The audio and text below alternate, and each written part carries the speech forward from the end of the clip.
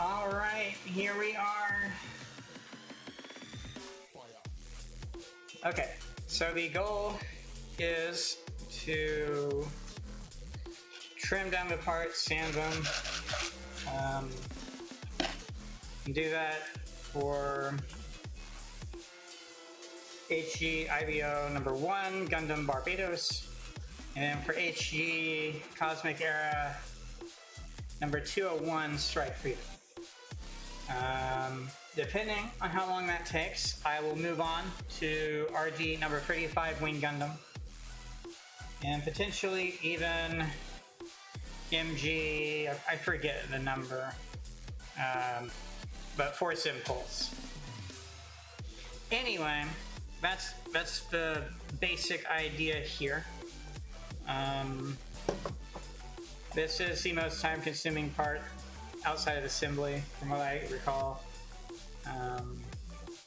I'm going to start with the shortest one, the kit with the least parts, and work up from there. I do have the booklet up, but in reality, there's not going to be much to see anyway. So it's just to indicate that it's obvious which model I'm working on, I guess. I will still look through the booklets a bit. I know specifically for the real grade, it indicated something that I hadn't seen mentioned anywhere else, and it makes perfect sense, and it's something I will kind of want to know, but maybe something I don't do anything about until it becomes time to actually assemble. So I'll look and see if what I'm thinking of is in this booklet or not. It would be in the start over here where it explains things, if it is here at all.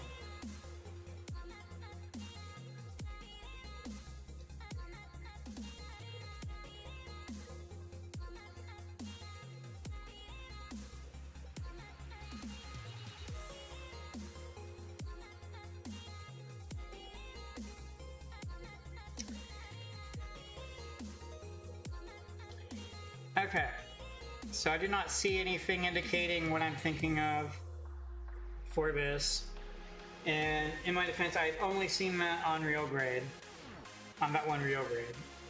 Keeping in mind, my first master grade does not have English here, and I didn't really read through and try to translate. So basically, the way parts are laid out on the runner, sometimes there is support for the runner on the part, you know, to keep the runner flat, laying flat and whatnot. And obviously, that doesn't need to stay on the part for assembly.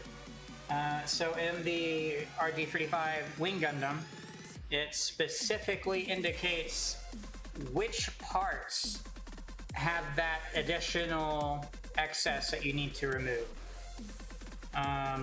in the assembly process. So I was wondering if this would indicate any of that, because obviously this is when that would be helpful to know, and it does not. So yeah, I won't be needing this for today. I won't be assembling, but again, I'll have the thing up. So I guess I'll try to go in sections still. We'll start with this. This is the head, and maybe some of the body, I can't tell. Now, I do have some other containers here that are empty. So the plan is to trim each part, put it in an empty container. I was noticing when I built Zeta Gundam that the parts were still very dirty, even though I had cleaned them and everything. So I will try to make an effort this time to have this container be nowhere near this whole area, with the hope and anticipation that it will not get in the way and be like the dust stuff won't just fall into it. So I guess we'll just do that and start from here. And one thing I did like to do previous build was take all the parts out, organize them by color, sand them down by color. The reason you do it by color is because the Gun Primer Eraser, which is a very, very nice tool, I might add, which you might even be able to see some right now. I see some white excess on it. That's from sanding down some parts. And there's some red excess over here, which you probably can't really see. I can't tell if you can see that or not. But long story short, you don't want to mix the colors up, because then you're rubbing one color onto another plastic part while you're sanding it down, and just adds to the mess. So that's just something I like to do. Again, I'm very new to all of this. That's just something I have observed and have adjusted for, basically.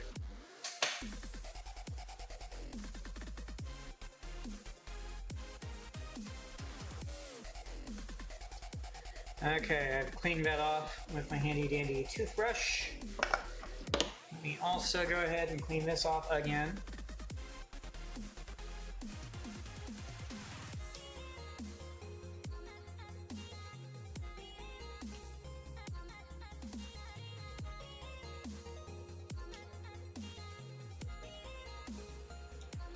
So I have a garbage can over to the side, which obviously is not going to show up on camera, and so I'm removing the excess bits into that, basically. Okay, so I will not need this lid. Put that over here. I guess I can just go ahead and try organizing all these pieces somewhere else. I'm not sure. Well, we'll find out doing it this one time if it's going to be an issue or not. I don't know if when sanding things down, if some of it will get over to where these parts are or not. Obviously, if it can, that is something I should avoid in an effort to try and keep everything cleaner for assembly. But this one time when it's the least amount of parts. Another thing I noticed is you can actually get away with not doing a whole lot of trimming on the structural parts. A lot of it is just aesthetic and will never be visible. There are some instances where it does interfere with joints, adding on other parts and stuff, and in such instances, of course, it only makes sense to do that. So I will need this here to remove these parts. When I get to the sanding, I want that to be out of the way. Now, again, this is the Godhand PNS 135. It is the intermediate between the, I think it's the SP 125 and then the SPN 120. The SP 25, whatever it's called, is the genuine beginner, you like the $15 nippers, and this is the intermediary. This is like 35 bucks. Then the SPN 120 is the creme de la creme single blade, really thin and tiny, and it's supposed to be really good for the step that I'm on right now. In terms of what it leaves behind, is just so much better than this. You have to be very careful with that one because the different plastics, as you can tell by the color, have different toughness, I guess you would say. And so for clear one, for example, you can actually snap the SPN 120s right off. And obviously, over time, they can wear down as well. So I do want to have that at some point, but this is one I have. And the reason this is intermediary is it is still a single nipper blade, whatever you want to call it.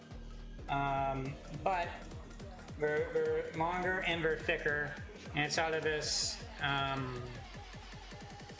anti-rust stainless steel, whatever material. So it's supposed to be very durable, very beginner friendly, and that's why I have these. So I can use these to cut runners, no problem. But I can also use these for this. And obviously, if I had a nicer thing that you don't use to cut runners, I would use that for this step. But I don't. This is all I have. Now, when I get into building better kits, you know, like an MGEX or a perfect grade or whatever, I will want that SP in 120.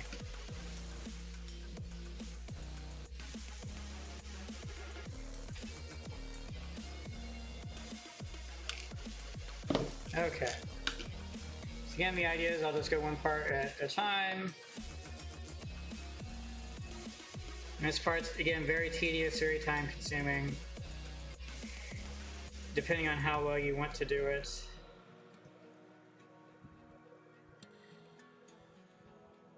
And it also depends on what else you're wanting to do with the kit later on. For example, if your goal is to paint, then there's some stuff you don't necessarily need to do, versus if you aren't, blah, blah, blah. Obviously, doing anything's better than doing nothing. At this point, I really just want to try and sand down the excess like I have for my other kits. And I'm not expecting it to look perfect, by the way. So, it doesn't look perfect. I know it won't look perfect. And everything I've seen, you'll never be able to get to look perfect outside of painting it. You can get it closer. You can get it much closer, but you'll never get it to be perfect. So, anyway, I'm not going to care too much, but a lot of what I'm doing here is just getting experience, you know, learning how to do stuff, practice, muscle memory, all that good stuff. For later on, when I want to tackle more complex kits, is the idea here. So again, we'll see how that goes.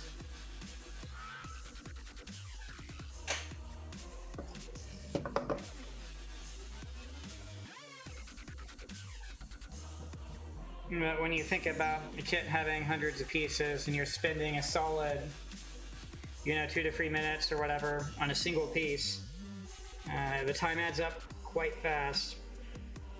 So I may just, you know, get to a point where I optimize and say things are good enough once I reach a certain point.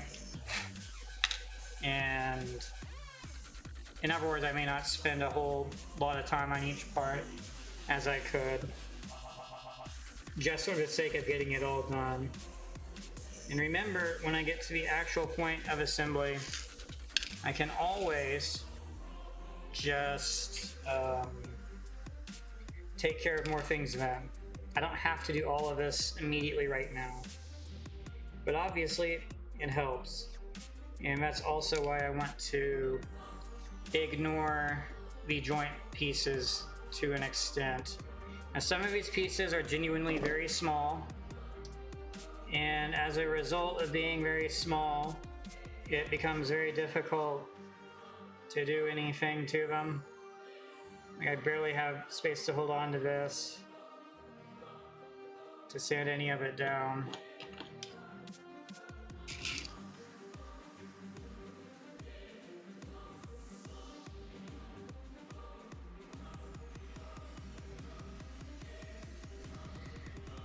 So I may not do a whole lot to some of these very small pieces.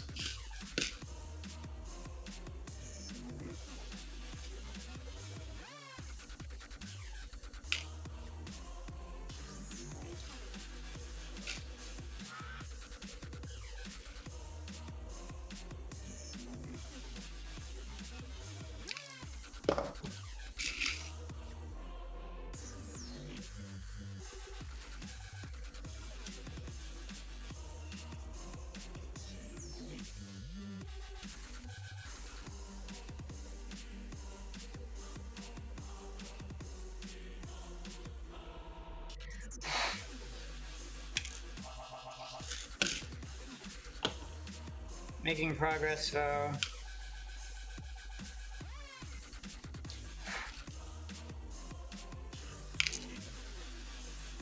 So I did watch some video stuff recently regarding one kit I've been eyeballing as a eventual, when I'm have enough skill at something I want to do. And the bar is quite high. There's a lot I will have to get better at before working on that kit.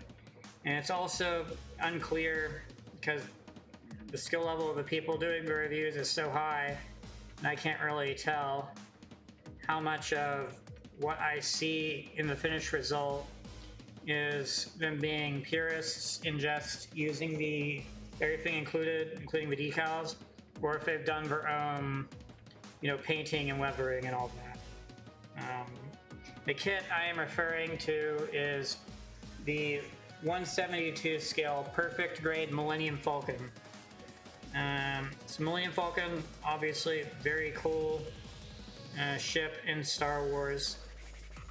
By all accounts, the kit by Bandai is the most detailed 172 scale kit on the market. The level of detail on the parts compared to, for example, the Rebel 172 kit, it is just a step above and beyond. However, I noticed all the plastic all the parts almost seem to be in this color. It could just be the lighting of the footage, but it just seemed an awkwardly bright light gray, almost off-white color. And obviously that looks nothing like the Millennium Falcon. And so then it has multiple sheets of decal stickers and to do everything, all the weathering, all the markings, all the scorchings, etc., etc. And the sheer amount of those and the size of some of them and just where it would have to go and stuff is above and beyond what I currently have the skill set to do. The actual assembly process of the kit itself doesn't look that bad to me because it is 172 scale. It's on the larger side, and it being on the larger side means just easier to build. Also, there were some complaints that the reviewers had about the kit where it lacks a lot of detail in some places. The lighting kit apparently leaves a lot to be desired. The interior of the cockpit apparently also leaves a lot to be desired. And the kit's $500. It's not a cheap kit by any stretch. The quality of the detail and stuff is immaculate for the exterior of the hull and whatnot. So from that perspective, what you're paying is absolutely worth it. It's just all the other stuff that needs to be done to it makes it a bit harder for me to justify as a complete beginner to all of this. The amount of extra stuff it requires, not only for the decal stuff and potential actual painting and weathering, but for the aftermarket kits of whatever you want to call it. So I'm not too enthused, shall we say, about getting such a kit anytime soon. I do think overall it looks really cool. It is something I still want to have someday, but everything I saw, it just seemed like it's a complete out-of-the-box experience, is subpar or leaves something to be desired for the finer details of things that matter. So yeah, it's not a kit I'll be getting anytime soon. I'm hoping at some point in my time doing this hobby, I will gain the skill and confidence needed to be able to do that kit, because it is something I've always wanted. A large Millennium Falcon. I used to be big into Lego back in the day, in my childhood, etc. And a larger Millennium Falcon is just something I never had. I don't have my Legos anymore. I chose to sell them all to be able to get into VR, which turned out to be the right call because VR has been very life-changing and also allowed me to get the wonderful job I have right now. But there are some things that I feel were a bit left unfinished, shall we say, with the collection I had, and I would like to fix that at some point. I don't necessarily have plans to get back into Lego or anything, but there are some model kits that could, you know, be alternatives to that. And that's sort of what I'm looking at. Okay, so unfortunately I don't think I can get this. It's so close. Yeah, I don't think I can get this one. Fortunately I have this right here. Pretty rough on the grit, but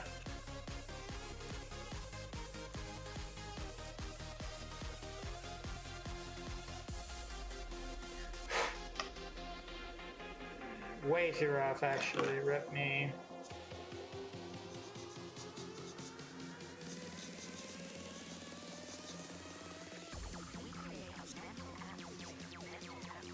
Yeah, I don't want to use that again. That completely ruined it. Look at that.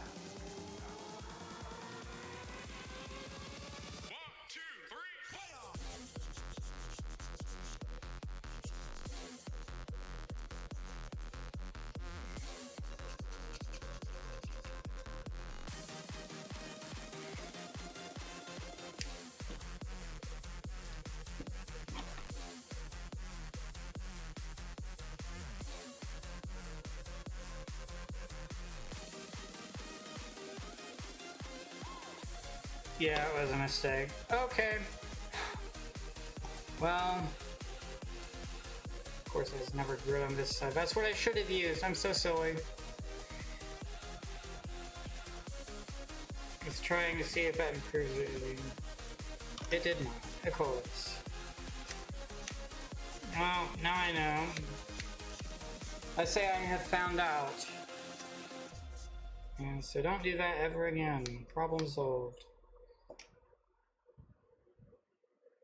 So hopefully that piece isn't as visible as I think. Let's, for giggles, look at where that is in the instructions. Okay, good news. It won't be visible. Yeah, it won't be visible. We're fine. Okay, moving on. That being said, I think I am going to say goodbye to that. It's just not going to be worth the risk. So I don't know how I'll do for other parts then. I'll have to look and see what grit the other one is. So this is 180 grit.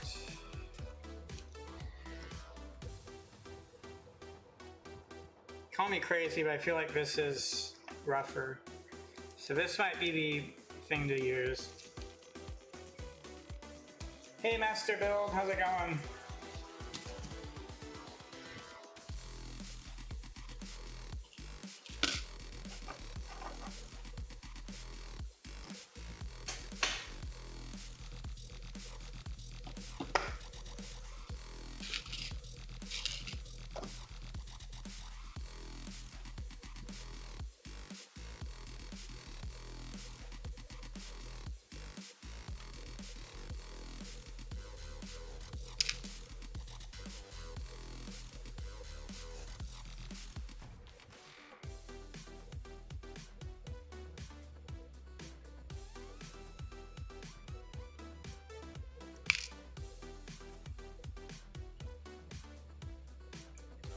think I can get that.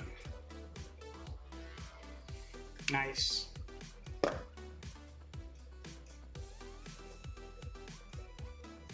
The Mighty Strike Freedom, nice. Yeah, I'll be working on the high grade Strike Freedom here once I'm done with this. I'm currently just prepping all the parts, so trimming, sanding down, etc., and getting them ready for assembly that way. So once I'm done with this Gundam Barbados, I'll be doing the same thing to Strike Freedom. I'll just say that's fine.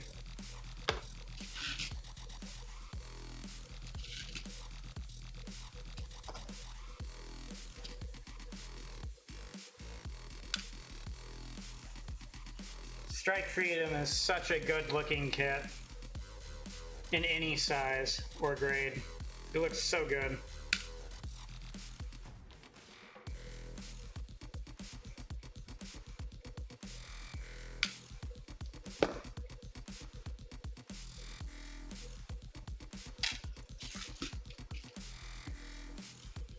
Now this piece I had already sanded, so I don't need to do anything to this one. Okay, we're down to the joint pieces.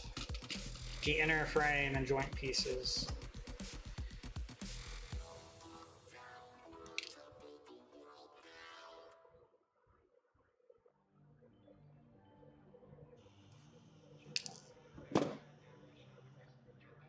That feels smooth enough. I don't know what material this specific inner frame is, but it feels very different.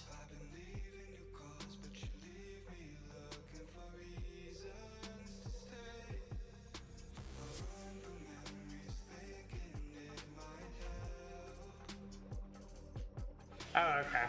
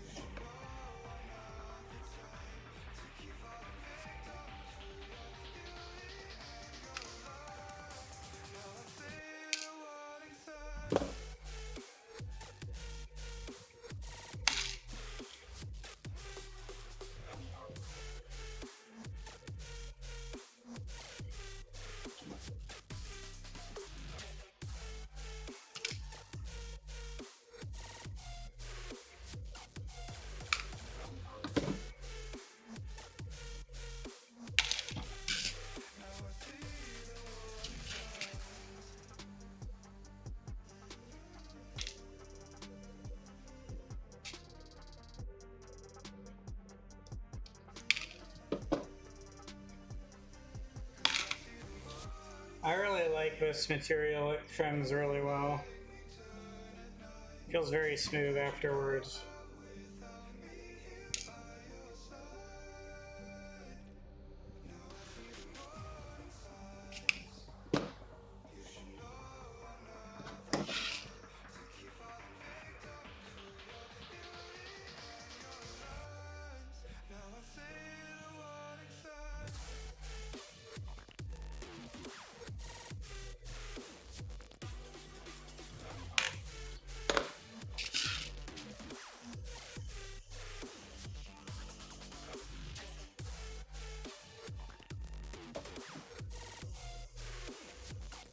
Yeah, my high grade's, I think 9 years old. High grade 201 Strike Freedom.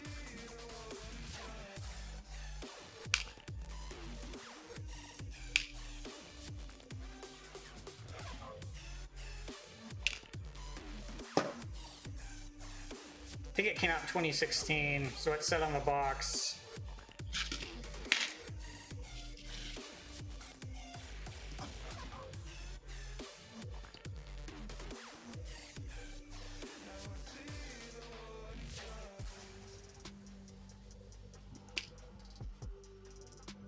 hard to tell where the nub ends and the part begins.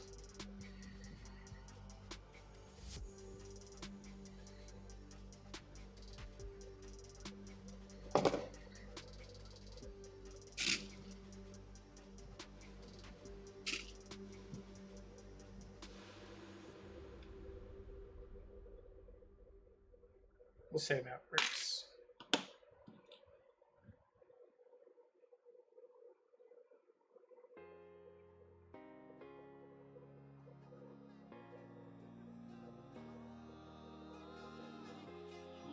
Barbados is 10 years old?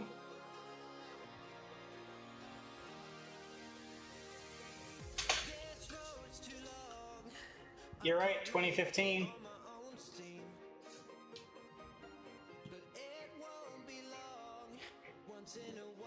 I think the newest kit I have is our D35 Wing Gundam.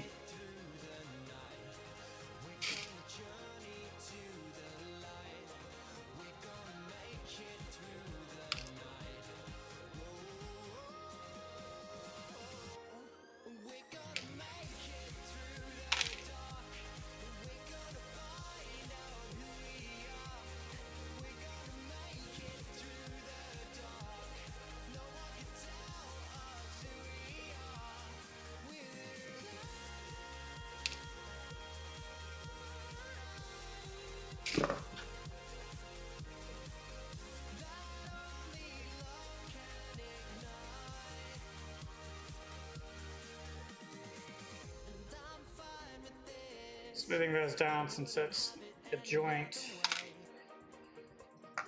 All right, so that is the first section.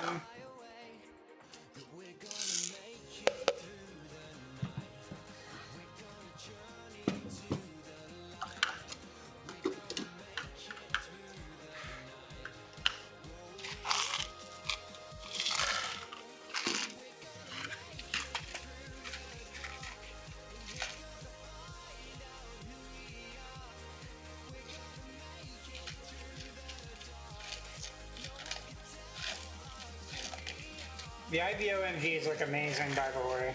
I definitely want to get those someday. I do not have any mushrooms res, unfortunately.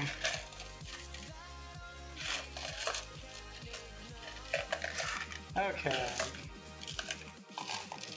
I'll go with this next. I don't know what that's to. Here's the ones I have remaining for this kit here.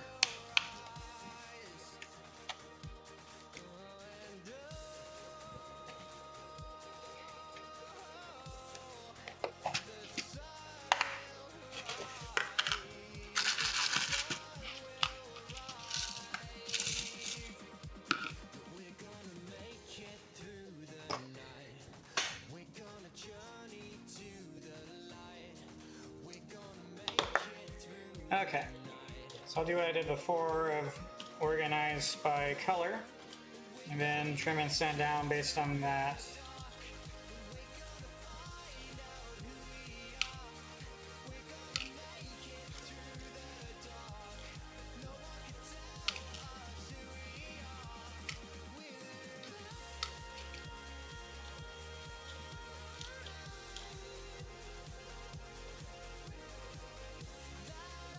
Speaking of anniversaries, isn't it the Wing anniversary as well? I think I even saw that, is it 4 premium Bandai high grades are going to be re-released as just regular kits you can get anywhere. For example, Def Scythe Hell mode. I think those come out in November or something like that.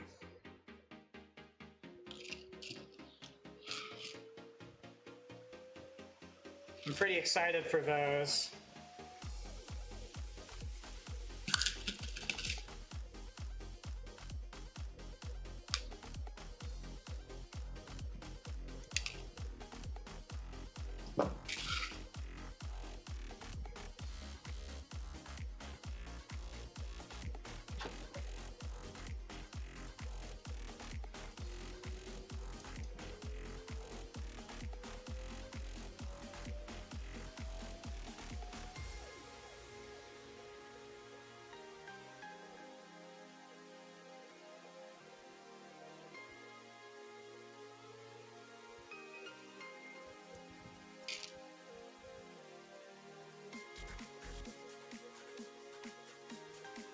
Is 30th anniversary not a major number? If Wing was 95, that'd be 30 years, right?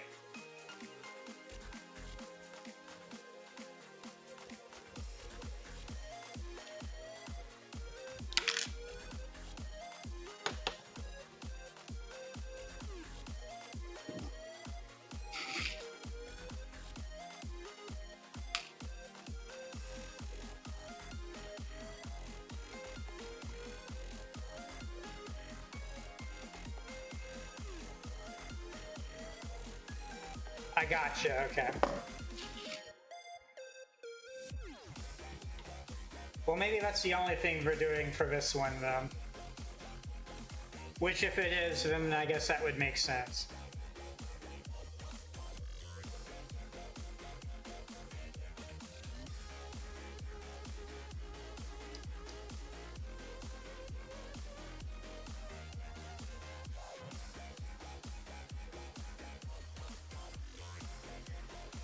I guess the 50-year anniversary for the original would be in 2029, wouldn't it?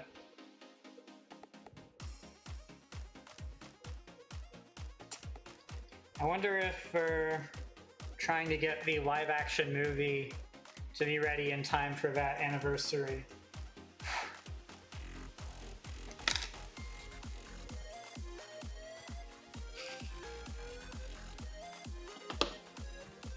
I'm very interested in the live-action movie.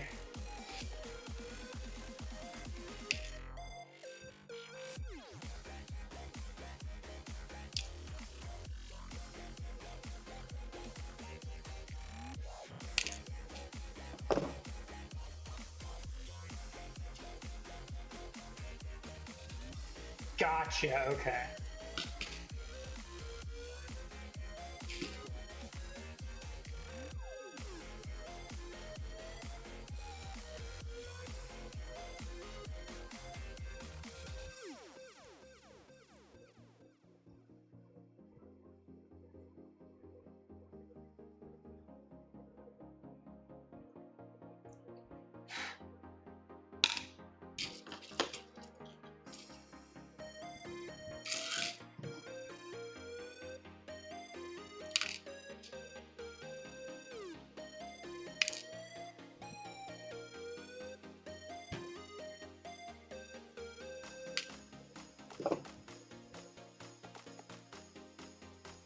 I don't know if it's just the way this plastic works compared to the other kits I've done so far.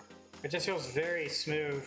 Like I'm able to get some really nice trims on these that don't really necessarily require some sanding from the smoothness point of view. Obviously if I was a perfectionist, but I'm not.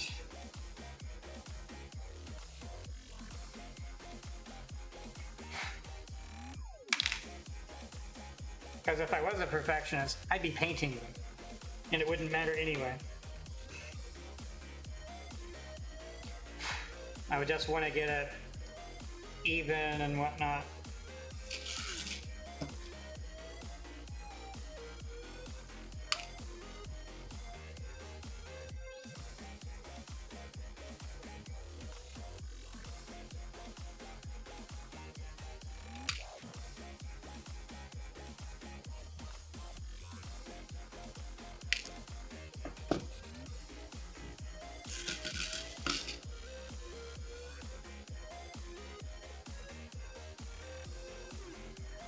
A crossover with Overwatch? That's disappointing.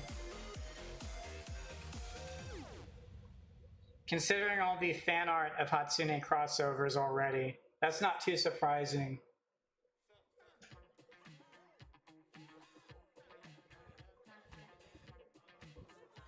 If there was an actual Gunpla kit for the Hatsune crossover, I'd be all over that. That'd be pretty cool.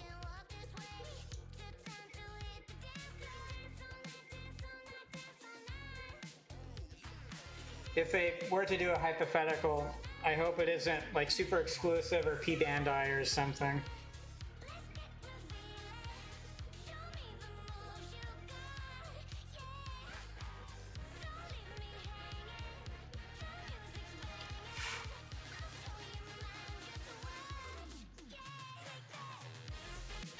Okay, so that's what I've seen fan art of. So it's something that does actually exist. Interesting.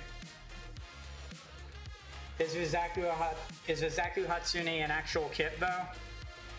Or is it a figure or something?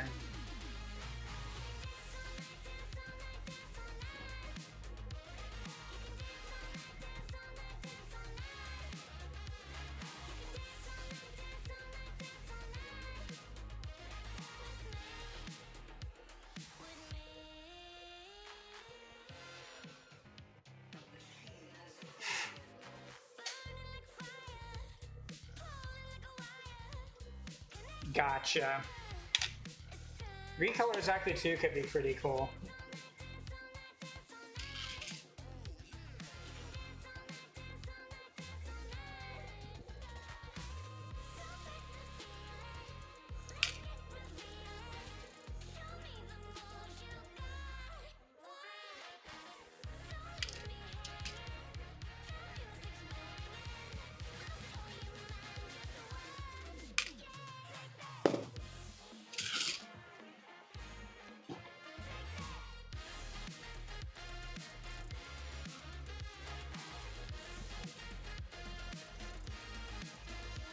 I'm not too surprised that it would be hard to get.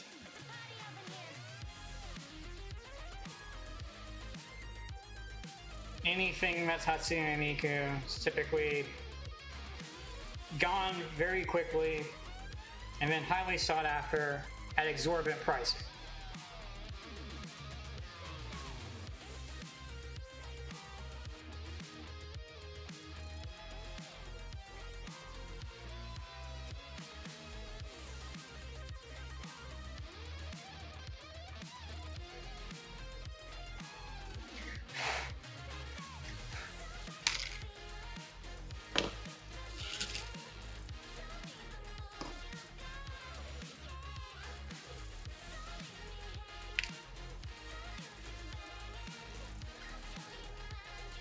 Yeah. Yeah, it would definitely be the way to do it. It's from the sound of it.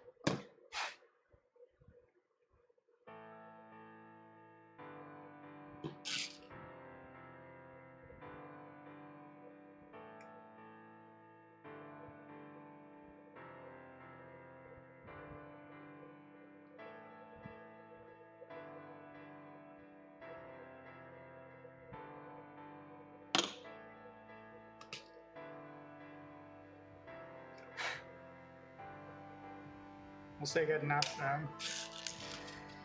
All right.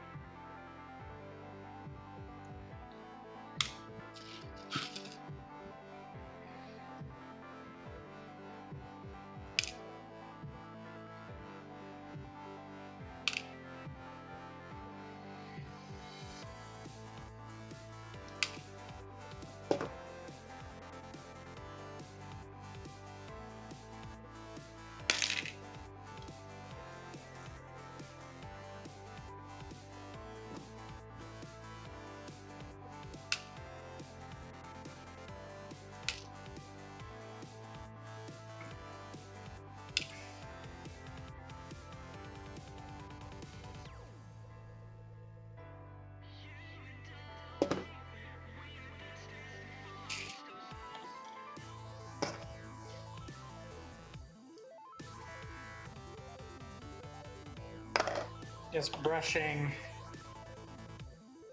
the eraser off.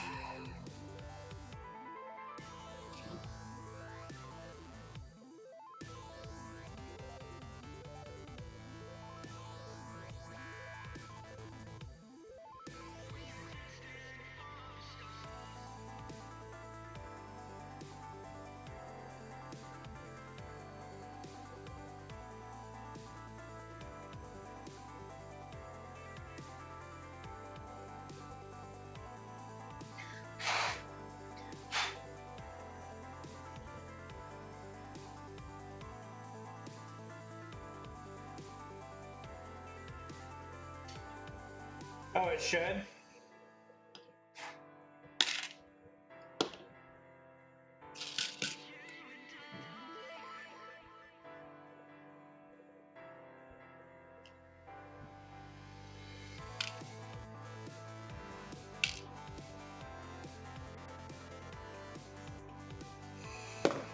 One thing I saw was that we might get the next Perfect Grade Unleashed around the end of this year or early next year.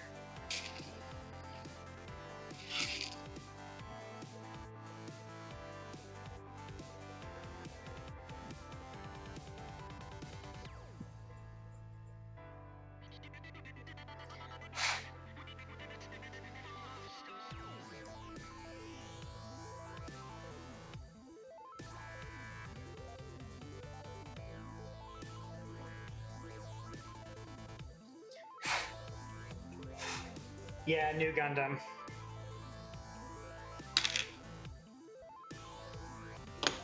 I'm still very much so a beginner to all of this. I have built 2 kits so far. My first ever kit was HG Gundam GP01 from 2000, and then MG 2.0 Zeta Gundam from I think 2008 or 2009.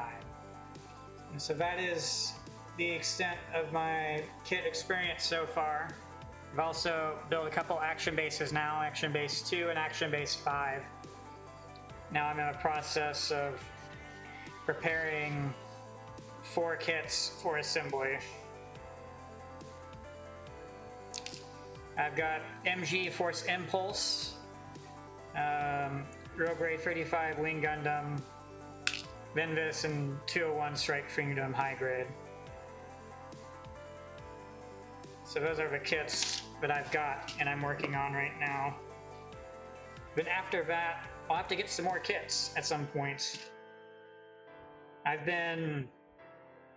All of my kits except Gundam GP01 have been from Hobby Lobby during their regular 40% off all plastic model kits sales.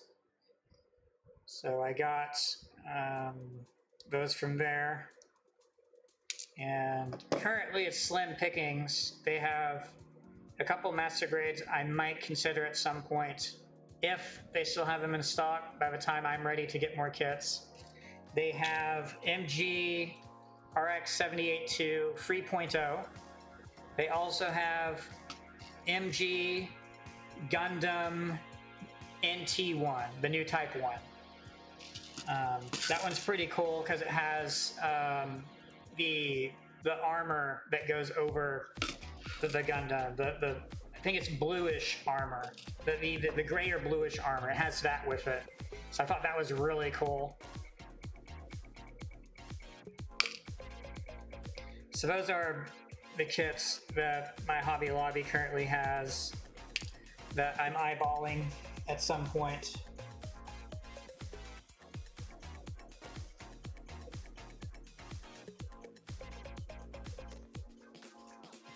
Yeah, what I've found from the online sale is that they like to condense multiple kits into one listing.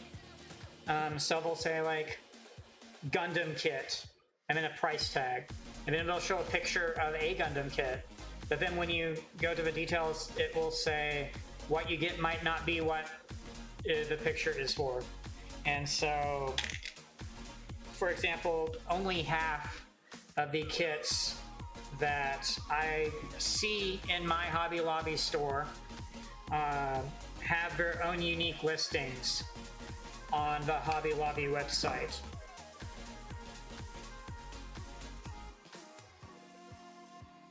Oh, we call him Alex? Okay. It looks really cool. I'm honestly more excited for that than RX-78 3.0, to be honest.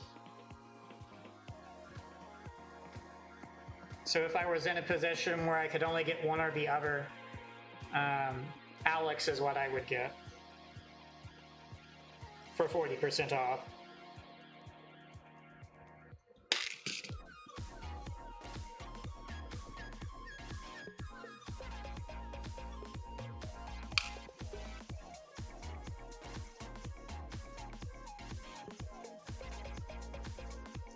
Oh, okay, that does make sense.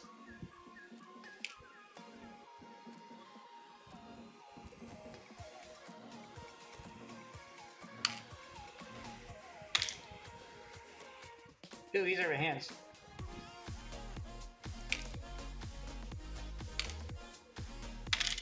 Wait.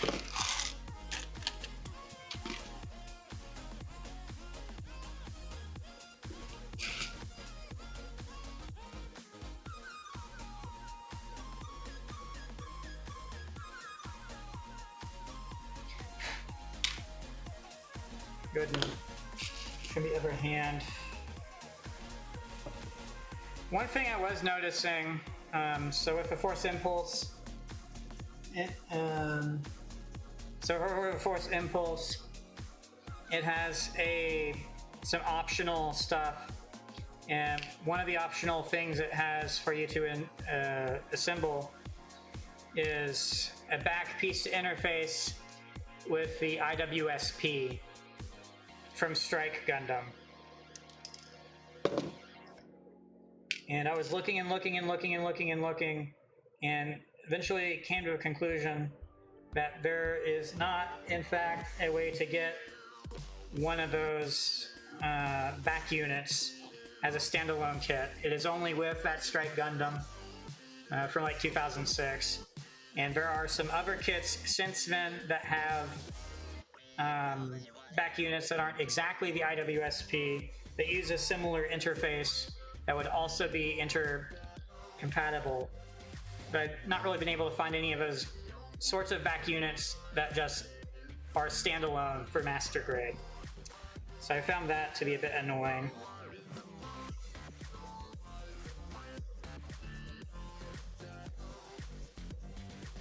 Okay, so is it called an add-on then? I'll have to look into that. Maybe the wording I was using in my searches was producing erroneous results. I think my favorite build so far has been the MG 2.0 Zeta Gundam. It's my first master grade, and so there's a lot that I've learned through that.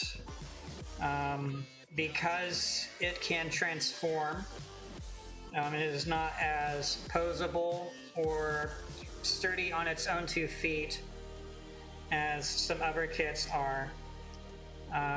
But the end result has been fantastic.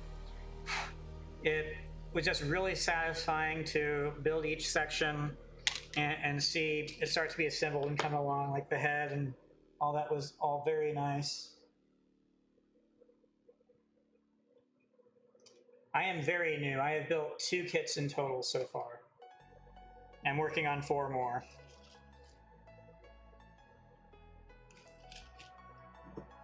It was what Hobby Lobby had at the time. They had MG 2.0 Zeta Gundam, and they had MG Force Impulse. So those are the master grades I have. And then my first build was the HG Gundam GP01.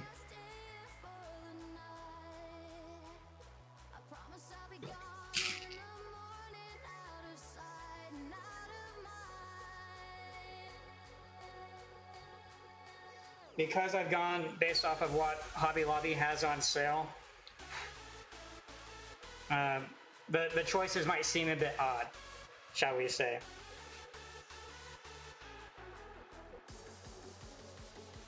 Oh, that's pretty cool. I'll have to look into that.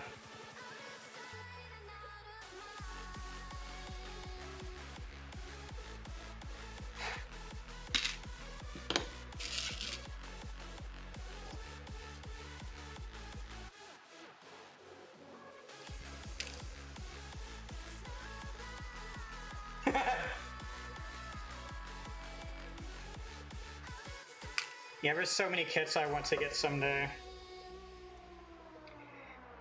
I think the main thing I'm wanting to do right now is just experience different things from different eras. Once I'm not limited to Hobby Lobby, or rather once I've already gone through everything Hobby Lobby sells and I have to look elsewhere, there's some kits I want to get. For example, I want the RX-78 to 3.0. I'm sorry, 2.0. That's a kit I really want.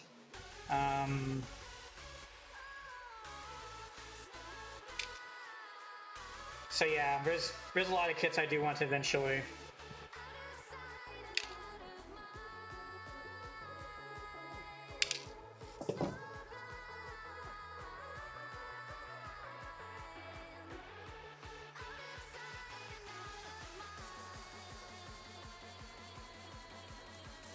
Here's a question you can probably help me with as a suggestion or recommendation. What would you recommend I get as my first Verka build? There's all sorts of different Verka kits out there, and it's hard to really look at one to decide, this is what I want to build first, to experience what a Verka is like. For example, I don't want to just immediately jump into the MG, Unicorn, etc. But I know some of those kits might be better or more beginner friendly, shall we say. And I don't want to just get another Gundam I already have. For example, I don't want to get the Verka Zeta because I already have a Zeta.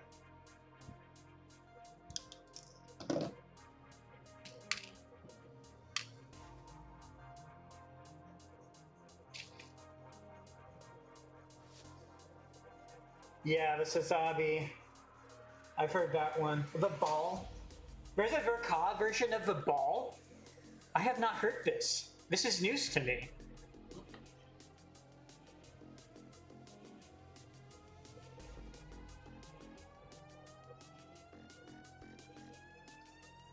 I definitely want the Verka new Gundam though.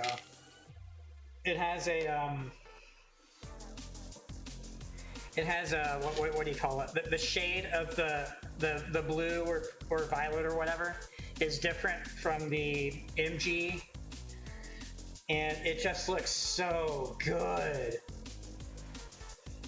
So I definitely want to get that. Like that's a kit I'm for sure getting at some point. So maybe I'll get that as my first Verka then. Okay, so that's all the pieces from that section. The arms.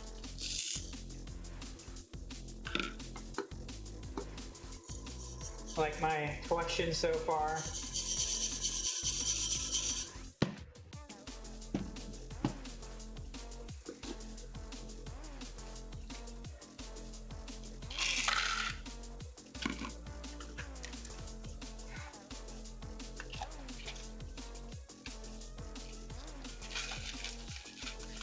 So one thing I'm looking at getting as a tool for the future is, what do you call it? A vise.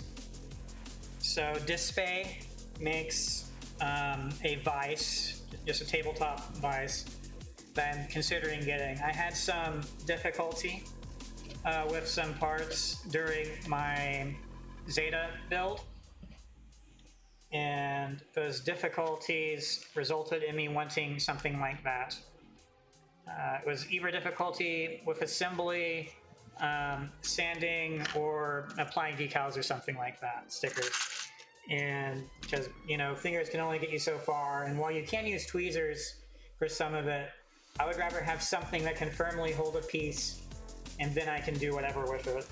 So I was wondering, you might have a better idea than I, if there is an alternative to the Display vise, or if rather there is a better vise I should consider instead.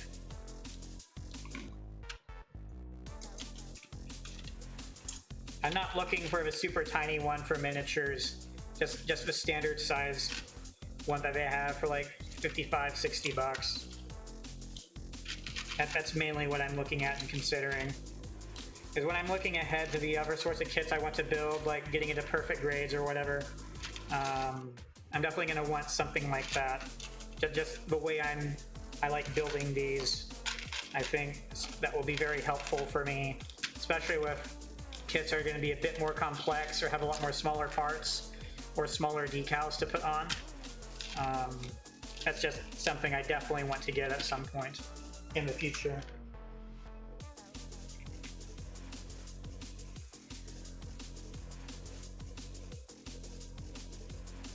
Is the Omni also by Display? I know there's the handheld one they have. Then the tabletop. They have two tabletop ones. One of them is for miniatures. In other words, it's really small and wouldn't be able to hold a piece like this, for example.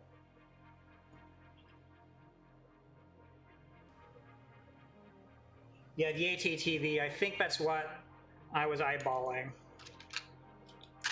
Is the Omni by Display? Just so I have an easier time looking it up.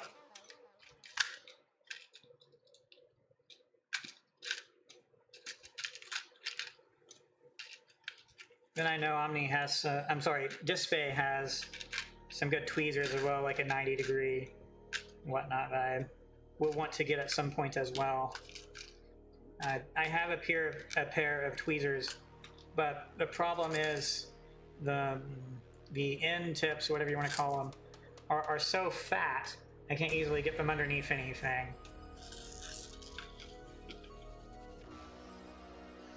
Okay, yeah.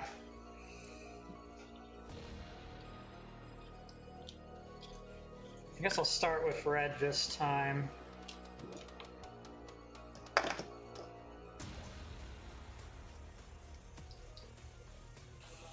I like to go in color so that the excess isn't mixing onto pieces.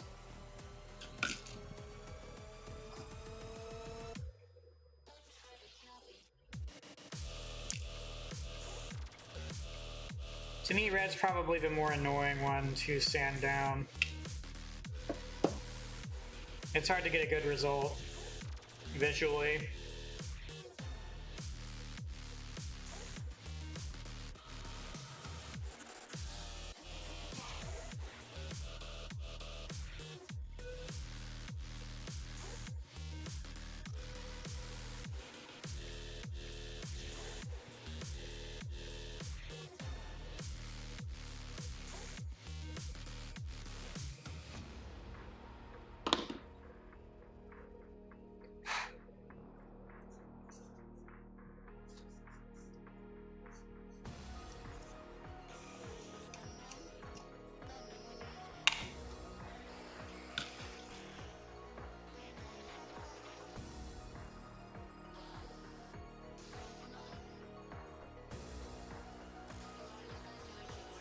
Yeah, it probably is a bit overpriced.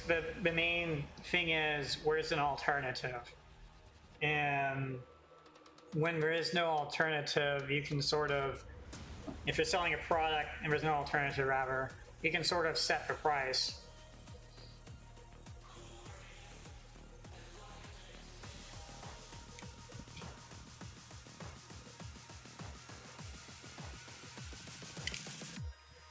But when I think of how annoying some smaller parts are and how that would help solve it without being able to find an alternative solution, I think I'm okay investing that amount if I'm looking to build some more expensive kits. You know, like if I'm going to be paying like $270, $280, or $320 for a kit or whatever, I don't mind having a bit nicer tools to make the build process a bit easier and make sure I can safely do it. But that doesn't mean I'm ready to just blindly drop a bunch of money on tools that are unnecessary.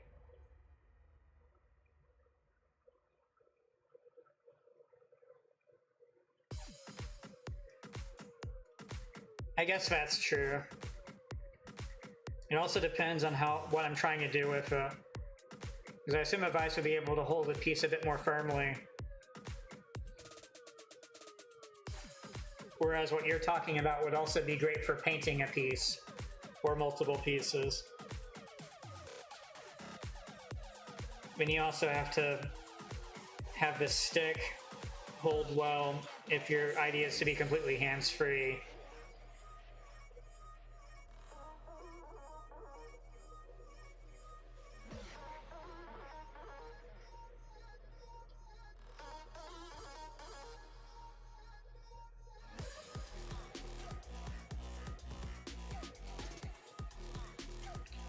One thing I wish was that Gun Primer made an even thinner eraser.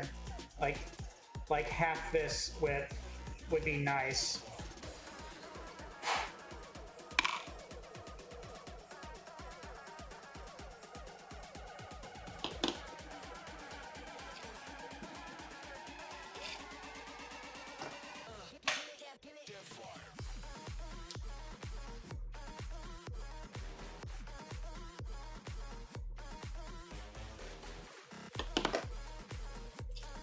Alright, on to the white parts.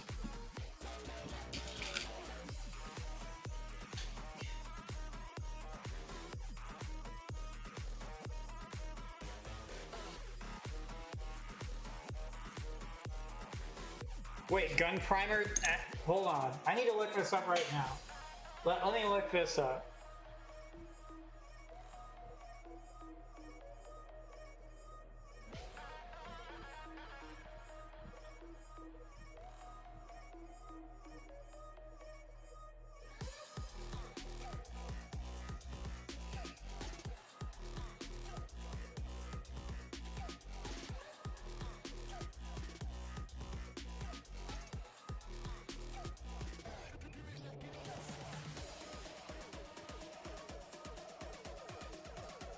Oh, display makes it, okay. That might be something I've already looked at, man. I'll look it up, so.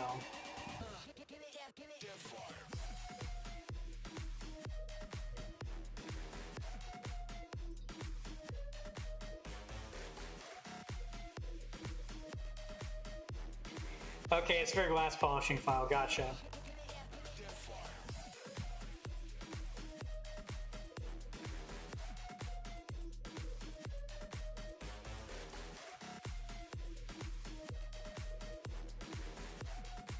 Oh, wow. Yeah, I'm seeing some pictures now. Yeah, that looks amazing. I need to get this.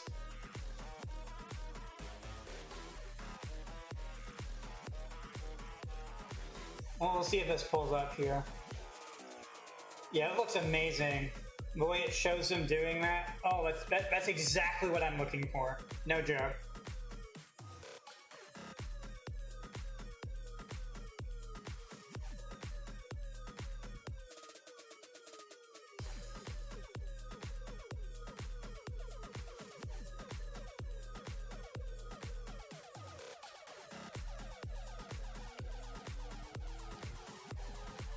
Okay, yeah, surface. Yeah, super fine buffing, gotcha. Yeah, I see now.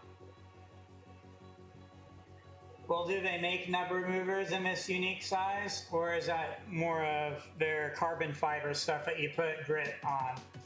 Because I know they make tools that are basically this, but it's not, like it's just completely smooth carbon fiber, and then you cut out whatever grit sandpaper you're wanting to stick to them.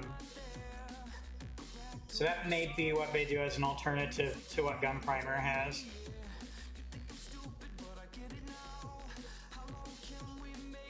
Yeah, they're very cheap from what I saw.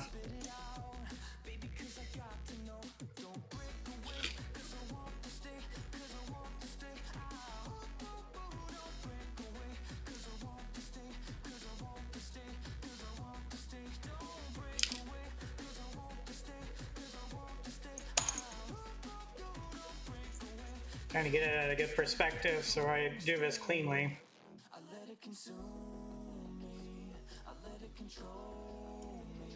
There we go.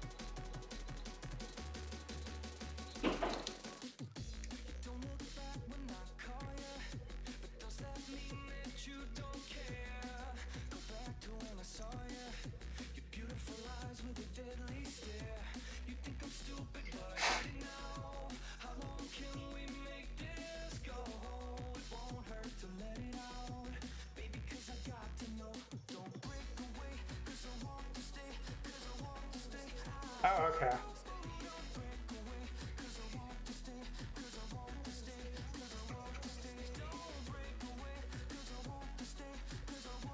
So for the way I'm doing this, something like the siren you're talking about would probably be better then, is what you're saying.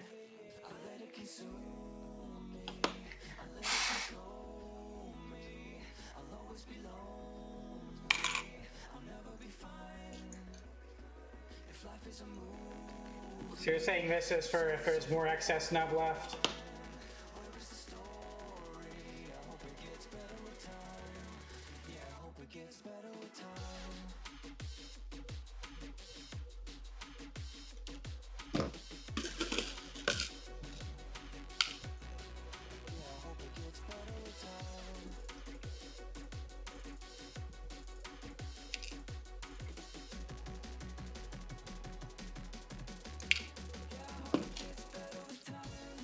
I'll have to look and see if Display makes a kit that comes with the different sirens in it.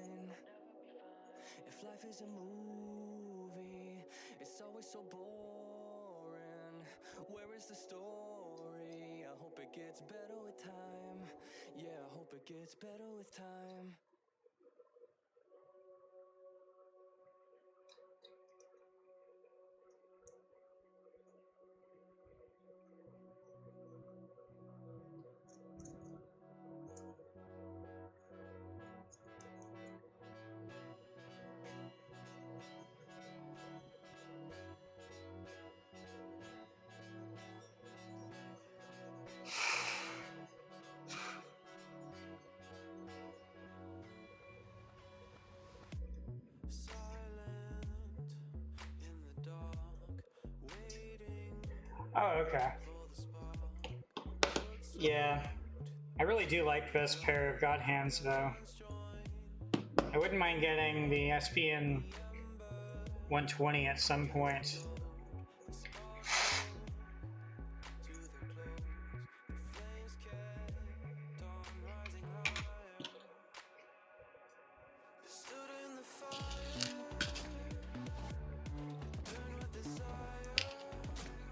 It'll definitely be a good idea to sort of optimize, or for lack of a better word, perfect figuring out how I do all this before moving on to a much nicer kit like a perfect grid.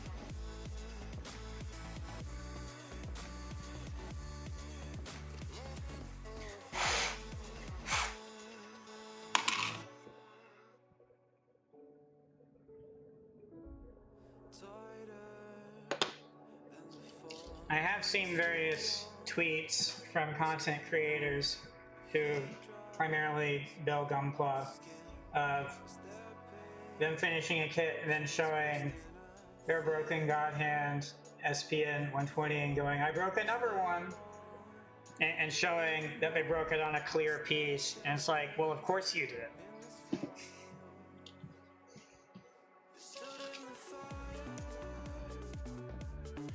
I can't imagine the notion of buying something like that with the idea of it just being disposable, that you use for X kits and then buy a new one. That's just crazy to me. Yes, retool. That's one I considered getting. It's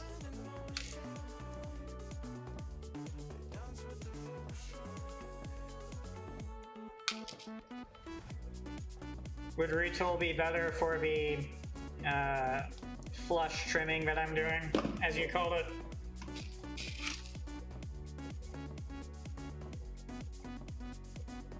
Better than this, I mean.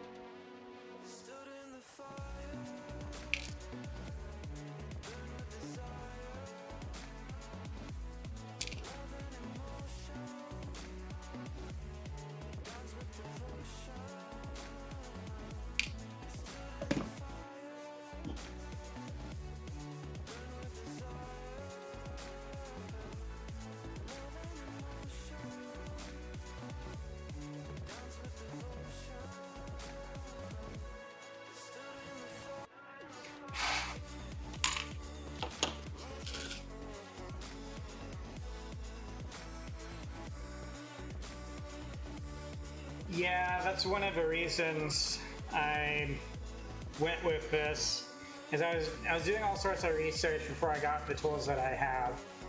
And I got this one primarily because it sounded very beginner friendly, and I like the idea of something beginner friendly that finding out doesn't mean replacing it, shall we say. It also sounds like what you're implying is I would have to learn how to use things all over again and be more careful with how I use them were I to get another pair of nippers, because this is so absurdly heavy duty compared to everything else.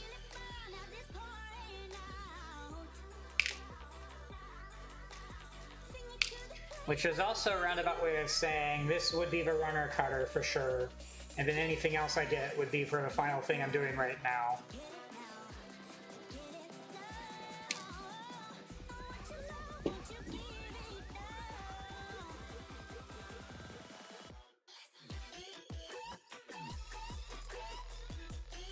It's wild that these were intended for wire.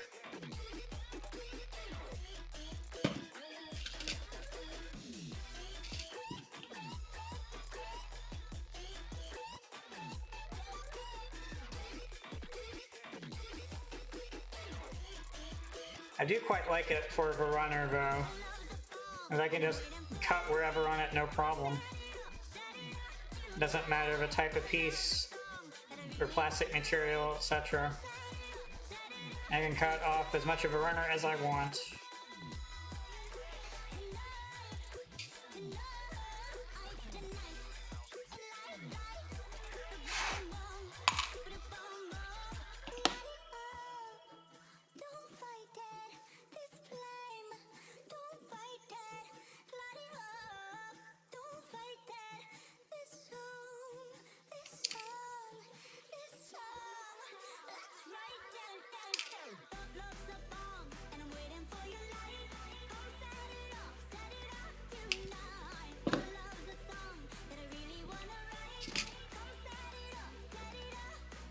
Yeah, if I can find something that does a better job of the flush cut that you, as a technique you call it, if I can find something that does a better job of that than this, then I can get those sirens, the space sirens, to do the final finishing as opposed to this.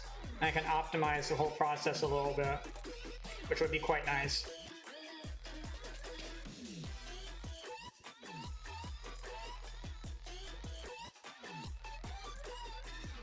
Because my current idea is that any of the other tools that I'm wanting or needing or whatever for my tastes and preferences, I want to get before I get another kit.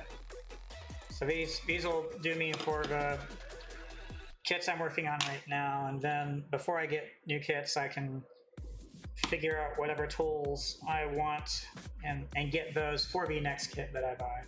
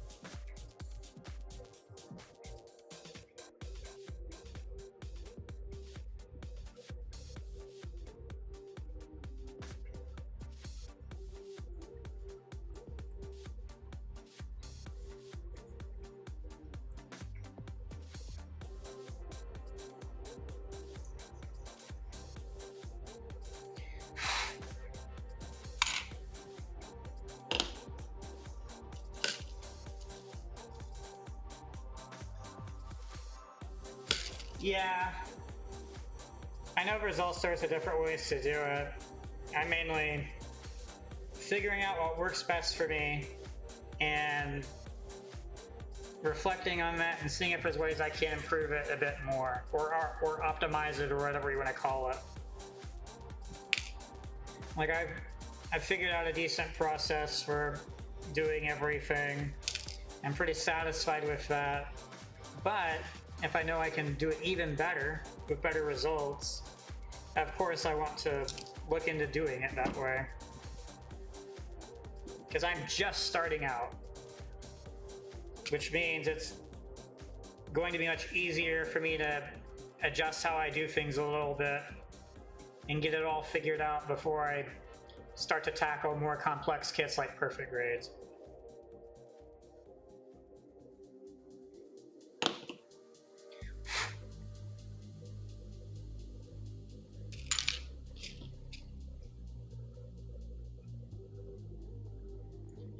I've seen some videos of some of the, at least according to the amount of subscribers and how often they're top of results on YouTube, seem to be the more predominant Gunpla content creators. I've seen them do some very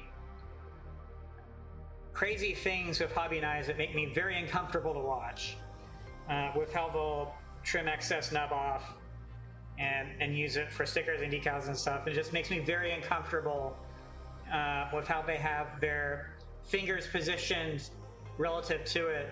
It like I said, it just makes me very uncomfortable.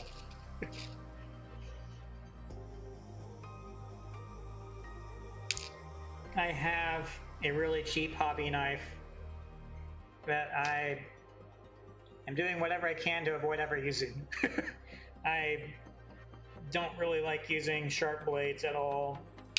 I don't want to hurt myself, and I want to be as safe as I can in all of this. And if I can find ways to do things that do not require a hobby knife, I don't mind doing them, even if it might be a little bit more tedious, take a little bit more time, maybe not the best result in the world.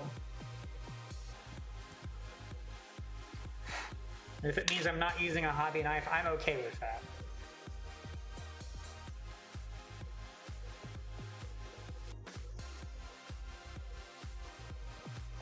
That's crazy. And I know they make special gloves or what they call finger sleeves for like individual fingers that are cut resistant or cut proof or whatever you want to call it. For people like me who are very new to using them, so that they don't injure themselves, hopefully as easily as they might otherwise.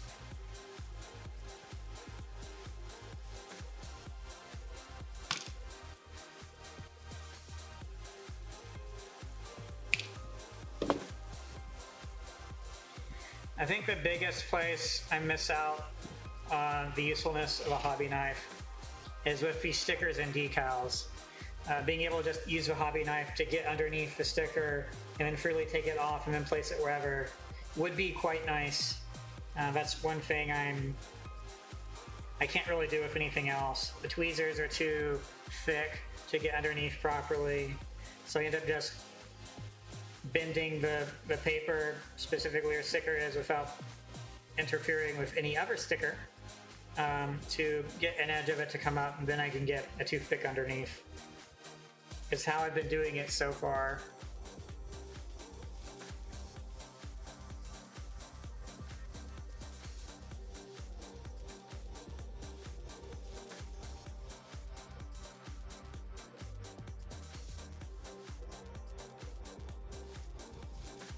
Yeah, the cut direction being away is definitely very how I would do it. Those content creators I was referring to don't do it that way at all. They like hold a piece like this, and then they're like, they hold it like this, and then they're like, woo! It just makes it very, very uncomfortable seeing them do that. I'm like, oh, it's fine, and they just like show up all the scars they have on their knuckles and stuff, and it's like, no, it's not. It's not fine at all.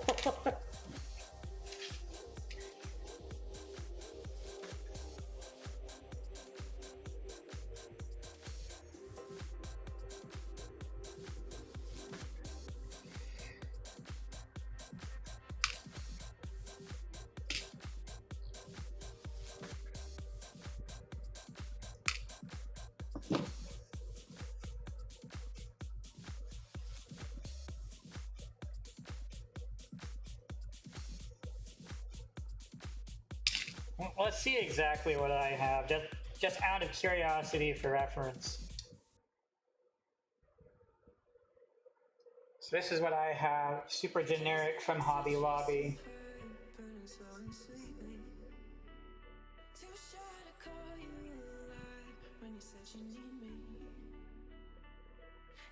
It came with extra blades as well, of course.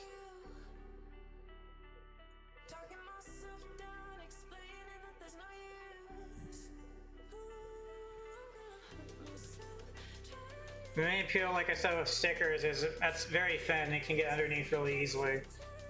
Versus, like, look how thick these tweezers are as an example.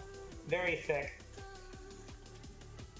It's much easier for me to just use this toothpick to get underneath. That's pretty wild. I'd not even thought of doing that.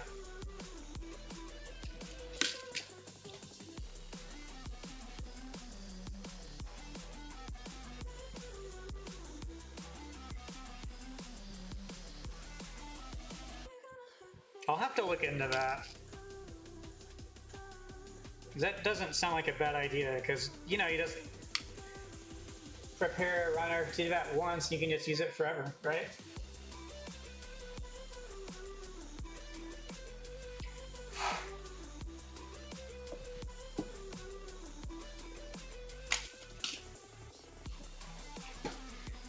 Let's do that right now, actually. Let me go grab a runner from the kit.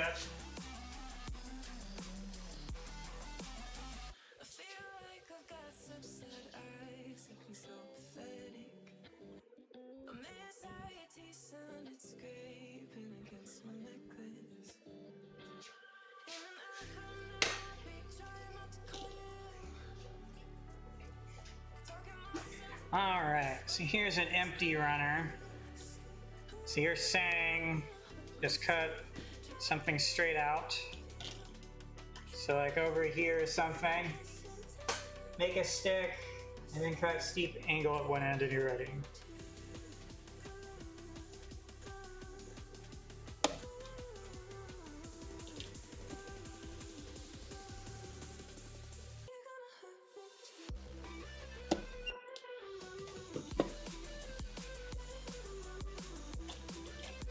And so it's steep angle.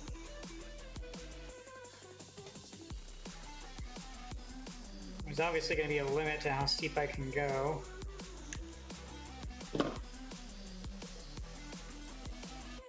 probably was not steep enough.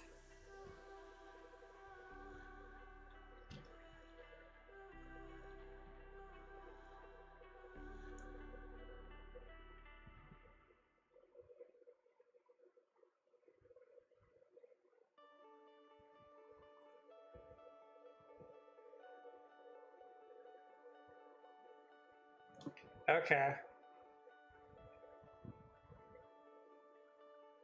And then just that is sufficient somehow?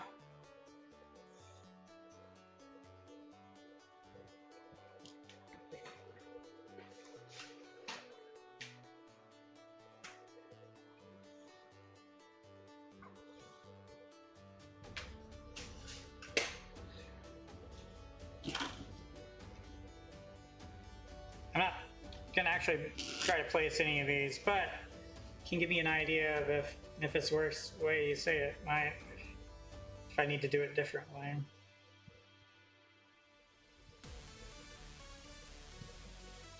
And so it looks like I would still want to angle. Okay, now the tip of it has bent a bit. So I didn't get it as good as I should have.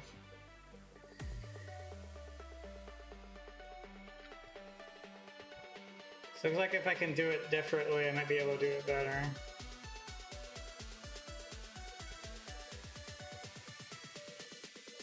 Oh wow. It did go under. Look at that. There it is. Wow, okay. That's a very, very cool idea.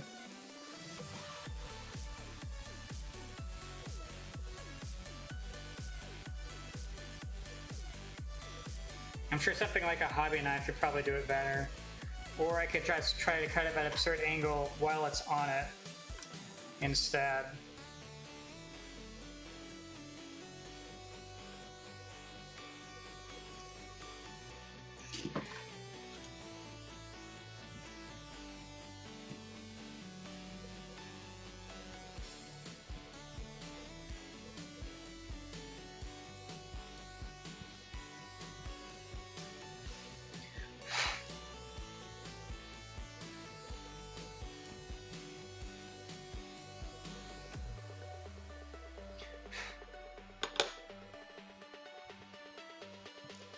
That's pretty cool though. I'll definitely try that out. They'll probably do better than my toothpick.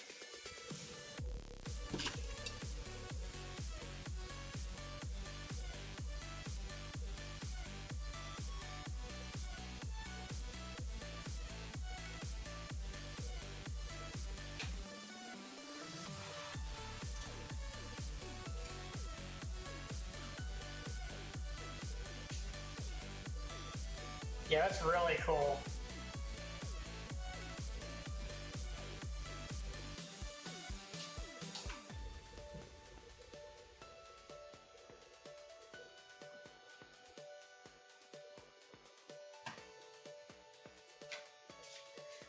I look forward to trying that. That's something I hadn't seen in any videos yet.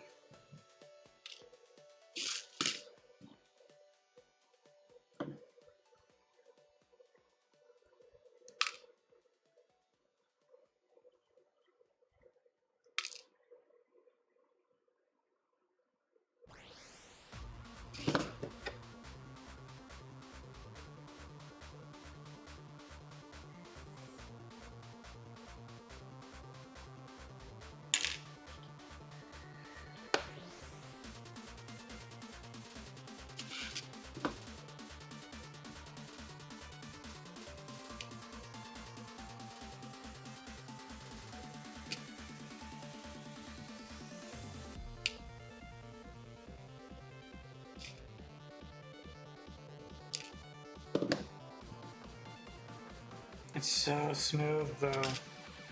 I love it.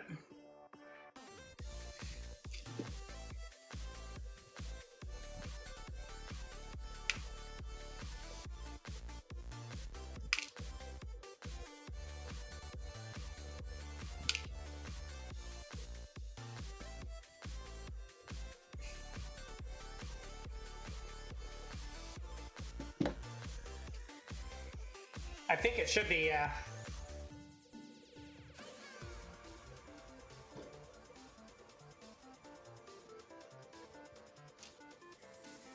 Yeah, go for it.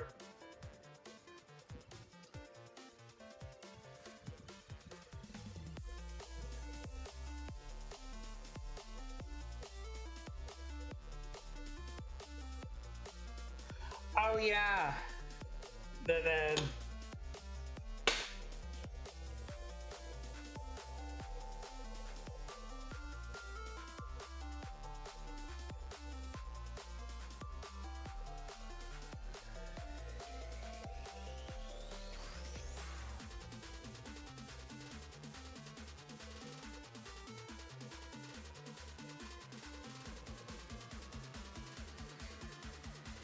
yeah, I might look into trying that someday. One thing I was looking at getting is one of those like almost box containers that are a bit taller. You know, something you would have for documents or something. You know, like folders. I was thinking of getting something like that.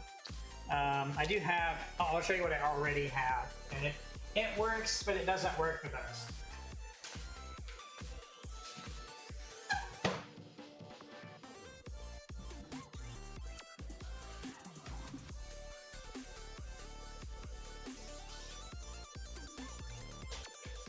So this is what I have right here currently. So it has A through Z, and you can see how it would hold things and whatnot. And it works, but because everything is so close, it's a bit hectic. And for the larger kits, like a master grade, it doesn't. It's not wide enough, basically.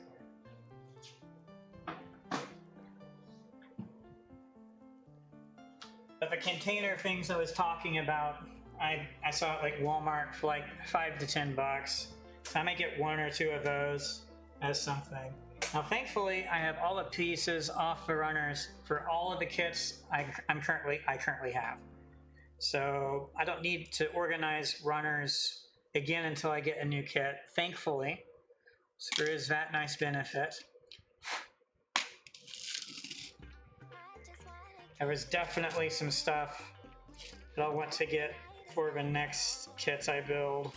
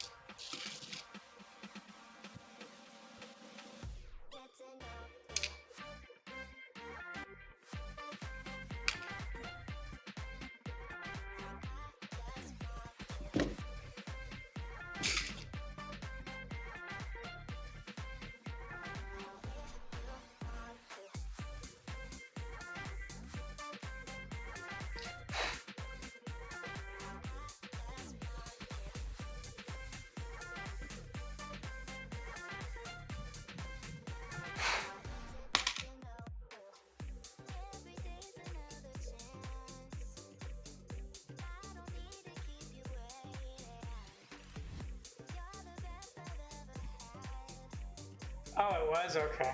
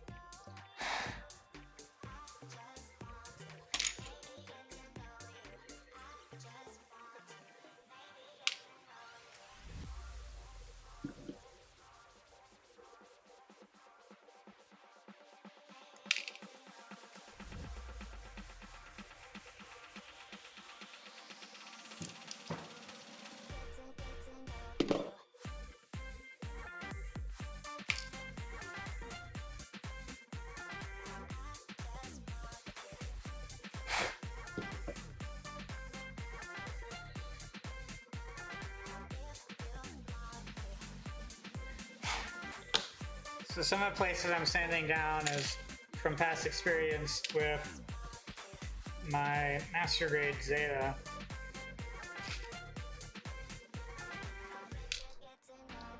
And which pieces I had to sand down while assembling, get it to assemble well.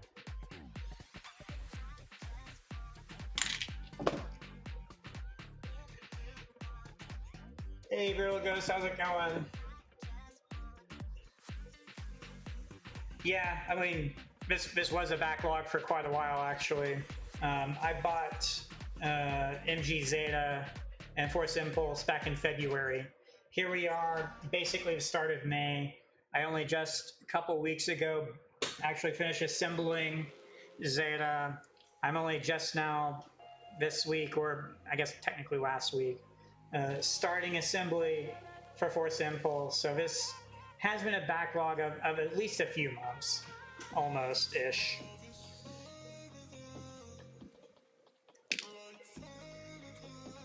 Once I get to the point where I can't just get cheap kits from Hobby Lobby anymore because I've already gotten them all, I may rely on what my local, what do you call it? Hobbytown USA. I might rely on what my local Hobbytown USA has on offer.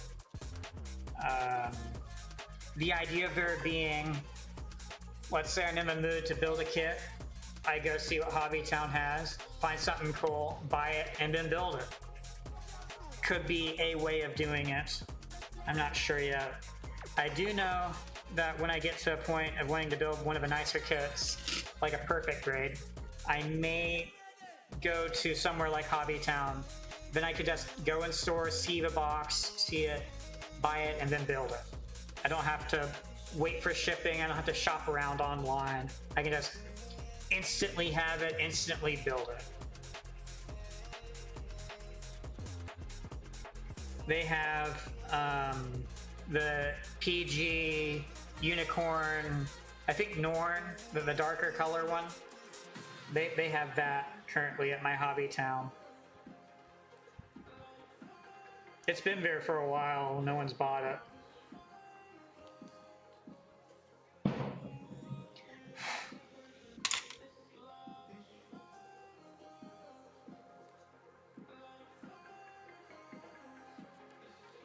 Oh, you got a new mic? Congrats.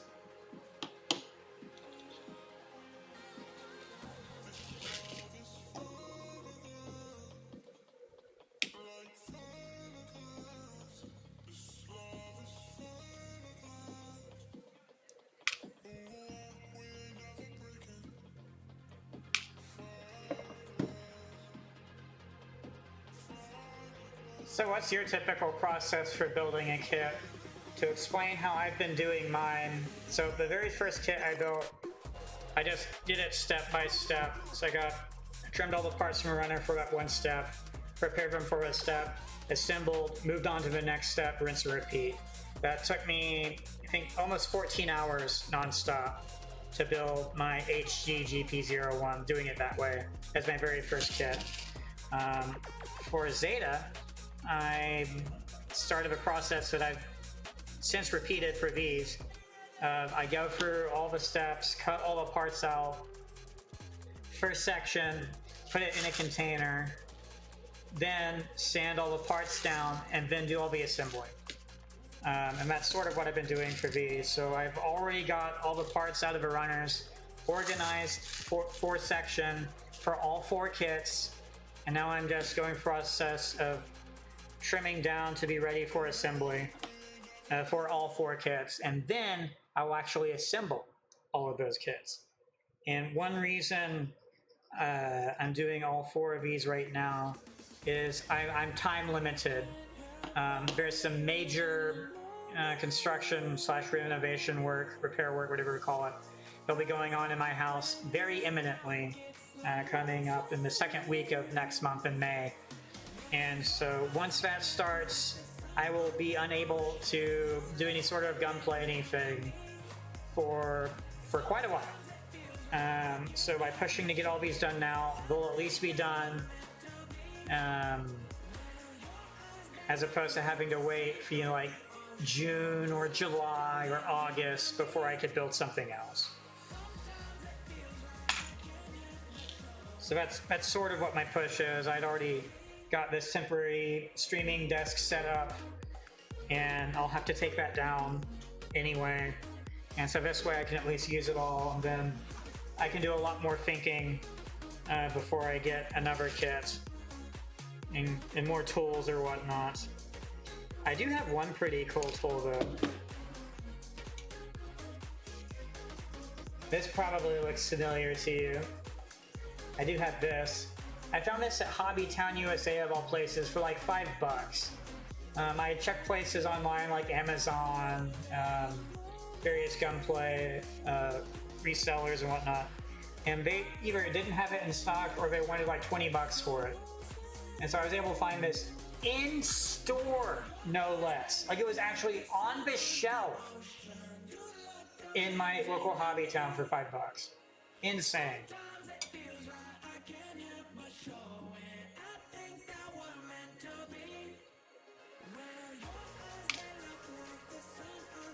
I was pretty satisfied with that find. I've actually had to use it a few times.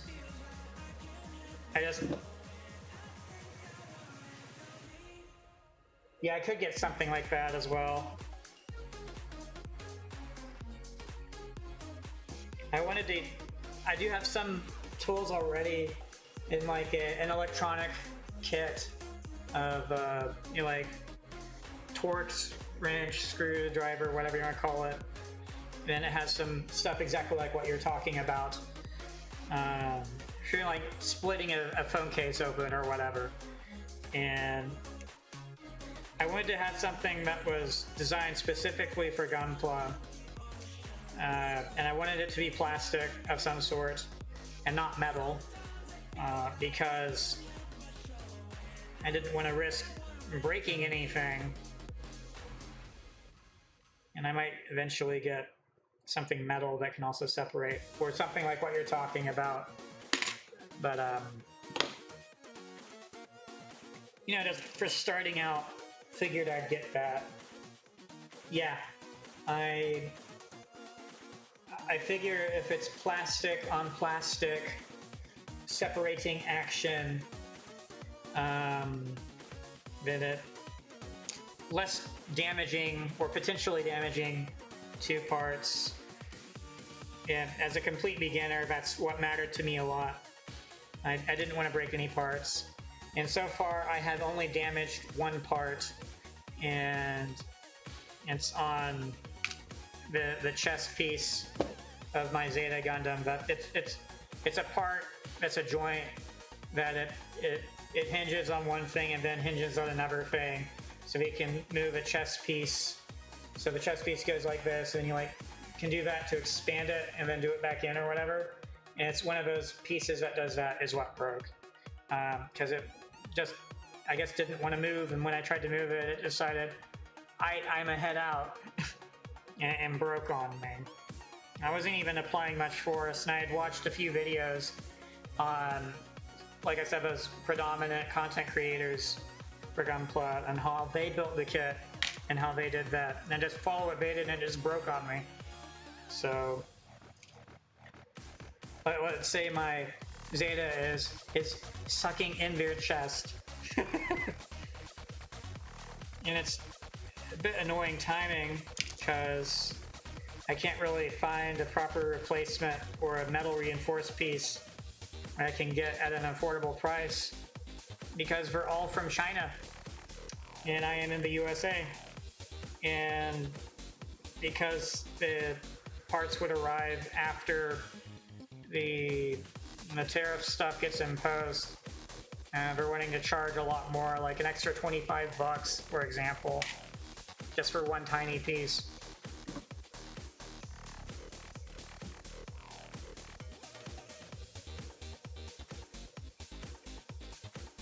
Yellow is ABS, black FPS, blue is nylon. So you're saying this is nylon? Okay.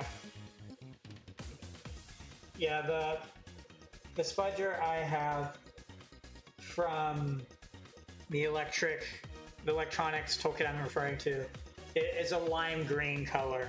So I have no idea what material it is. It looks, it's not quite a guitar pick, but it's almost a guitar pick, if that makes sense.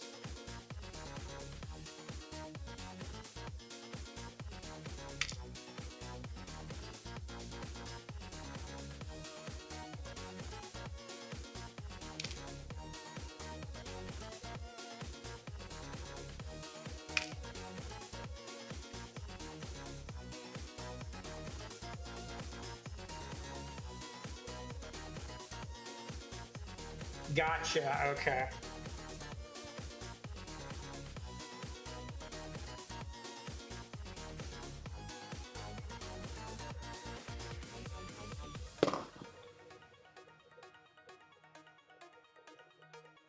So it sounds like I'll want to look into getting some other material-based spudgers at some point, potentially.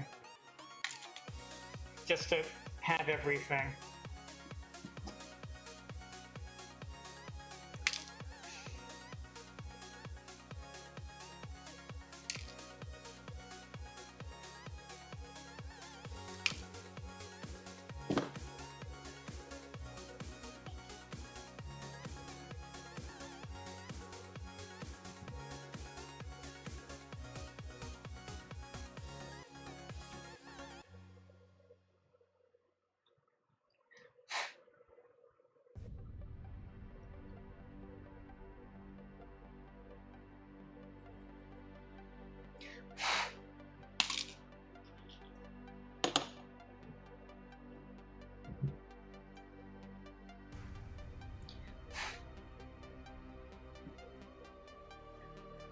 I guess the main thing would be rephrased if the other spudgers could be even thinner than this.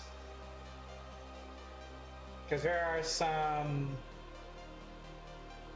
parts I was trying to separate on my Zeta that I couldn't really use this well with, and I would have liked something thinner, but again, I don't want to go metal. So if there is something thinner than this I could get, I might look into that.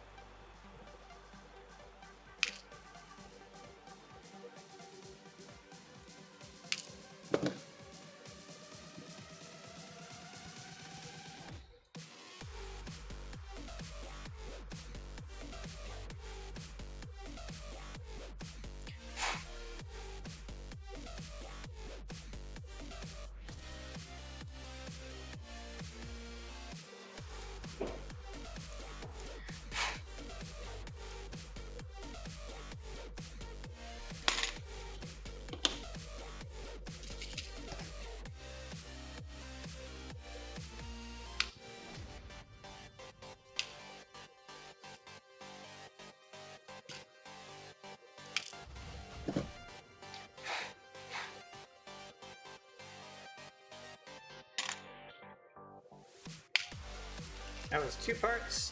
Hold on. It was 3 parts. Wow.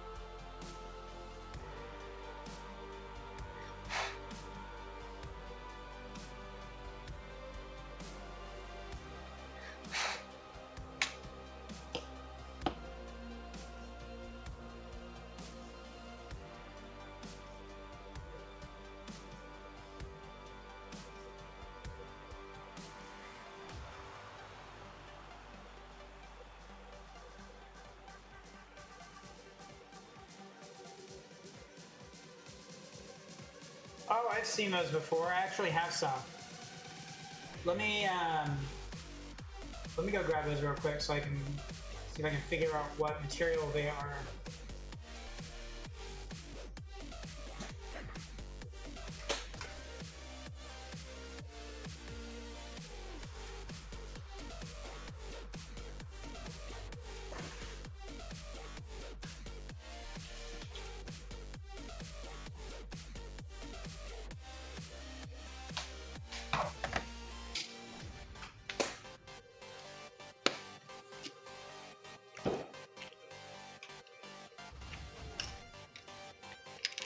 So here's the guitar pick, not guitar pick I was referring to. But it's pretty thick, so that wouldn't help me. And here's these. Like I said, they're of a lime green color. That's very similar to what you were showing.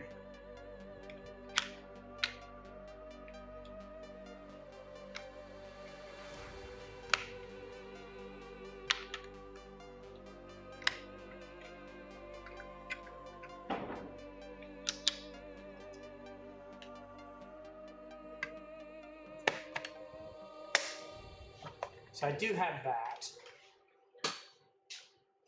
I've tried using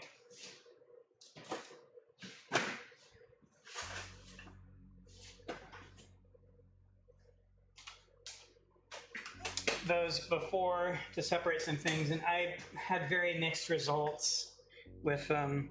The way the hook part is, if you want to call it that, the sort of lip part, it just, I was trying to open up a laptop to install a M.2. And so I was using those and some other stuff, and I had very mixed results with those. It was helping a bit, but when I think of it's hard to picture in my head how it would be used on a Gunpla kit.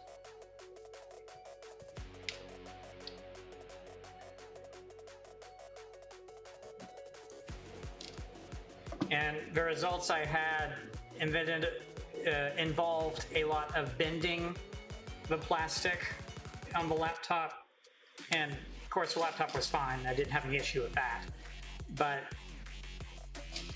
the amount of force I was needing to apply, I have reservations about applying the same force to a Gunpla kit, shall we say.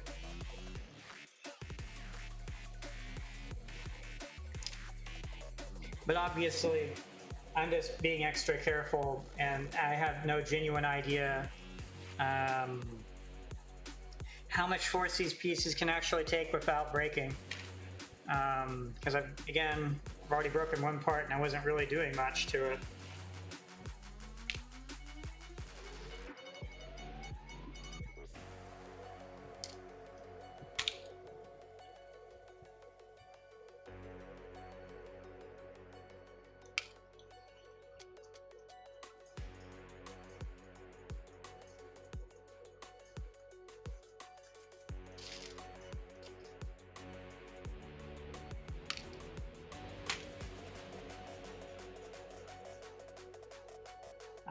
I messed up on a step that was similar to what you're talking about. So on Zeta Gundam, there's the wing assembly, and inside one of the wings is this piece, and then I forgot to put that piece inside and assembled the whole thing. And there was something that needed to be taken off to put it back, but it just wouldn't come off. It was one of those pieces that like slides on and around pieces, sort of really seamlessly put it in place. And it was awful. Yeah, it's true. There's a lot of different repair you can do. Unfortunately, the one part I broke, but it broke in such a way that it's impossible to fix using such a method. Because it didn't snap, it's sort of like, so it's it's like a claw thing, and then it's just broken apart, so it's like this now. And so I can't just put it back together, I don't think.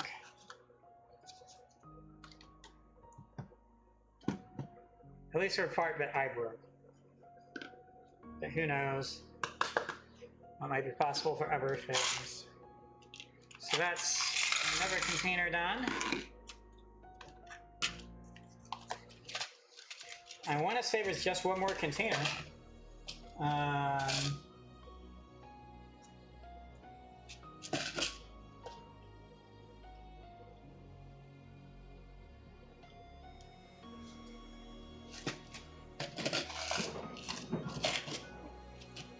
Yeah, it is true there would be a way to replace it.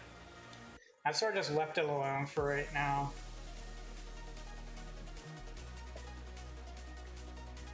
It's part J09 or 10. Let me get the booklet out.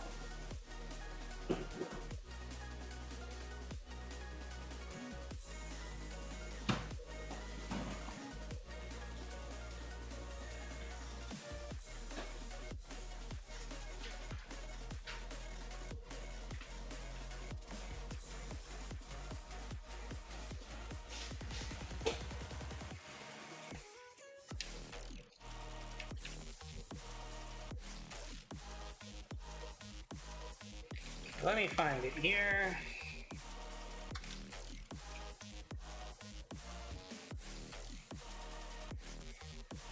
So on this, it's 9 and 10 right here, but that's not going to be very visible. So right here, this step, this part right here, the upper one on this side, the right side, specifically for this step right here, where it talks about moving it outward. So the top one right here is what broke. That part broke. For interfaces on the center piece right here, where it interfaces here, it's that part that broke. So that's what I need to replace at some point in time. And by replace, I would prefer getting a metal reinforced piece possibly or something. Yeah, double C-clip. And that's essentially what it is. Trying to see if I can get the picture up a bit better.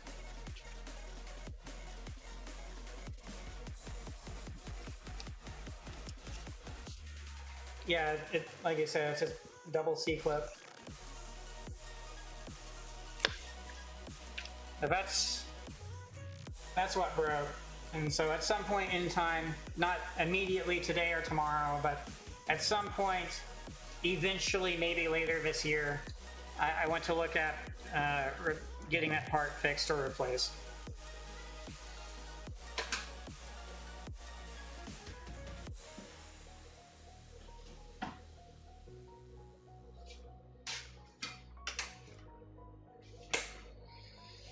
Alright, before I continue here, I'm going to clean all the excess plastic dust off of the eraser and off the board itself.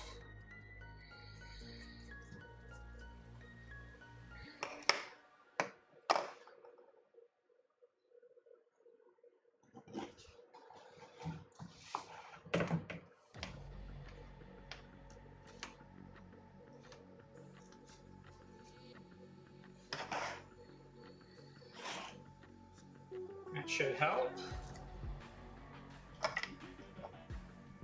Clean off my nipper.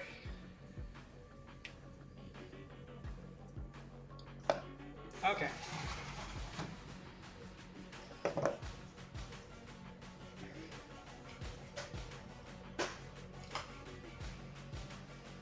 So this should be the last container of parts. And then I will have all the parts ready for assembly for Gundam Barbados. Then I can move on to doing this exact same process for HG Strike Freedom.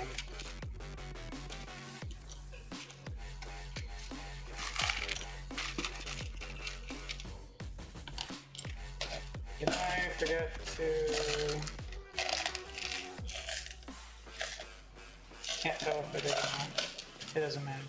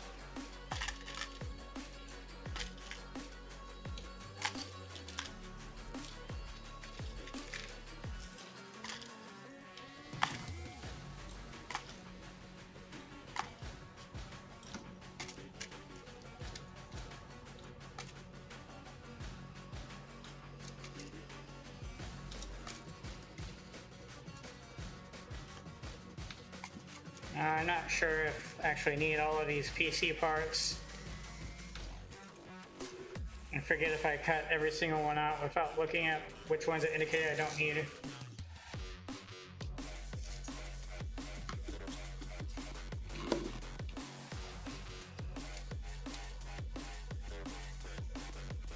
Okay. I'll start with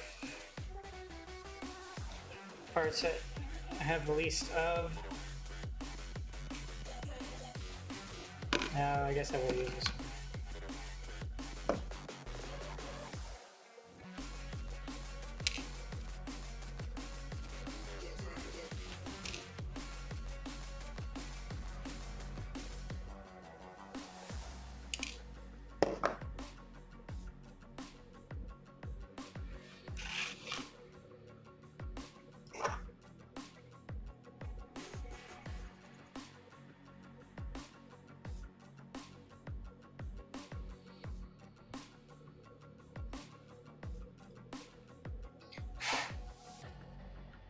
Alright, that looks pretty good.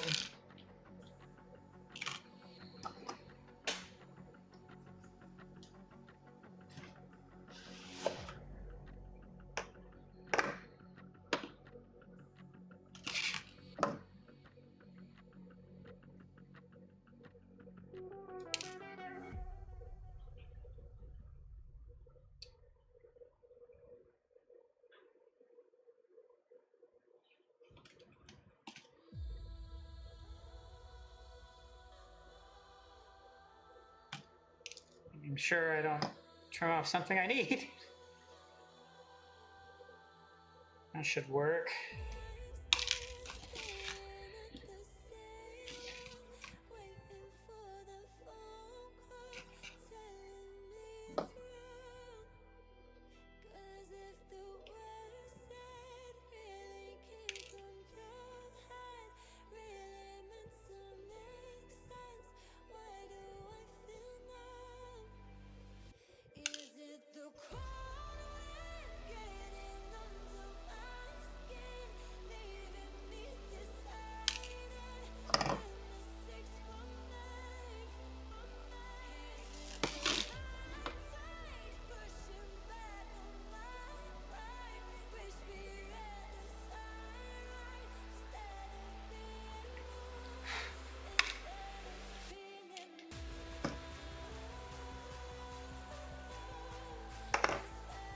Okay.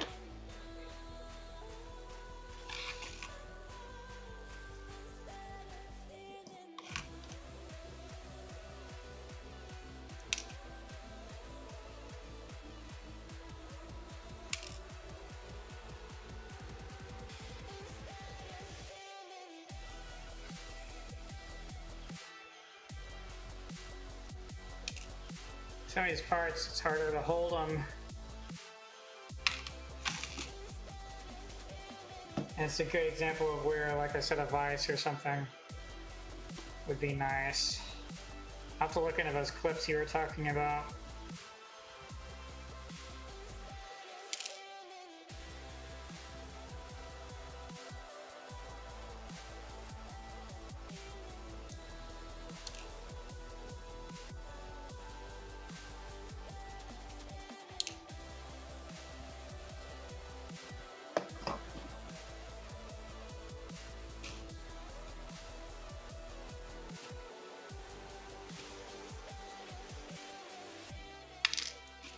Okay.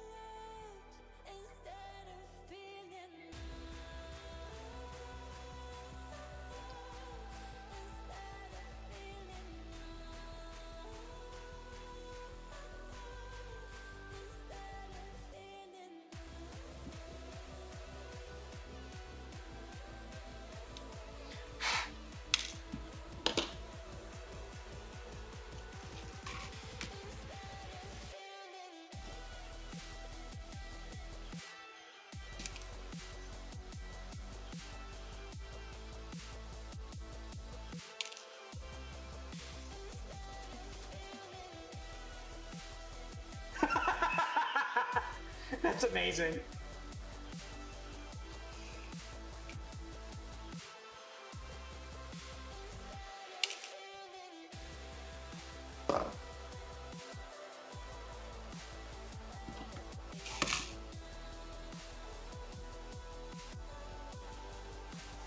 But that's also why it's really cool to talk to other people who are in the hobby and learn all the different ways people do things. Never know when something might lighten or inspire or whatever.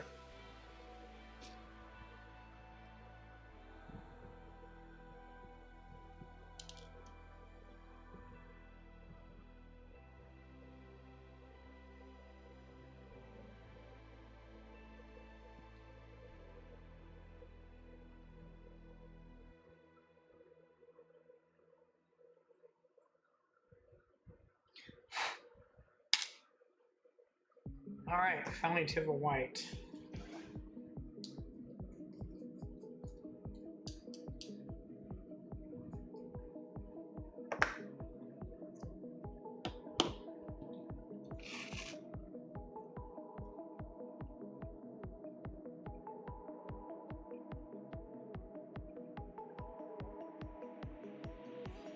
Yep. Yeah, that's what I saw someone do in a beginner video guide series for painting. It made a lot of sense. I'm not looking to get into painting just quite yet.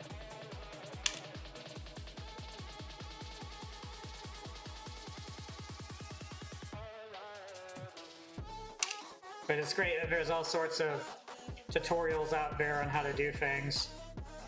And I can figure out what makes the most sense, or at least know the various aspects I need to keep in mind and pay attention to throughout the whole process.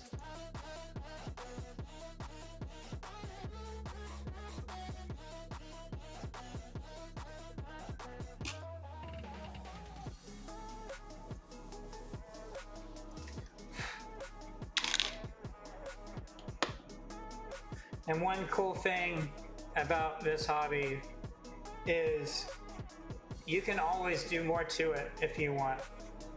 I can always come back, revisit the other models I've built in however many years and do more to them. So it's not like assembling the kit I'm working on right now is the end of the journey for this kit. I could at any point in time in the future do more to it if I want. And that's really cool.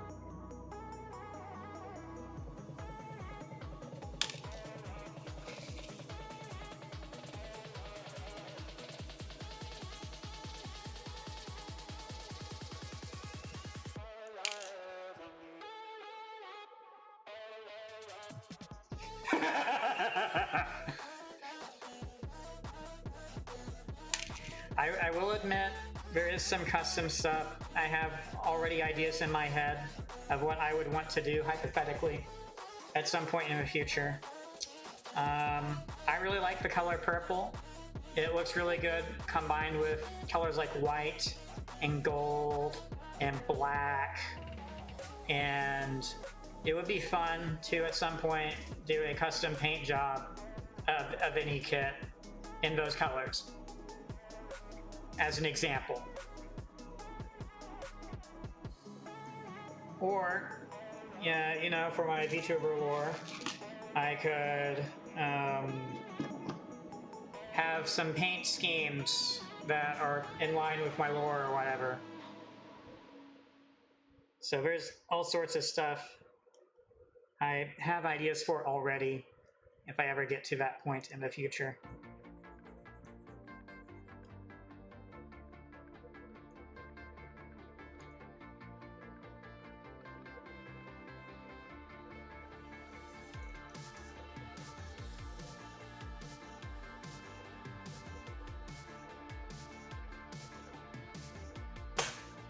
Yeah, for sure. I think something basic like just changing some colors of some parts, definitely a bit more realistic and likely to happen than Well, I'm gonna make my own decals. Getting to panel lining and scribing and all that. And it's like, maybe not.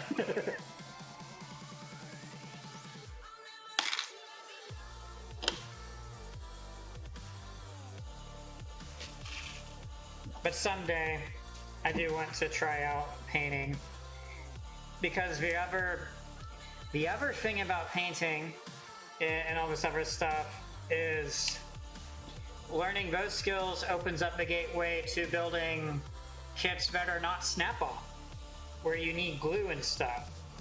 That's what my initial experience with plastic model kits was back in the day. You know, like as a kid, getting some Rebel kits of World War II airplanes that you need glue, and they're all in this base gray color, and you have to paint them. And that's what I remember doing a very long time ago as a kid, and not having a great time doing it. You know, back then, I'm 33 now, I think. Yeah, that sounds right. I'm 33. Back then, I didn't have as easy access to the internet or to the plethora of guides that are available today. And so I just sort of followed the instructions and sort of just did it all on my own without learning how to do it from anywhere else. And it was not a fun experience. I didn't have any of the proper tools for it and stuff. And that was one of the reasons I decided to get into Gunpla back in February, as opposed to something like that. Is I just remember having a bad experience with it before, and it didn't really work out that well. And I just really don't like painting, or my experience with painting was really bad. I don't think I thinned the paint properly. I really hated the texture. I have autism, so the texture of things can get to me, and the way the finish of the paint was, I couldn't stand it. It was so bad. So my memories of that are fairly negative. But if I were to learn painting proper on Gunpla kits, I could potentially in the future get into those plastic model kits and build some of the things I think look really cool later on in the future.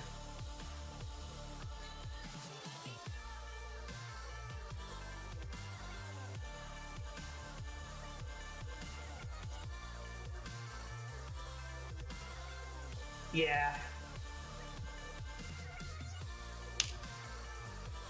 Yeah, I know for sure that Gunpla is just Gundam.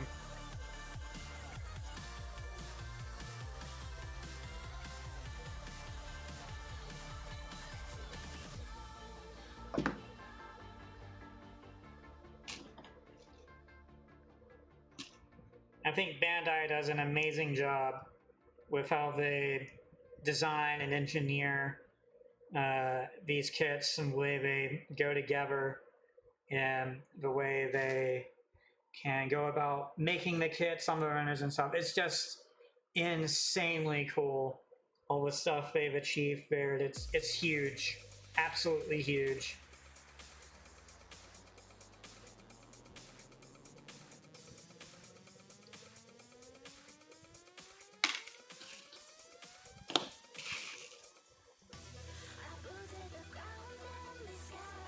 I did see that the most recent real grade, the gold one, is apparently not a great kit to build, or not.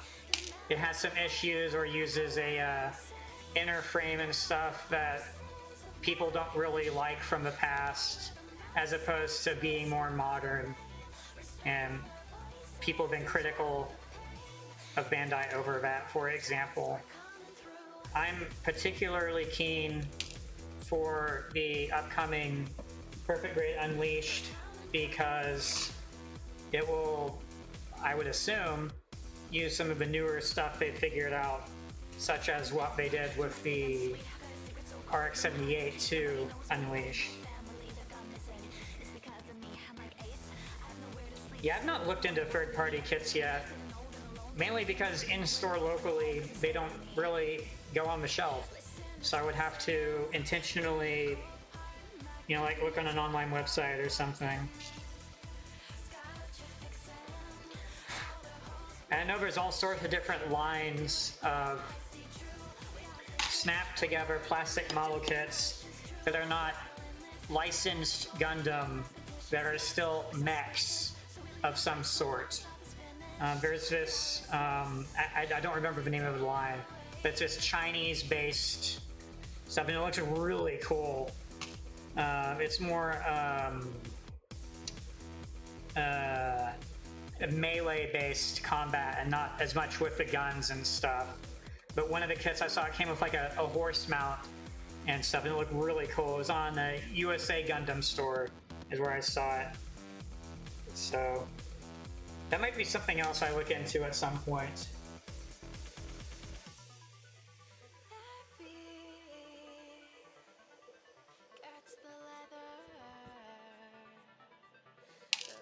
Oh, so you're saying that RG kit I was referring to probably isn't as bad as what I saw online are making it out to be?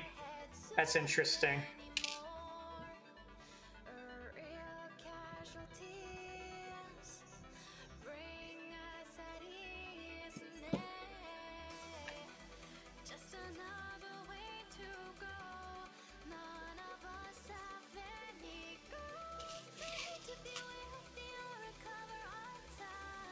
That might be exactly what it was. There is a oh, what's it called? It's this Chinese comic, like Star God or something like that, and it's this sort of futuristic thing that takes place on maybe not Earth as the planet, and it has a bit of cultivation in it, but it has mechs. The mechs are sort of like what is from Breakblade, if you're familiar with that, the manga and movies and anime Breakblade. They're similar to those, and I almost want to say the line of model kits like what you just talked about are what that comic are based off of, basically. Because I know for a fact the mechs, the knights, whatever they call them, I forget the exact actual name of them. I know for a fact they have merchandise of plastic model kits based on those in China and possibly outside of China. I don't know, but that could be cool to get into if I can buy those and the instructions are easy enough to follow, like Gunpla are, without having to go through the fun, shall we say, of getting direct from China and importing yourself.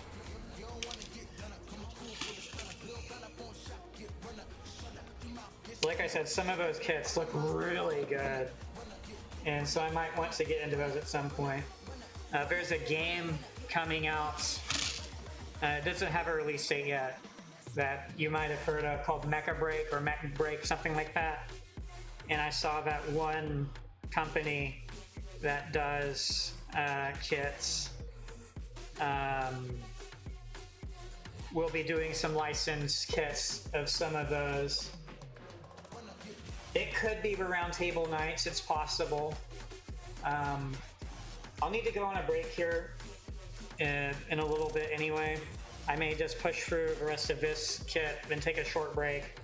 Whenever I take that break, I'll find exactly what I'm talking about is called, so that we know that for the sake of this discussion. Because, like I said, it's really cool, and you might have already heard of it and know all about it.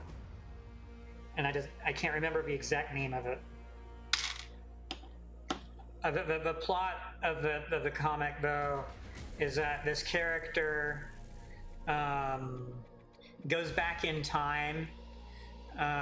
His soul or spirit or whatever you want to call it goes back in time into his body from many years, like 100 years prior, or however old he was at the time. And so it's him, and he has all this experience with stuff, and he's, you know, trying to change the future of key events that happen, and he can do all this stuff and absorb the blueprints to other people's mechs, basically, and so he can transmute and use all these different things, and we're all, like I said, actual plastic model kit products that people can buy, and they all look pretty cool.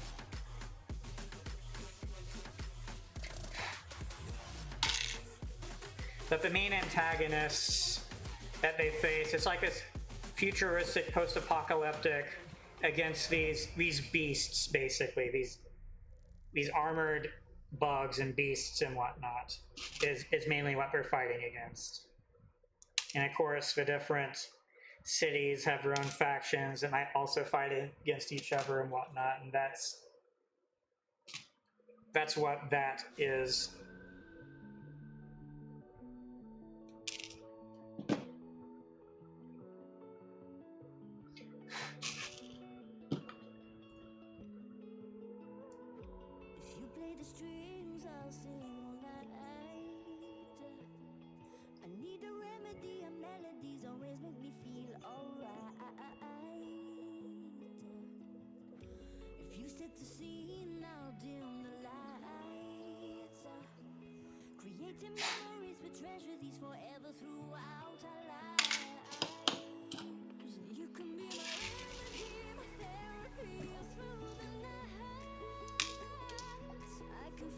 That piece just flew right off the nub.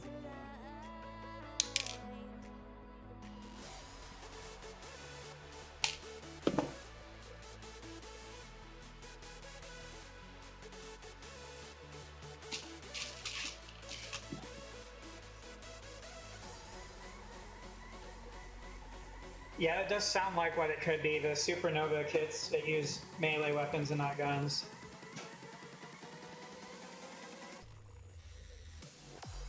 I want to say there are some ranged weapons in it, like bows, for example, or throwing weapons, or, you know, like, just, for lack of a better term, magic-based, that come out of like a staff or something and aren't an actual gun.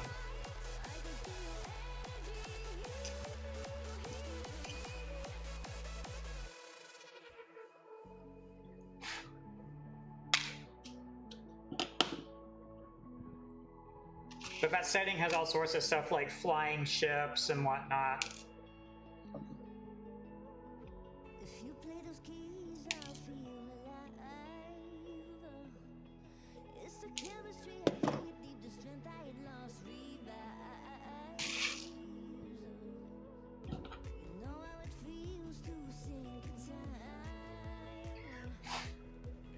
Oh, another thing I could get into or was looking at was Zoids. Now, I don't know anything about Zoids yet in terms of how their kits work, how they're assembled or whatnot. But are those also snap assemble plastic model kits? Some of the Zoids look really cool.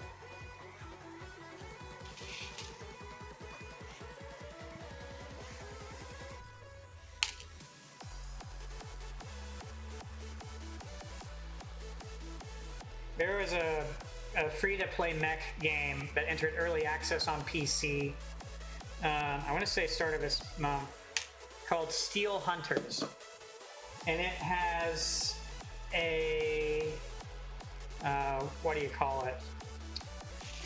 So it has like humanoid-based mechs, but it also has animal-based stuff. So it's like Gundam and Zoids combined into one game. And it's really cool. The gameplay itself is very lacking, unfortunately, but I was interested in it because it had such variety to the mechs.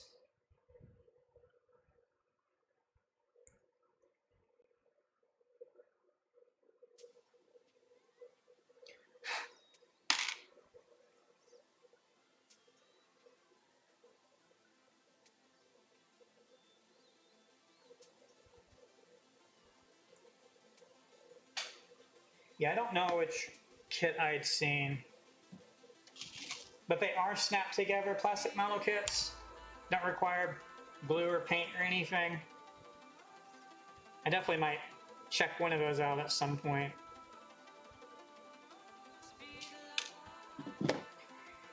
Zoids isn't something I see in stores, actually. It's like Hobby Lobby. I don't think even Hobby Town has any Zoids, which is kind of surprising to me. There are a lot of, what are they called? The line of snap together plastic model kits. It's like a Bishoujo that has weapons and like a power suit or something. I see a lot of those kits in Hobby Town though. So I see a lot of Gunpla and then those. And then I think a couple of Transformers or what was it called? Mazinger, something like that. So there's some like high grade or master grade that is not Gunpla or Transformers that they have, and like I said, it's like Mazinger or Digimon or something like that. And that's what they have, but they don't have any Zoids in stores where I'm at.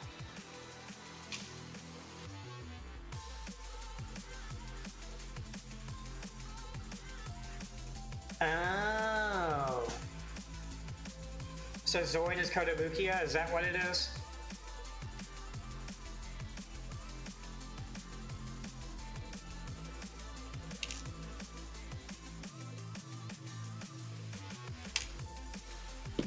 I wonder how Rebel fits into all of that. I was noticing one of the perfect grades I was looking at, the 172 scale perfect grade Millennium Falcon, actually has a Rebel sticker on the box. So I'm slightly curious how Rebel fits in to these different brands.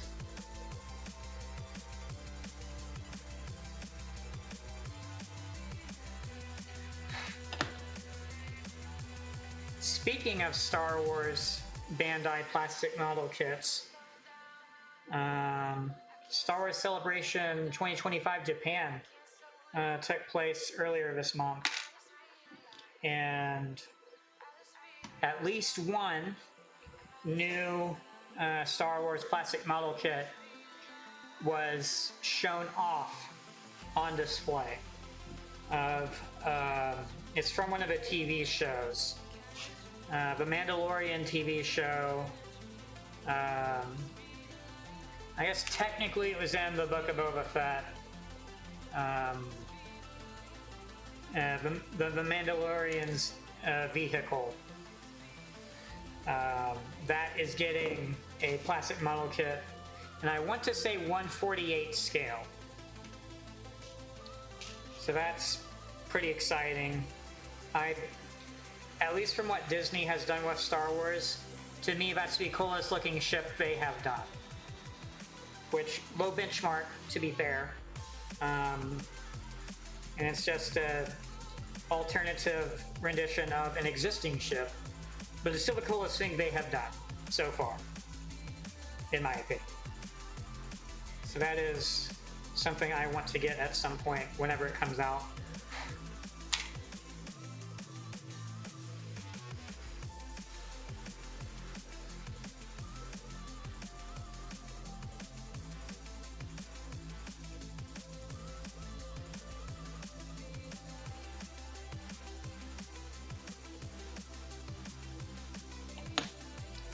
Yeah, I know Tamiya and Rebel and some other brands I can't remember off the top of my head do what you referred to as the scale model kits predominantly. But like I said, I noticed that there was an actual Rebel sticker, like genuine Rebel label sticker on the back of the 172 scale Bandai perfect grade plastic model kit Millennium Falcon. And I was wondering what was up with that, because that seemed completely out of left field, and I couldn't immediately put two and two together as to why that would be.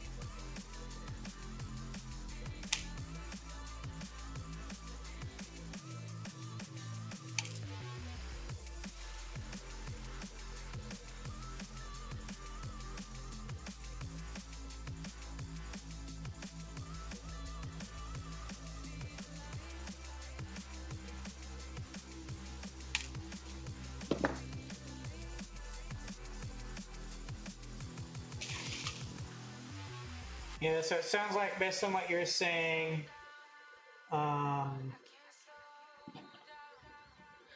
that it doesn't really make sense why the Rebel label would be on the kit then.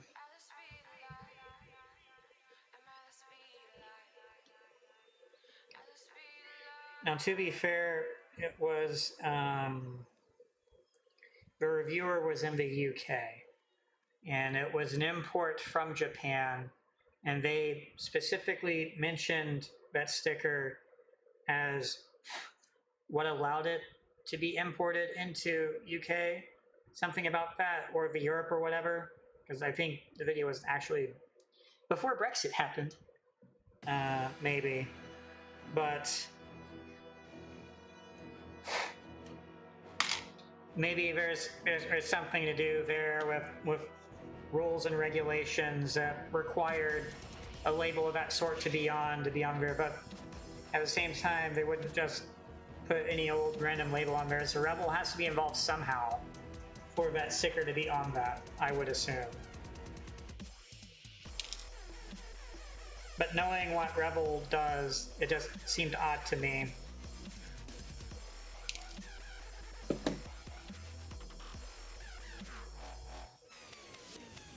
I know as far as brands are concerned and the sort of kits and types they put out may not overlap, but I do think it is fair to say that the skills and experience and knowledge one gains from assembling one category or type of things can transfer somewhat to assembling other stuff.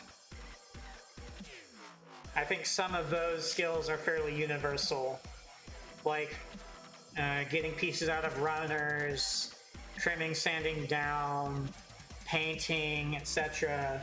All of that is probably going to be fairly transferable to other types of things.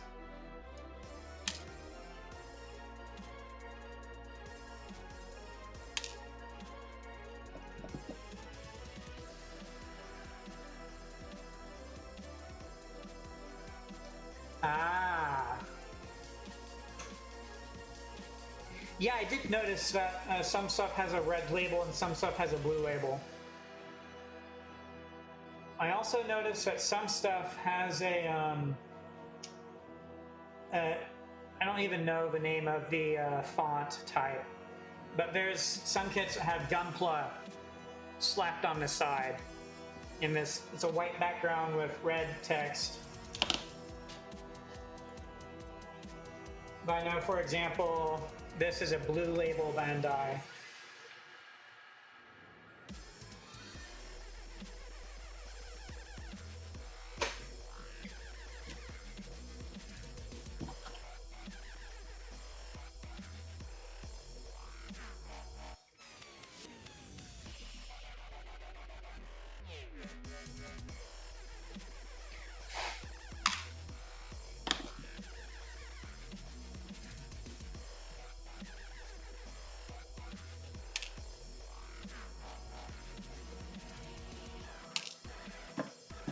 Now, as I understood it correctly, all of the Bandai kits are made in Japan, right? Like all the factories that that print all these, they're all in Japan, right?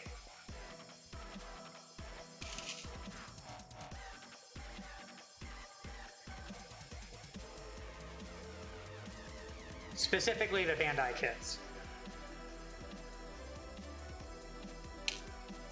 Because I was reading that the different Gunpla online retailers like USA Gundam Store and Gundam Planet and whatnot were putting out notices of inevitable price changes to things as a result of the tariffs, which made it out like all the Gunpla kits, for example, shipped from Japan to the different distributors who then have access to them to resale to customers like you and I.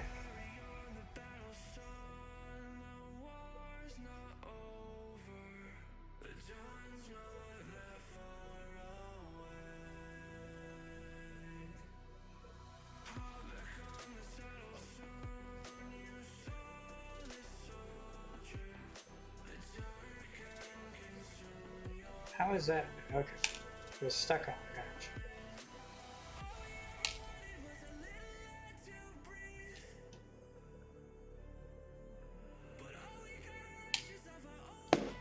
Yeah, that makes sense as far as the labels being for different ages.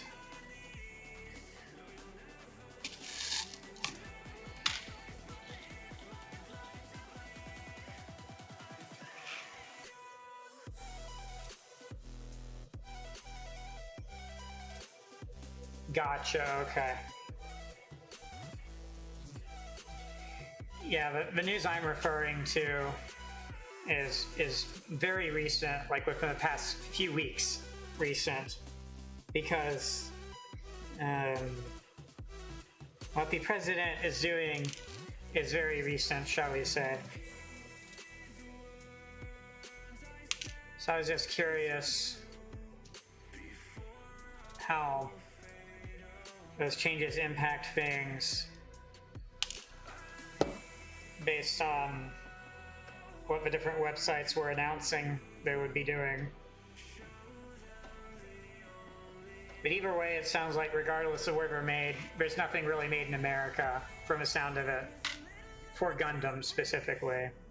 And so regardless, it would all be hit with increased prices in the USA. Imminent.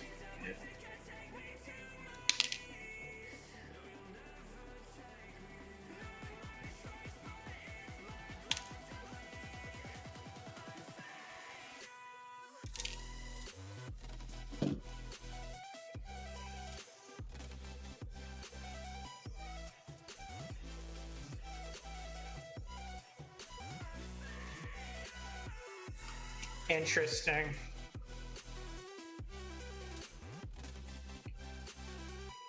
That is very interesting. So when places like USA Gundam Store are saying they're going to have to adjust prices on some stuff, it's BS. I know they did use some paragraphs, shall we say, to explain things. But obviously, you can use as many words as you want to explain something and it still be BS.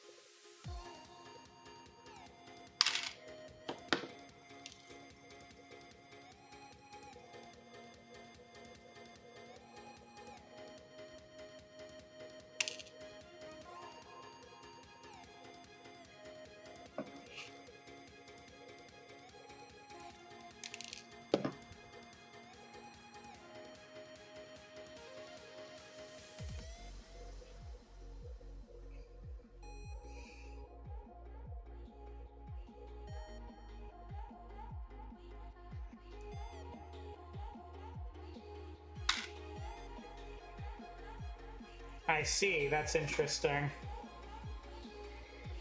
Yeah, it does sound like it is, as you say, then, that it's just a scam, or that people are using the words that make people concerned as justification for increasing prices and making more per stuff.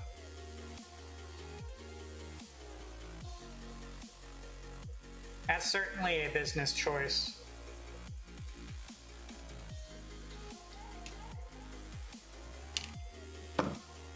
And also why Hobby Lobby 40% off is very nice, shall we say.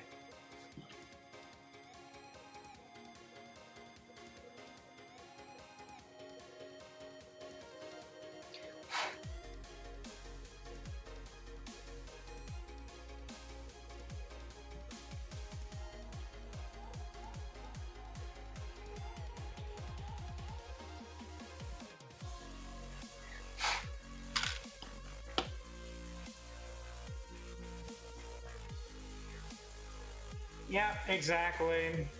Let the ignorant consumer give you more money.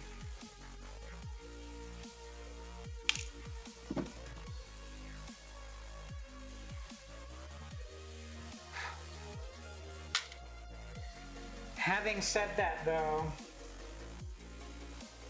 there is a bit of a harsh reality to that, in that if every single reseller of Gunpla collectively does this, then even if we as customers are aware of these changes being BS and not being because of what they say it's because, that doesn't change the fact that we won't be able to get kits that aren't affected by these prices, like new stuff that's coming out or that hasn't come out yet, at prices that are impacted by that, without doing some import shenanigans, which will technically cost more because of shipping costs and stuff anyway.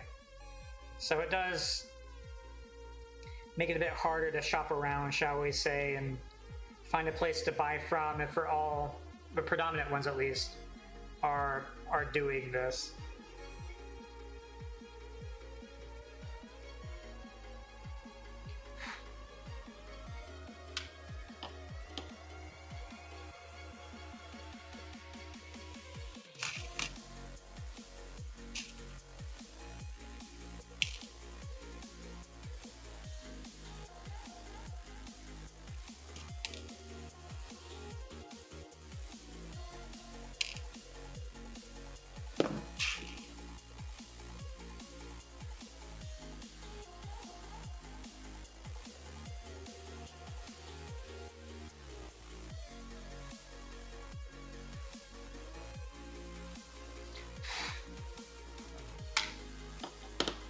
Almost done with this kit.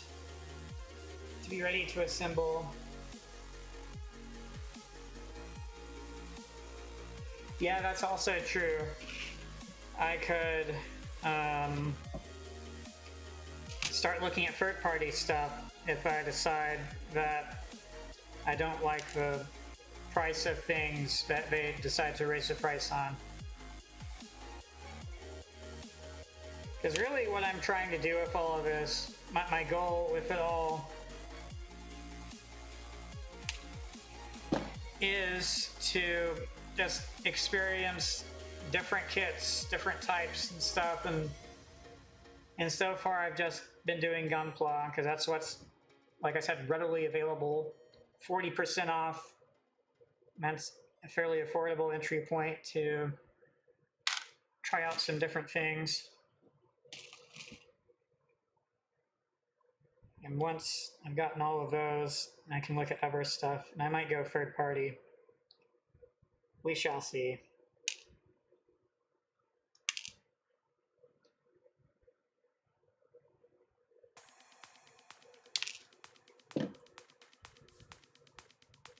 Knowing that there's some Monster Hunter Zord stuff, that could be pretty fun.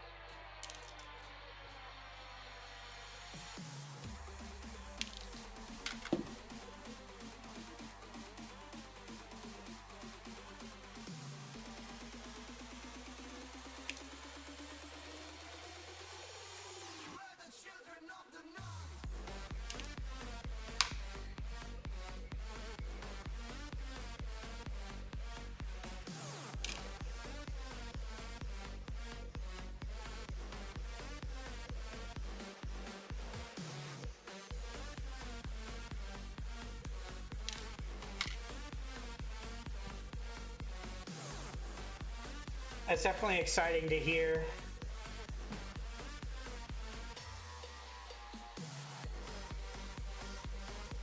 So from the kits that have been announced or have, we'll say partially released in the sense that consumers have them in hands, but I can't obtain them because everywhere's sold out, like the MG IBO, for example.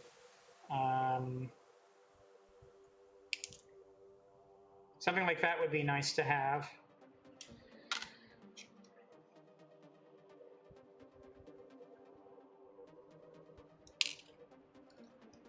There's only a handful of kits coming out that aren't out yet that I'm interested in. The PGU new Gundam for sure. The HGP Bandai re-release as a regular kit of the Death Scythe Hell mode, or Hell version, whatever it's called. That's something I want.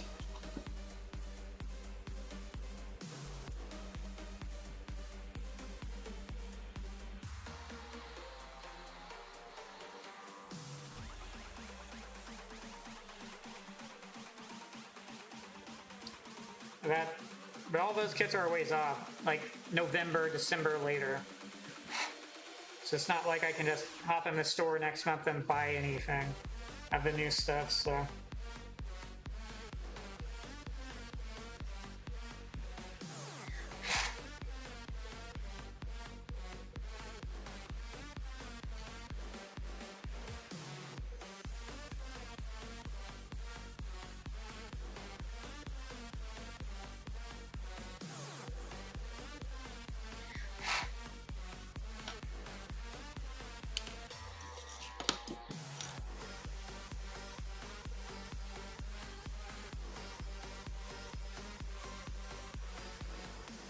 Okay, so the MG Vidar video I saw was because a content creator was given a kit early, basically. Gotcha. I thought Vidar was sort of already out.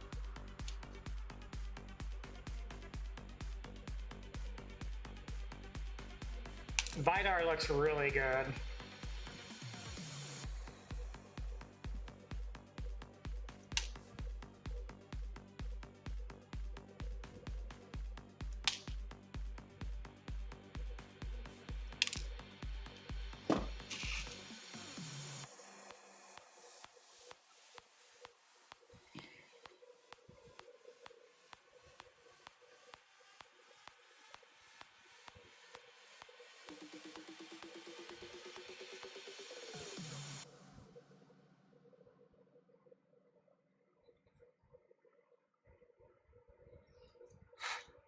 Do you think Bandai will ever release any new kits in the mega size?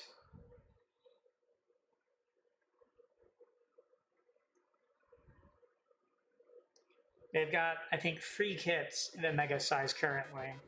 Or is it 5? I forget. Because I know they have the mega size Zaku 2. I think they also have the mega size Char's Zaku 2. And they have the mega size RX-78. And then the Unicorn. And then I forget the name of the other Gundam.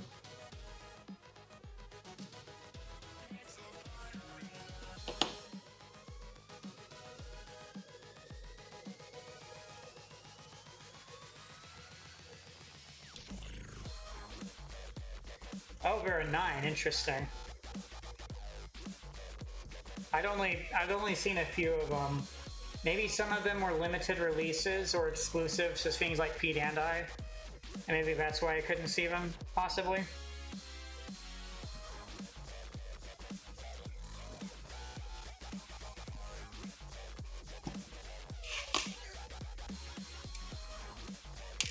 I want to get some of the mega size because, of course. So the RX-78 too, definitely going to get that. I definitely went Zaku too, because of course. Forever Shard Zaku too.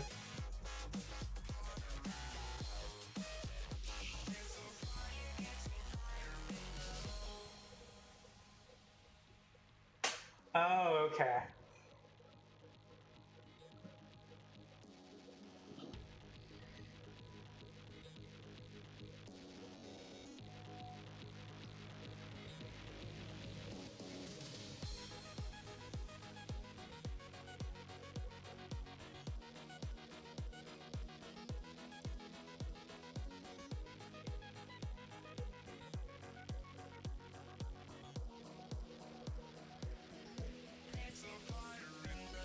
There we go, finally smoothed that out.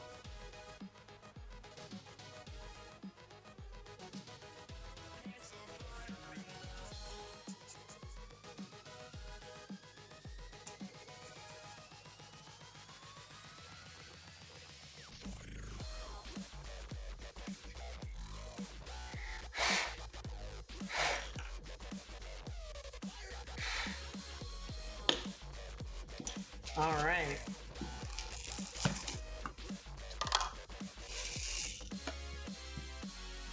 Amassing quite the collection.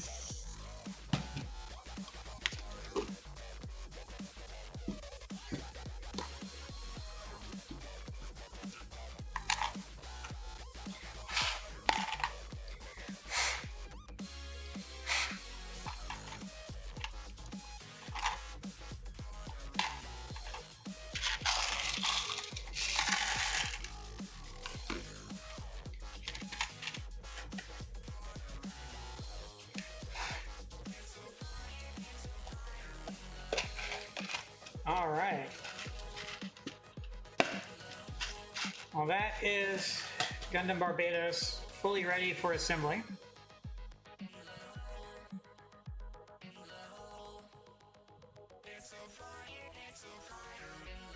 Yeah, I would agree. That being said, if it was like the unicorn and then the unicorn Norn or something, I could see that being different enough, even though it's just technically a recolor.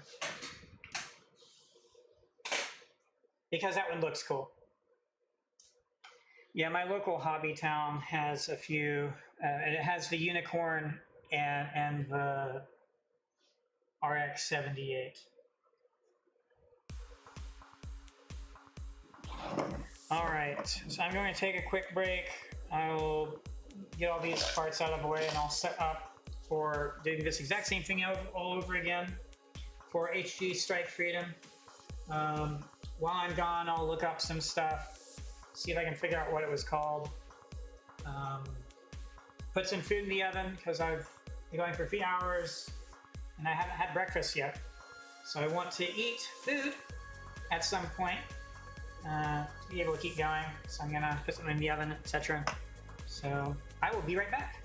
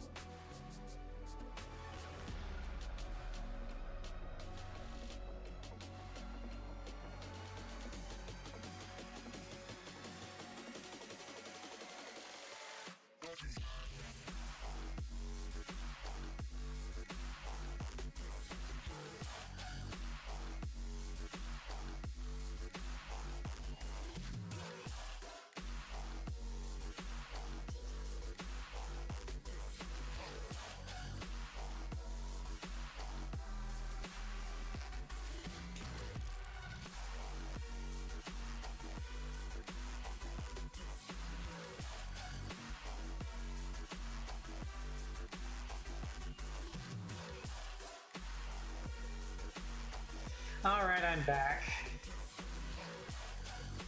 Let me change the... There we go. Reflect better what I am doing. See, I looked up in the comic I was talking about, as you see in chat, was Legend of Star General. And it looks like the dude and the horse is actually from that. I'm not sure how many kits are from Legend of Star General or the company that makes them, what else they make. I know USA Gundam Store showed some Nova Star kit as a recommended or frequently bought together type deal. Anyway, so my interest in this right here is I want to look at the instructions, see if there's anything related to what I'm thinking of.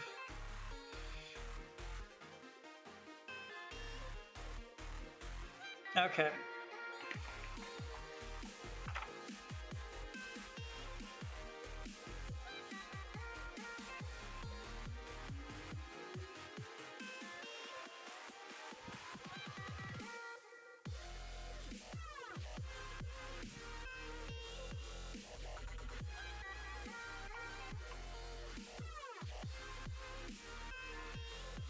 I don't see anything in these instructions that are relevant to what I'm thinking of.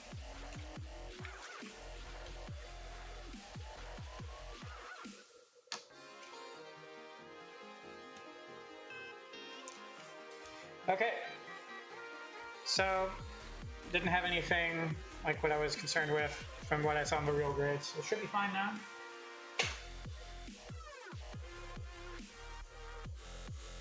That's pretty cool. Are they all similarly priced, for lack of a better term?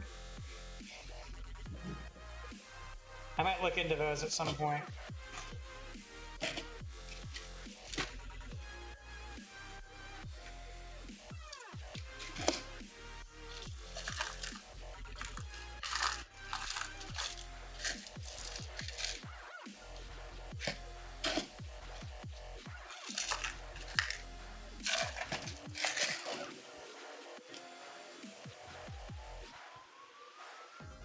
Yeah, Albing and Kalrin are pretty popular from, or rather, they're pretty predominant in the comic. Kalrin especially.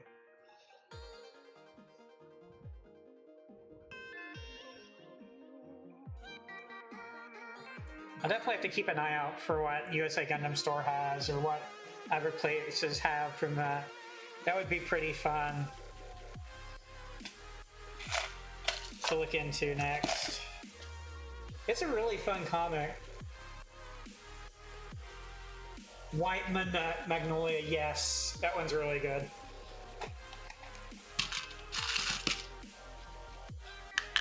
I don't know, it's just cool to me that I can read this comic and to then discover after the fact that not only are there plastic model kits of the things from the comic, I can buy them from a website that's a US retailer, and I don't have to deal with import shenanigans.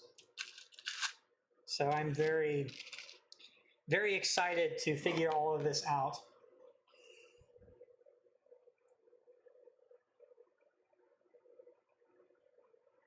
I have one or two metal builds. They are not in any shape or form related to Gundam or anything of that nature. I'm talking about, you know, a thing where it's like two sheets of metal and it's you put them together to build something like a tank or like the Death Star or an X-Wing or Millennium Falcon or something like that. I have some of those. I want to say I have Millennium Falcon. I could be wrong. I don't even know where it is, but I have something like that. But yeah, I think you're right. That is a Metal Earth kit. That's the only metal thing I have currently. I know there's some, for lack of a better term, specialized Gundam kits that have metal pieces. They still snap together, but some of the pieces are metal or heavier duty. I think most of those are in premium Bandai though, if I recall, from what I had seen at least.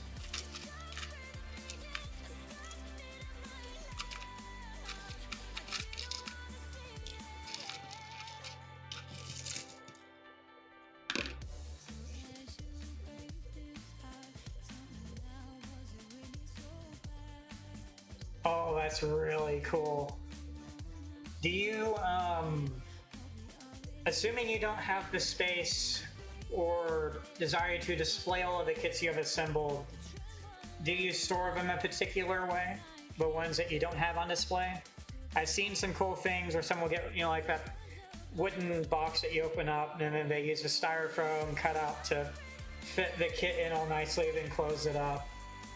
I'd considered looking into things like that possibly in the future.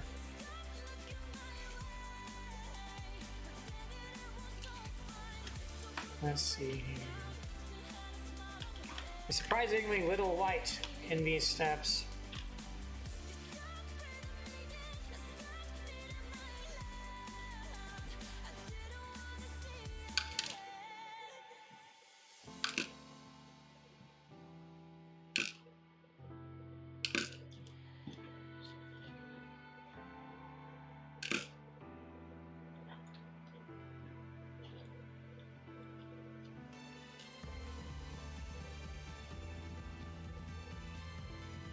Oof. So you just have like a random box that's just filled with kits. Just loose. That's interesting.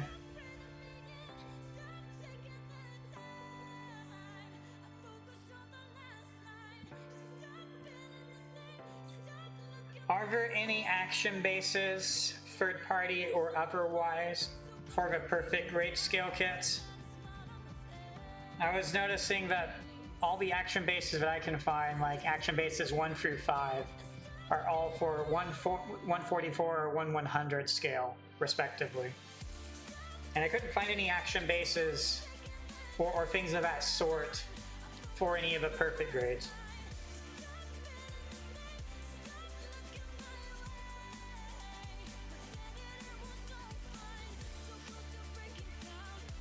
Where would I find those?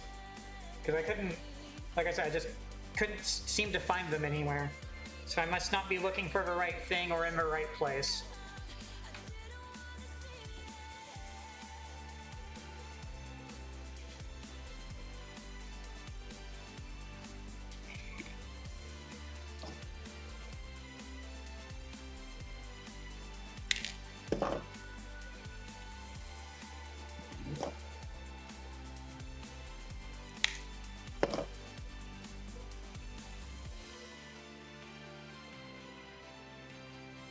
I'm just gonna leave it as is. I'm not gonna send that. I see, I'm actually doing it differently from how I wanted to. I'll have that be that and have this be where the finish things go. Okay, y'all look into those. Do you get into any of the dioramas or display kits?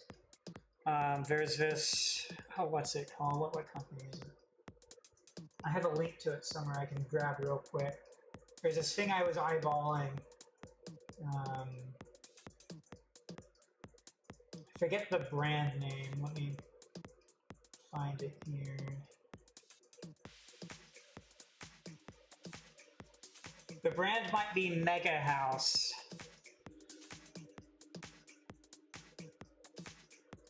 So for example, this is just a retailer website, but it gives an example of what I'm talking about. The brand I think, which is called Mega House. Again, I can't 100% tell. They make some other displays as well. I do like the 1/144 scale kits. They don't take as much time to build. There's some really nice real grades. And so I was thinking of looking into getting some of those at some point. I think those look pretty cool. I don't necessarily want to get into building DIY dioramas or set pieces or whatever you want to call them. But something like that looks really cool to me.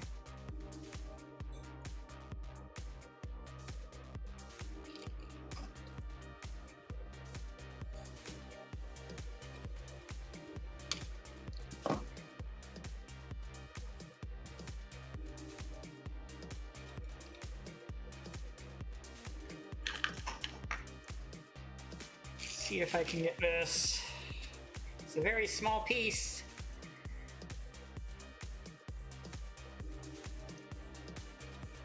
I sort of got it. It's still very sharp. Oh, jagged.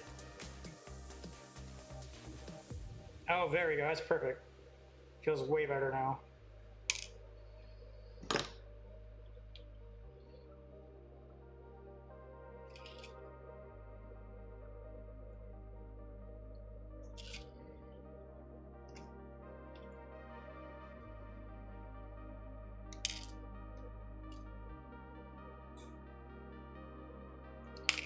One thing I really liked about the catapult, what is it? The white base catapult. Where's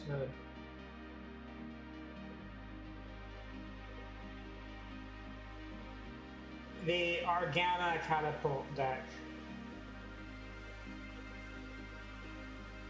That one was pretty cool because you could just mount it to the side of a wall. And my thought was I could mount that to the side of like a bookshelf or something, for having things on display. And I just thought it was a really cool concept. I'll just go ahead and look that up. Why not?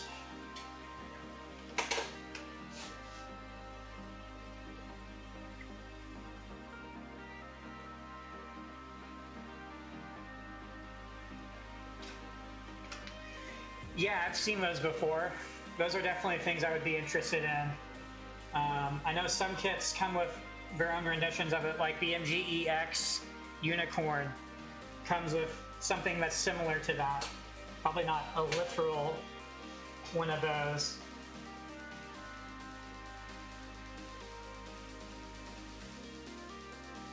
So are these basically just stuff you get third party from somewhere like AliExpress or Etsy and then you just assemble? Oh, it looks like Kotobukiya makes one as well.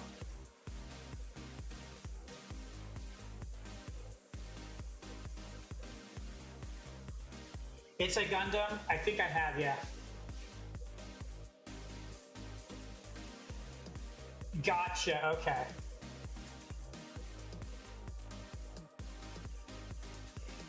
Yeah, I've seen Zakus Aurelius, Mecha Gaikatsu. It's a Gundam. There was some other, I forget the name of them. But those are the main ones that I've seen videos from pop up a lot in search results.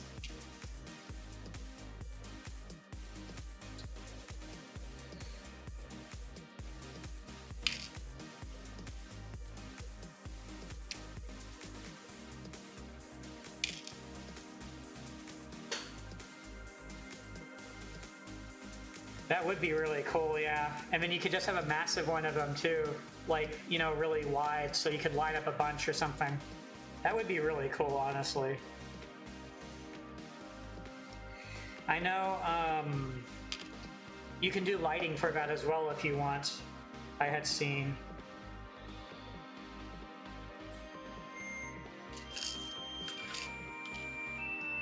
Okay, it sounds like my food in the oven's ready. I'm going to go grab that.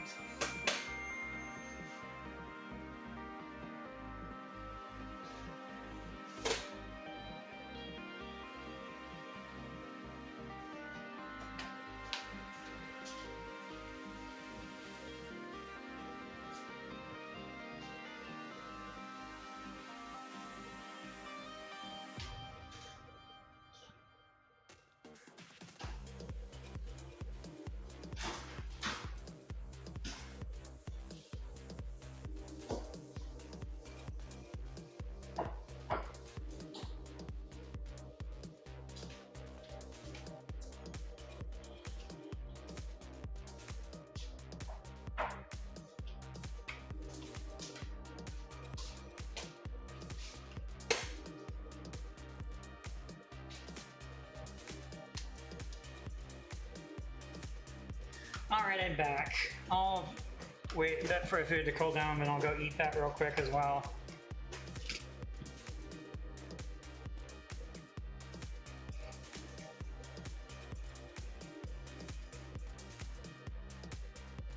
It does sound quite nice to do that, because then what I could do with it is, I'm just picturing in my head if I wanted to do something, you know, like I could get one of those bookshelves from Walmart, for example, those $30–40 bookshelves. It's like 6 shelf units tall or whatever, and I could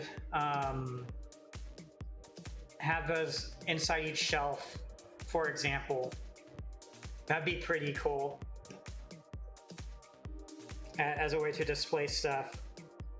I actually really like that idea, because then I can do lighting for it and have the lighting be in the shelf itself and not inside the hanger stuff, to make it easier to adjust them as a modular design. I actually really like that idea. And then I could have the catapult off to the side. I could even, if I was really crazy, cut an opening in on one of the sides of the shelves to sort of, you know, make it look like the shelf is just an interior of some place, and then the catapult's off to the side. That's actually a really cool idea.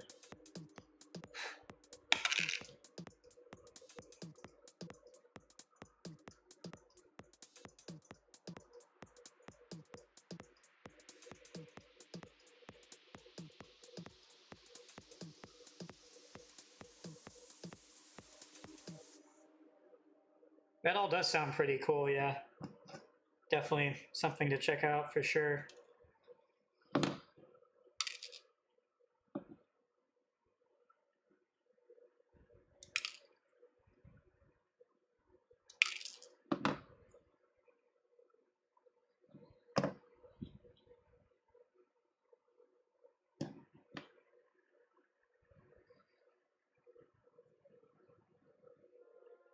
I think I like the idea of displaying kits in 2 different ways.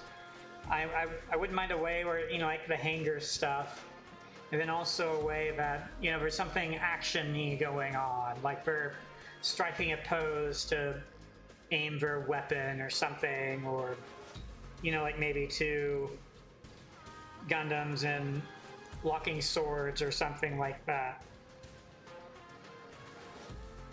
Those are the main 2 ways I think I would see myself want to display stuff, apart from the generic, oh, I've slapped it on an action base, I put it on a shelf.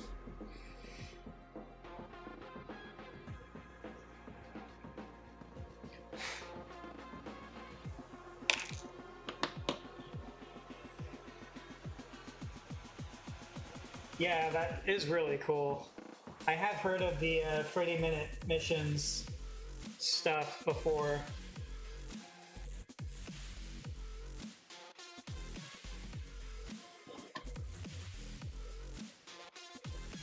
And the other nice thing about the idea of a shelf is you can display different things on each shelf. So I could have like just one entire shelf be hangers, and then one shelf be things like what you're talking about.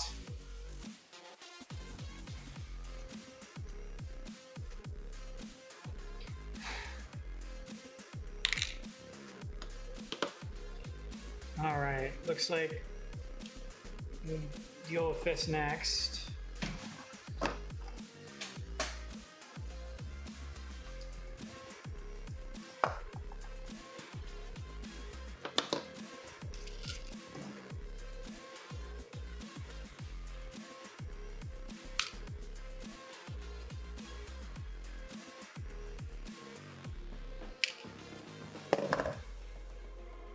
Feels good enough to me. Let's leave that alone.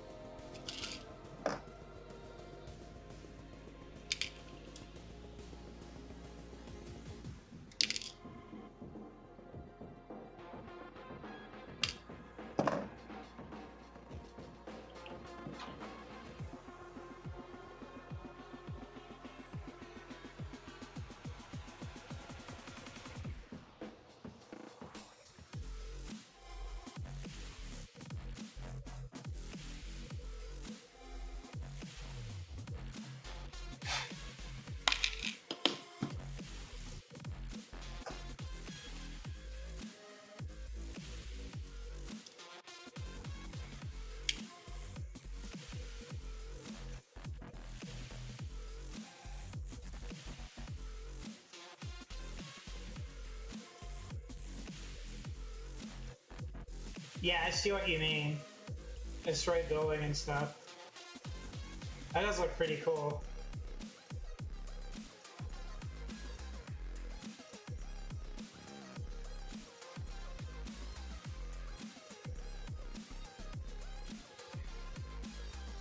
At some point, once the various construction renovation stuff's done, I'll be able to... I'm in a very large room right now, up on the side, on a wall. And I'll be able to fill this room out with different things. And so when I actually start thinking about how I want to display all these kits that I have and plan to get later on, I can get something like a shelf or bookcase or whatever and go about getting some of these sorts of things and setting something up.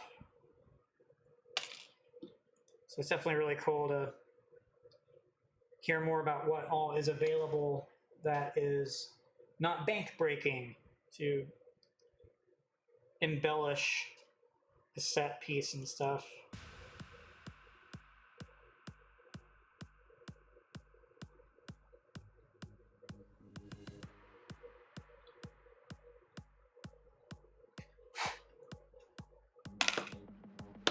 All right, my food should be cooled down enough now. I'm gonna go eat it real quick. I kind of do, kind of don't. I work for a company that uses a bunch of 3D printers, and I can request them to print stuff for me and they'll send it to me. But that doesn't necessarily mean I can just daily or weekly or very regularly have them do stuff. So if there's some stuff I could just get like 1 or 2 batches of, shall we say, then I could probably get some stuff 3D printed for me. I guess I have a sensor filter as a default stuff set up. Let's see what this is. Oh yeah, I remember seeing these. Yeah, that's really cool. I've seen some of these on Etsy as well, where people sell them for like $10 or whatever. And you can do that so you can mount and stuff. Yeah. I've seen this before.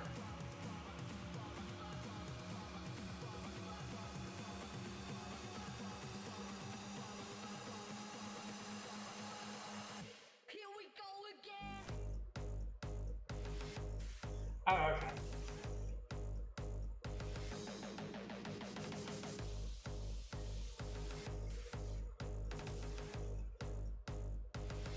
Here we go again.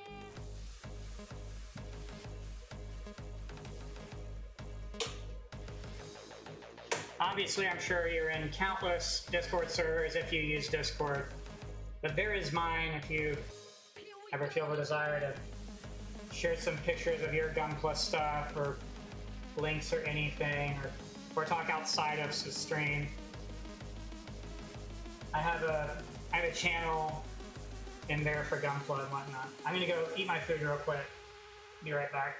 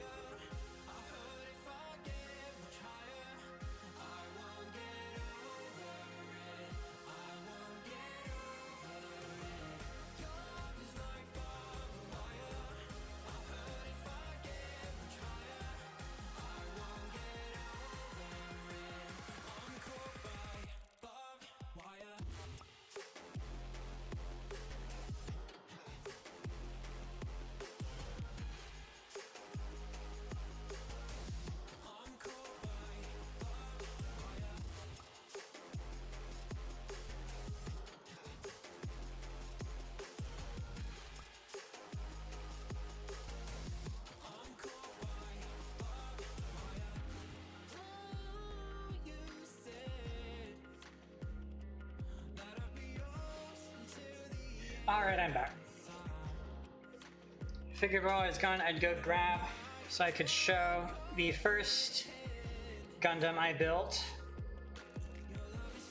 GP01. As you can tell, the stickers aren't doing too hot, but there it is. I've not done any sort of detailing like panel lining yet. I do have a panel lining marker, a Gundam marker, but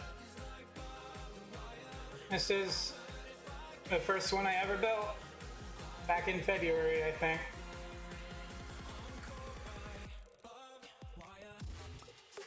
And here's the action base I got recently. I've not trimmed it down yet, but here's the action base, so. I mainly got this action base for Strike Freedom, actually.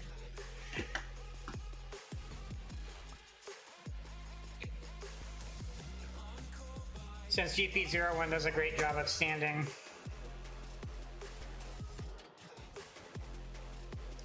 All right. Looks like we have a couple of red pieces here.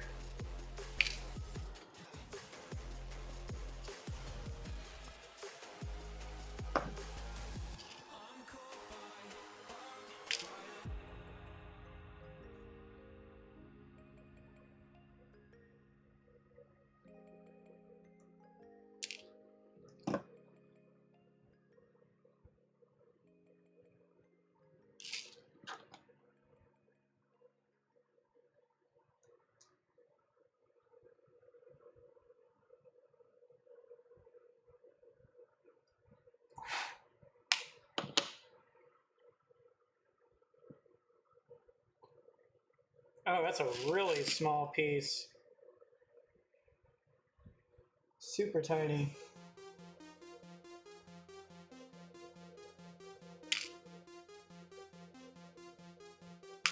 We're done. Not gonna try sanding that down. A bit too small for me.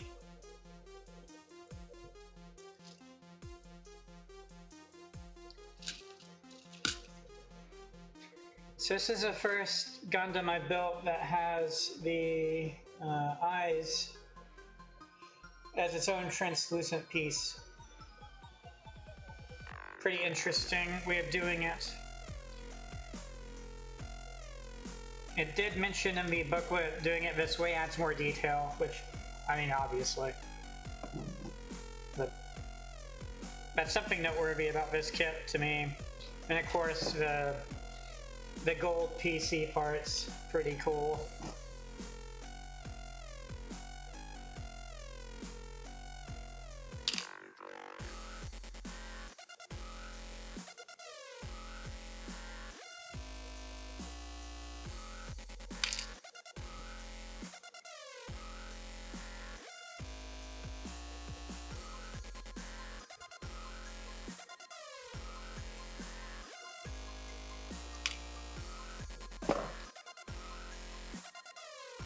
It looks good enough to me.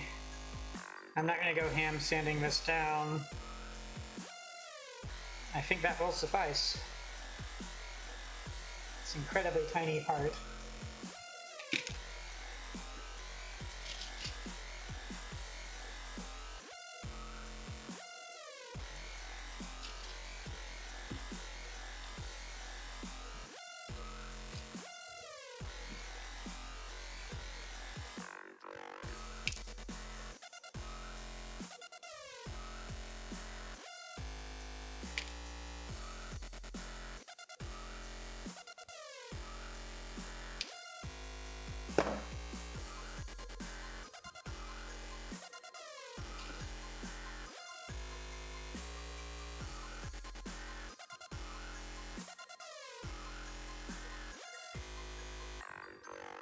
It seems to be of a softer material, like what the PC are, but slightly firmer.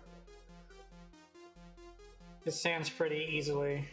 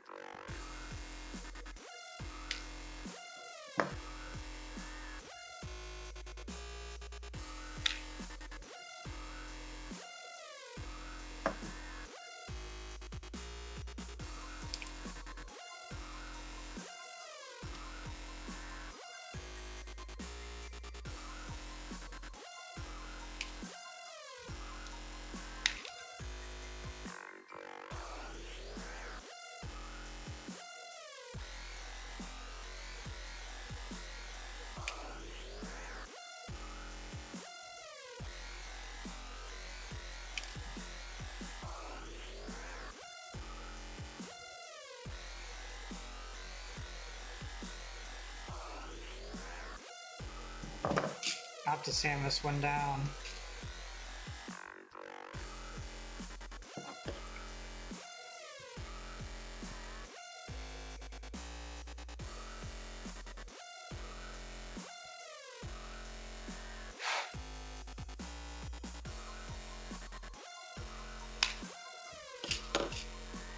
Okay.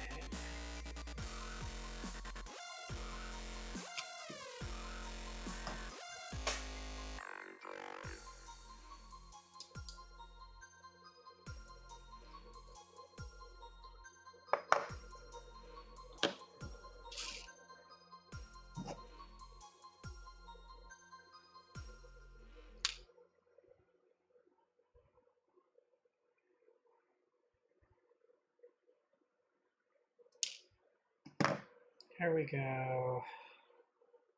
I'll say good enough on that part.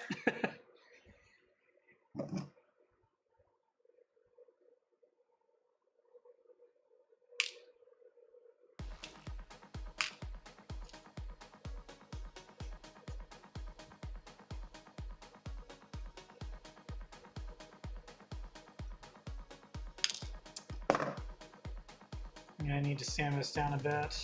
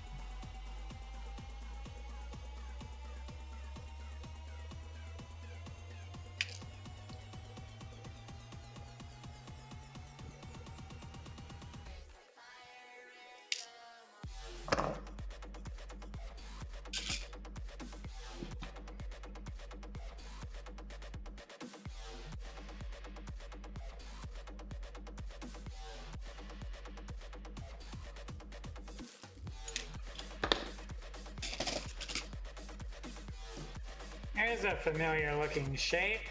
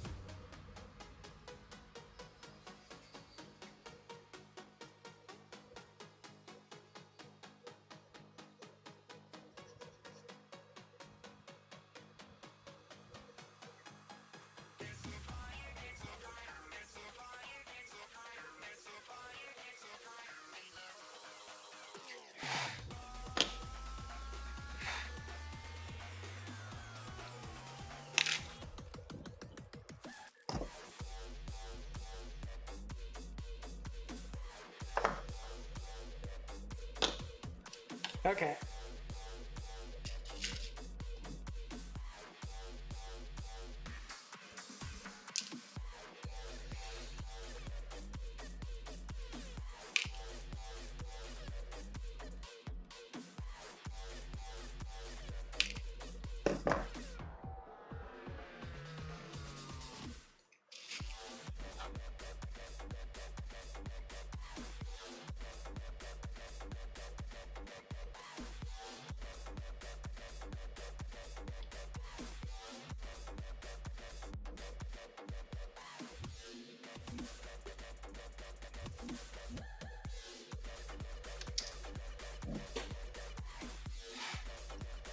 All right.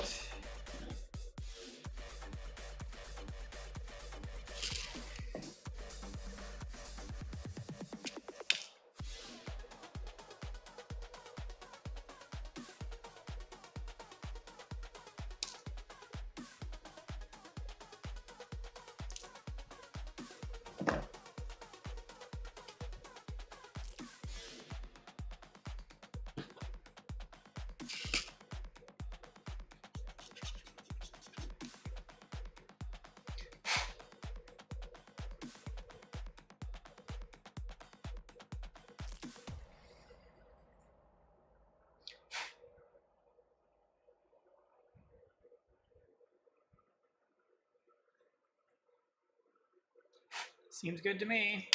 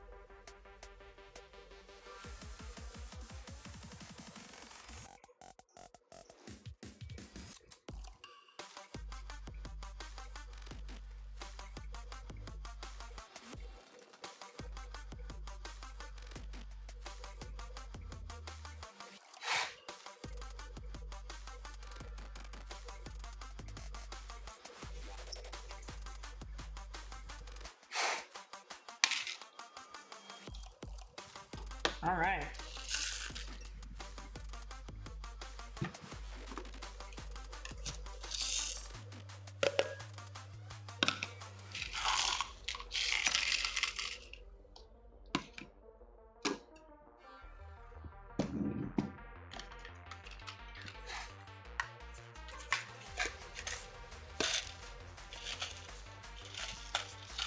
That's first one done.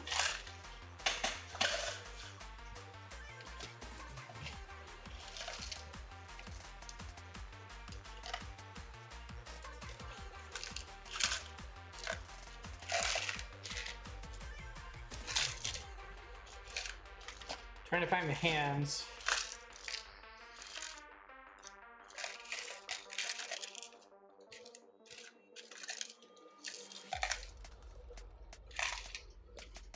Well, that's surely going to be hands in here. Yep, there we go. That's the next one.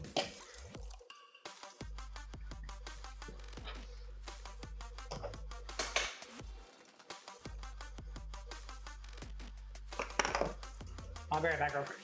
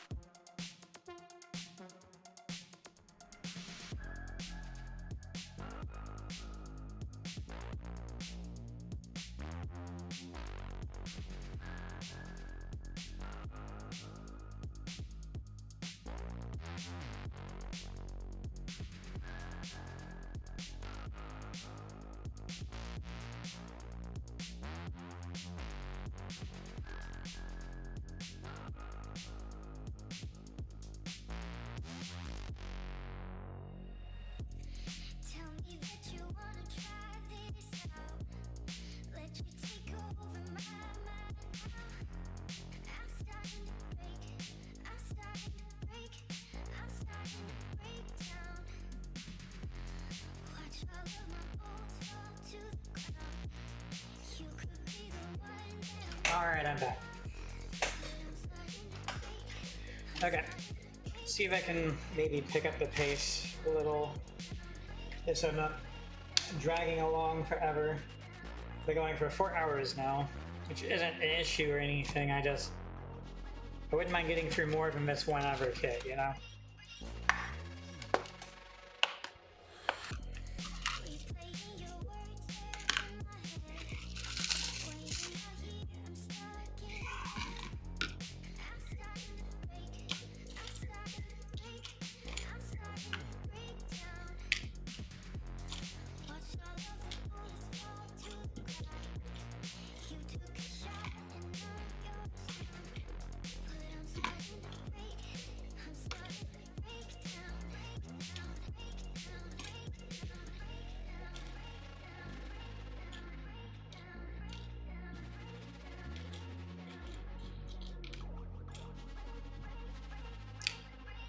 Lots of gold in this one, in this section.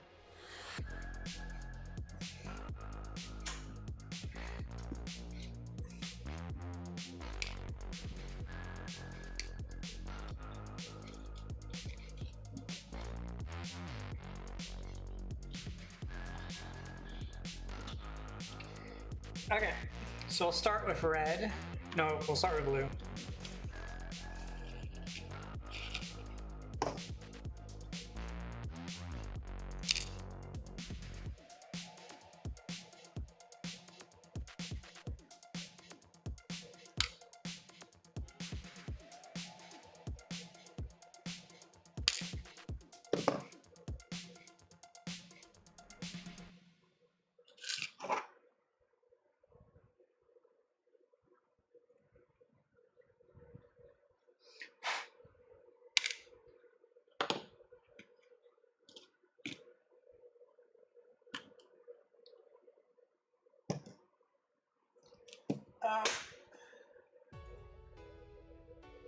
The one.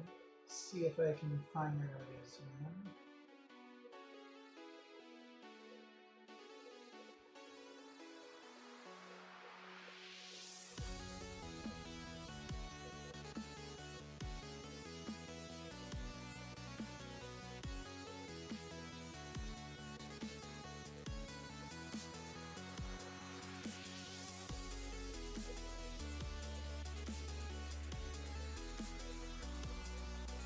Okay, well I know which song it is.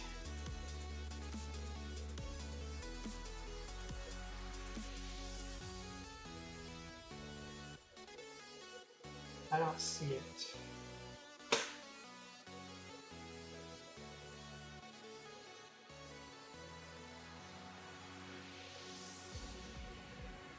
Basically, the Monster Cat player I'm using for this music, after around 4 hours or so, it loses capacity.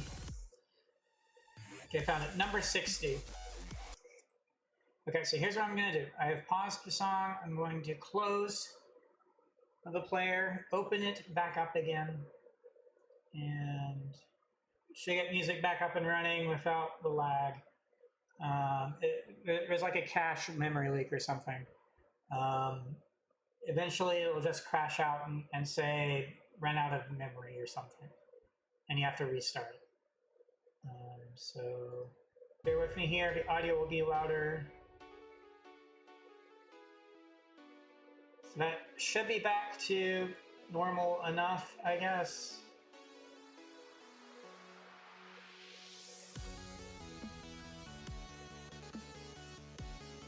I can't tell. Anyway, if I can't tell, it should be fine. So there we go. So now I have another 4 hours or so before that happens again.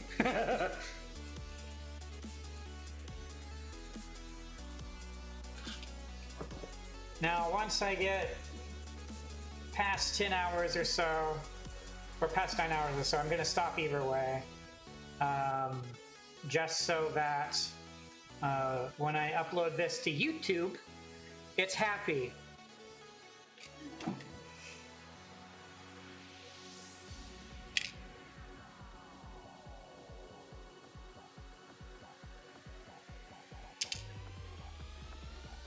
So what I may do is once I'm done with this, I may stop, take a break, and then come back with RG 35 Wing Gundam and MG Force Impulse for the rest of us.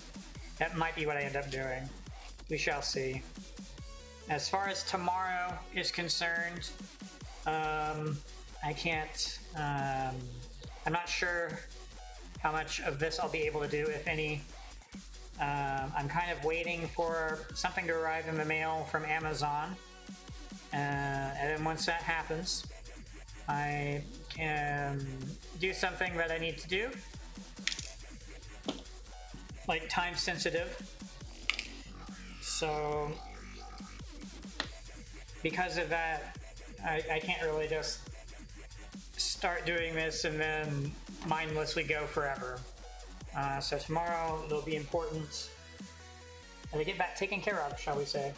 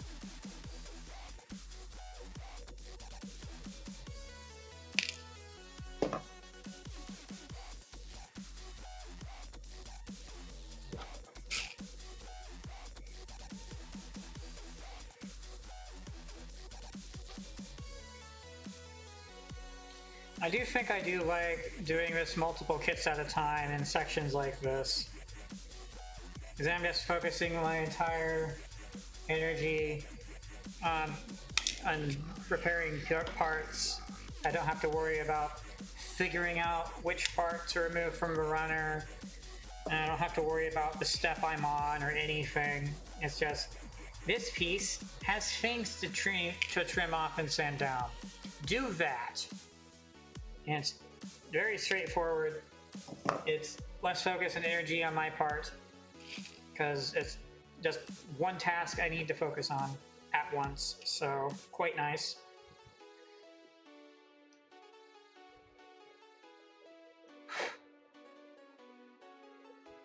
So I definitely see myself continuing this practice going forward.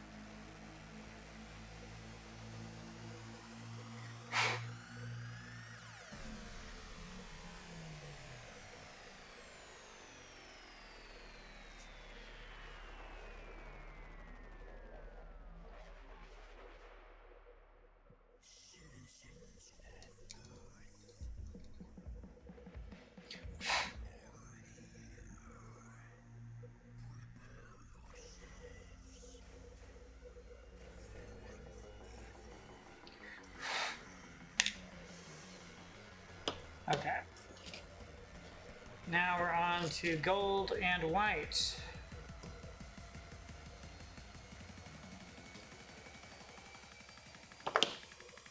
I'll go with white.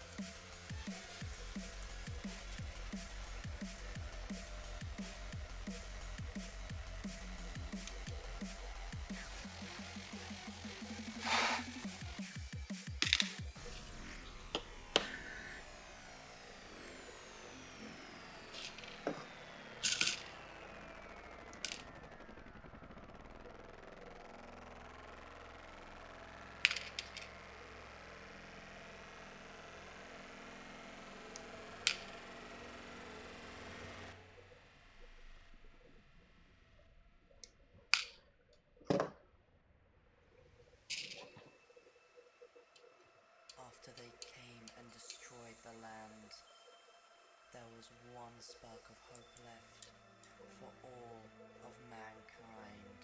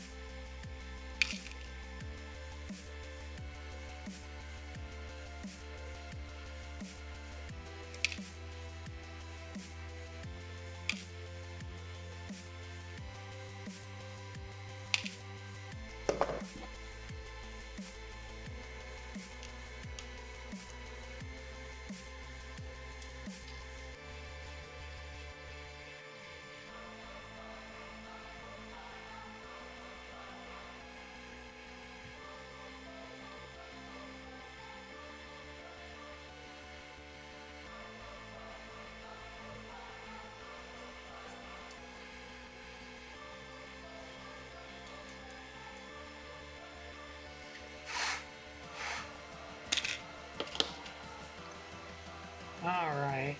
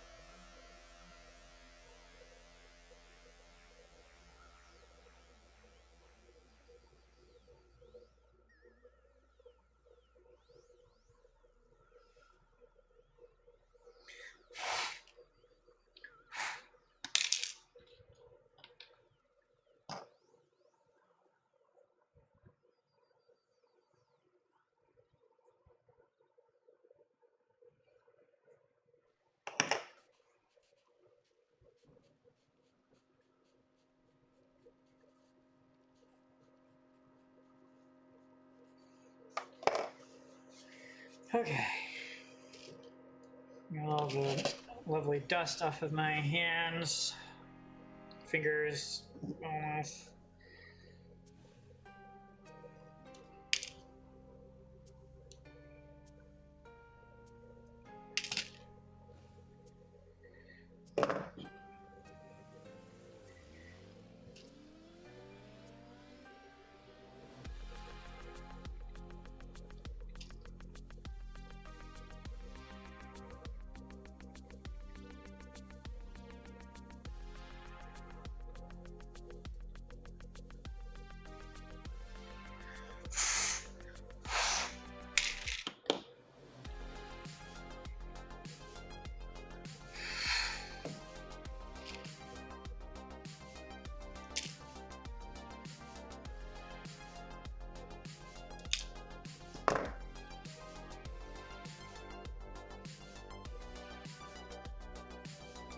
feels surprisingly good all on its own.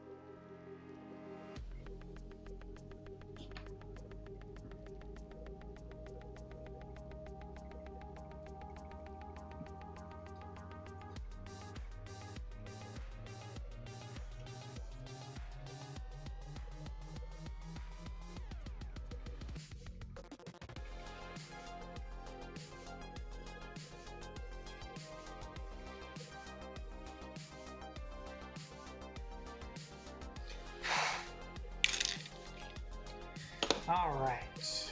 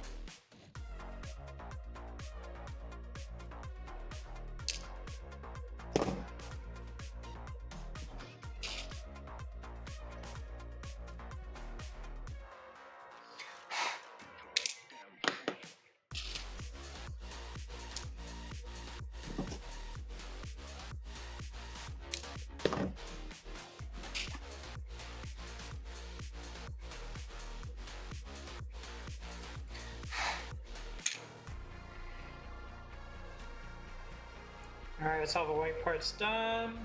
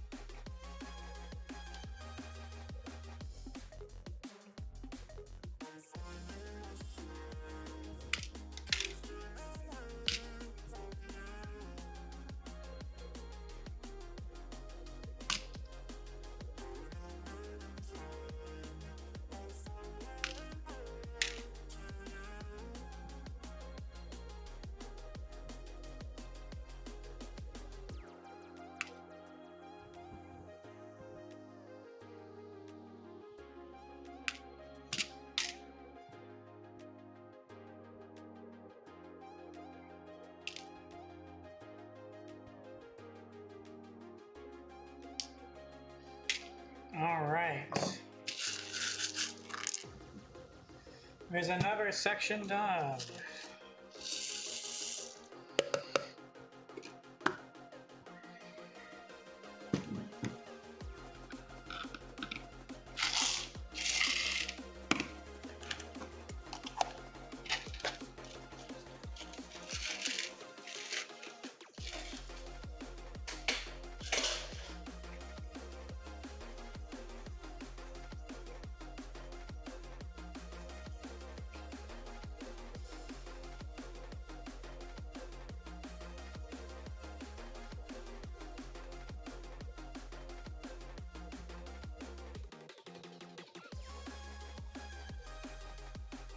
Okay.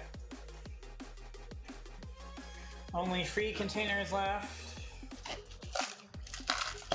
So this should be the legs. And this is the waist. And this is the back and accessories.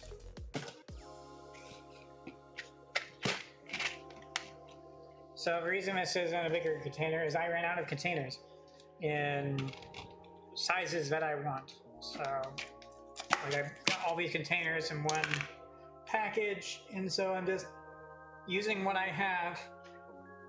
When I've put 4 kits worth of parts in these containers, I'm sort of limited on which containers I can use. Crazy concept, I know.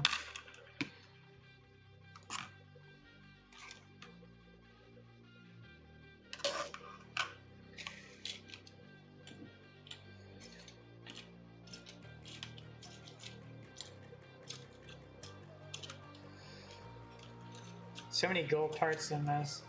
I love that the structure pieces are gold. I just think that's really cool. Seriously though, this Strike Gundam, it just looks so good. Strike Freedom rather.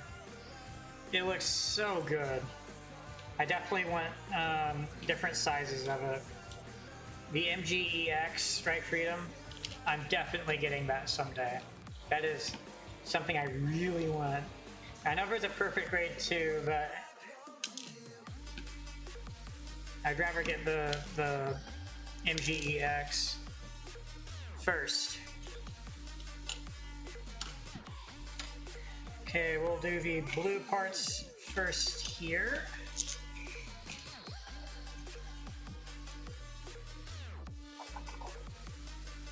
Let's clean off.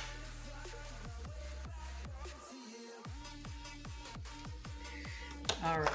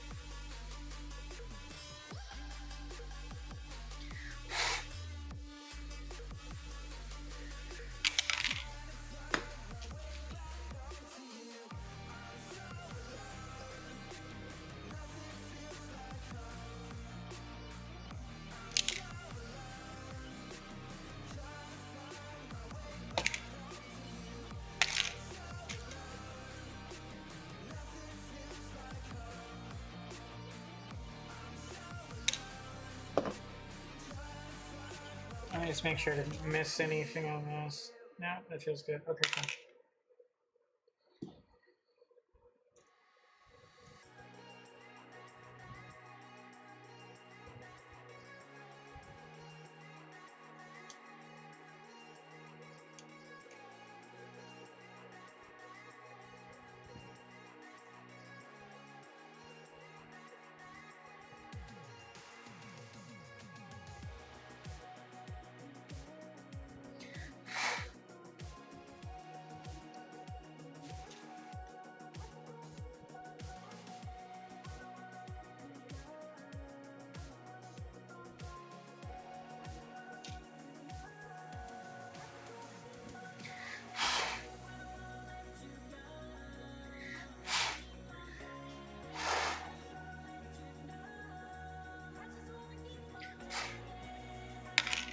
Right.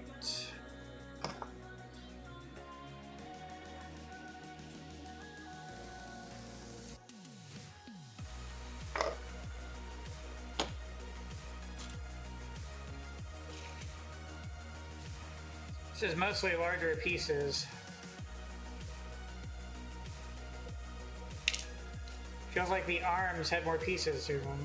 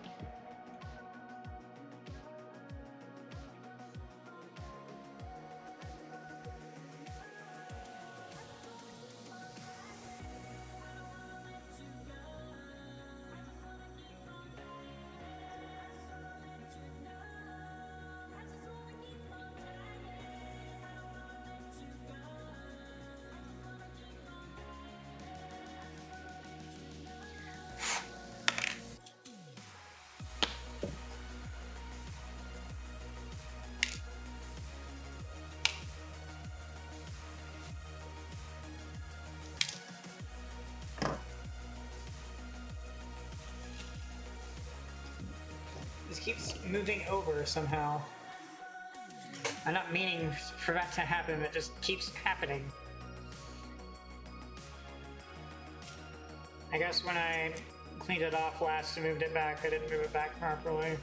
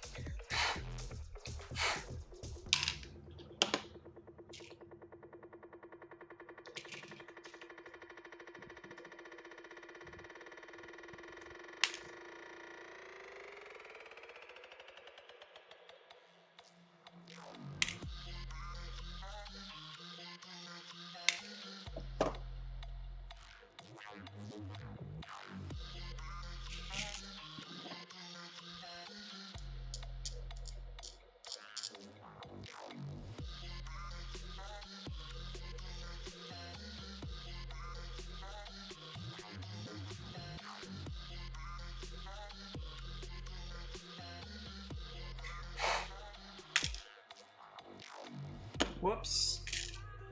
That doesn't go there. That goes there.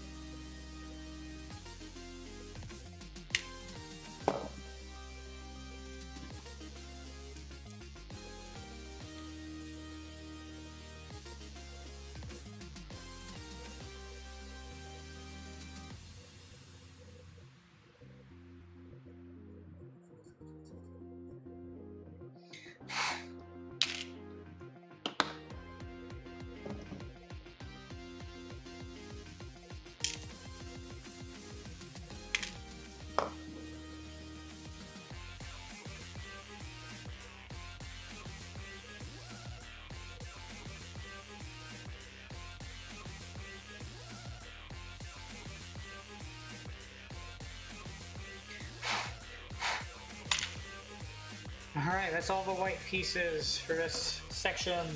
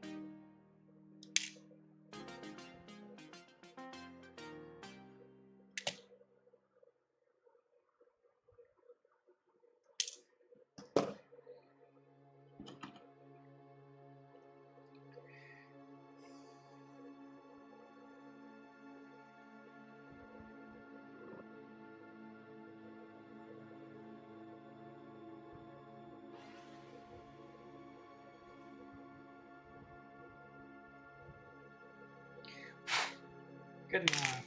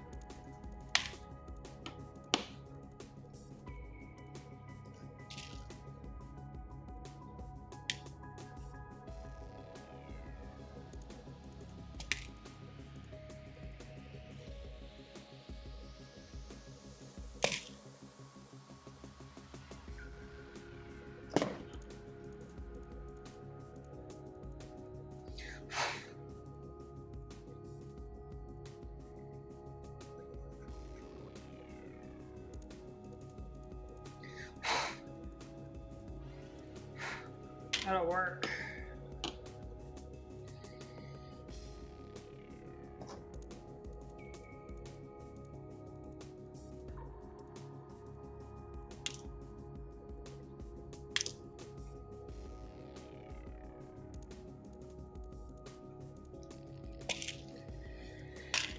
Okay. Almost done with this section.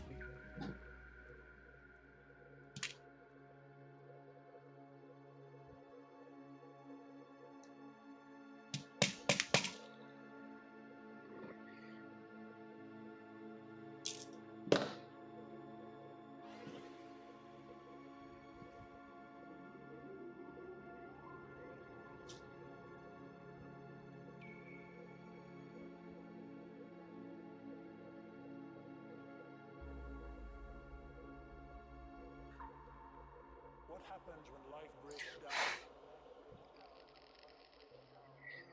God himself puts his arms around you. Welcome home.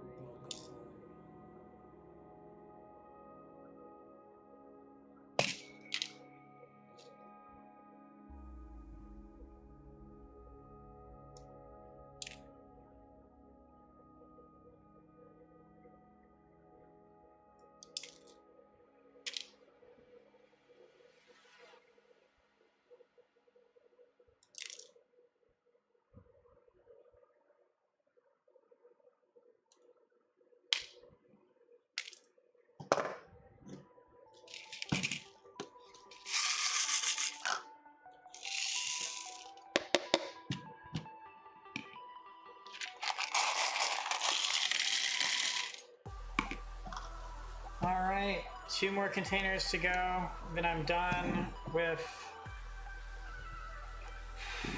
getting this one ready for assembly. Before I proceed, I'm gonna take a quick break. It's been 5 hours now. Then I'll get the rest of this done. I'll probably end it there for right now. I might continue later today for more. We'll see.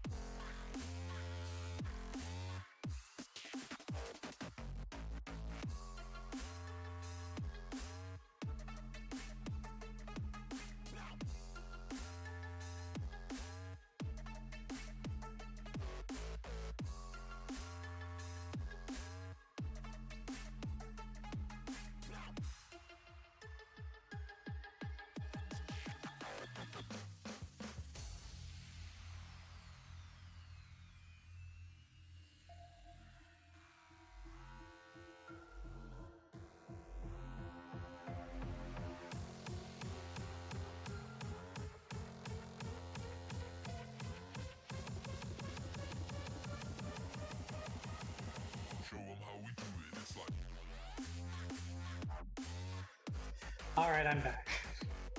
So, this is next.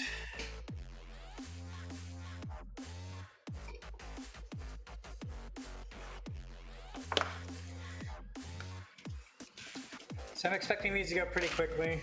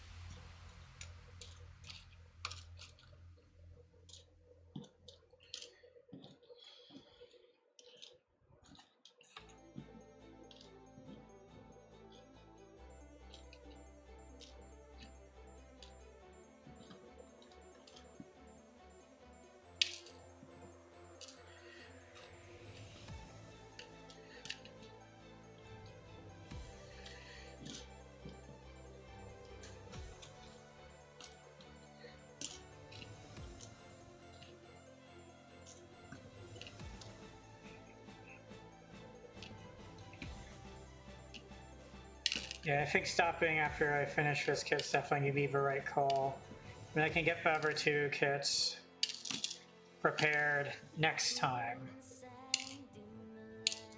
And it will not be tomorrow.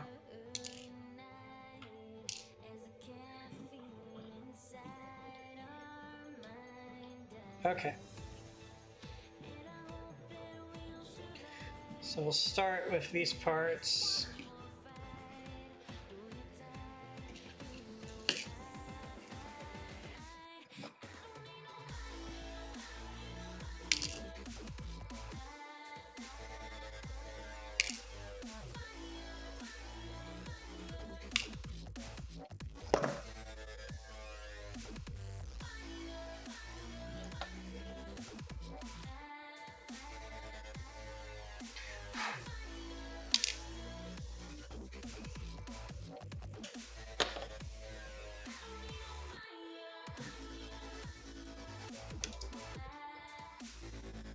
I just fell right off.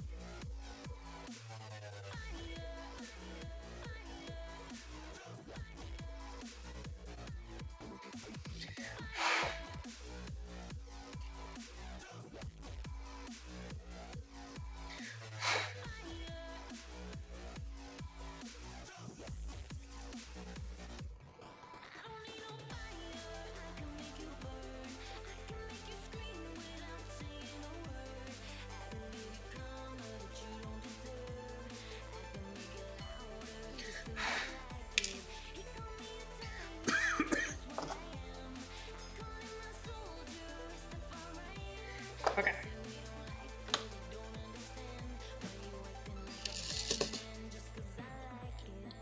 So now we're on to the dark blue pieces.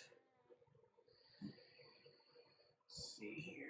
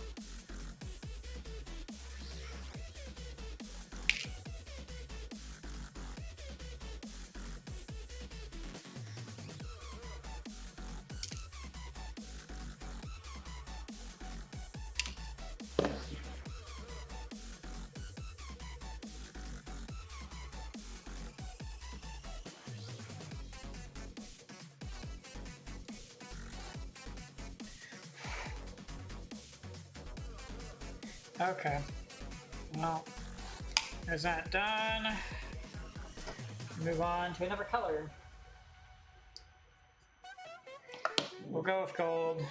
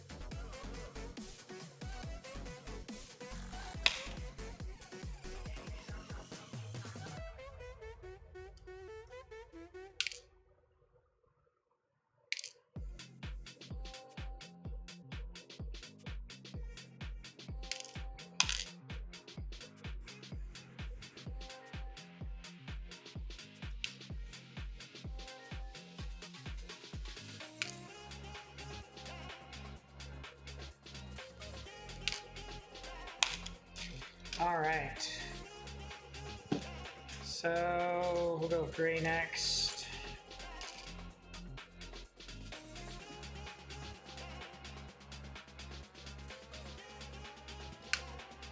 These are these side guns that go on the waist. Pretty sure that's what some of these parts are for.